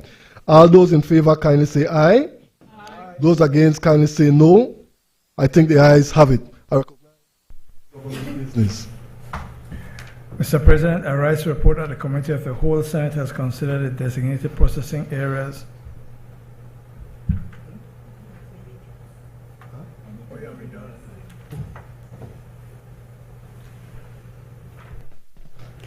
Bill for an act to amend the Social Security Amendment Bill 2024, the National Health Insurance Validation Bill 2024, the Financial Services Commission Amendment Bill 2024, Securities Industries Amendment Bill 2024, the Income and Business Tax Amendment Bill 2024, the Tax Administration and Procedure Amendment Bill 2024, the General Sales Tax Amendment Bill 2024, the Business Names Amendment Bill 2024, Designated Processing Areas Amendment Bill 2024, Stamp Duties Amendment Bill 2024, National Institute of Culture and History Amendment Bill 2024, Marriage Amendment Bill 2024, Government of Belize and Social Security Settlement Deed Bill 2024, Disaster Preparedness Response Amendment Bill 2024, the People's Constitution Commission Amendment Bill 2024. I recognize the Leader of Government Business. Mr. President, I rise to report that the Committee of the Whole Senate has considered the Designated Processing Areas Amendment Bill 2024 and passed it with amendment. I now move that the bill be read a third. Honorable members, the question is that the bill for an act to amend the Designated Processing Areas Act, Chapter 280 of the Substantive Laws of Belize, Revised Edition 2020, to accommodate the continued development of the global digital services sector, to incentivize and further support the aquaculture sector, to establish a special border entertainment zone, and to provide for matters connected therewith or incidental thereto, with amendments be read a third time. All those in favor kindly say aye. Aye. Those against kindly say no. I think the ayes have it. I recognize the Leader of Government Business. Mr. President, I move that the Senate do now adjourn.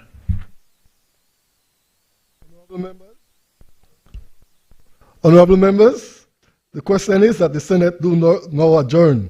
All those in favor kindly say aye. Aye. Those against kindly say no.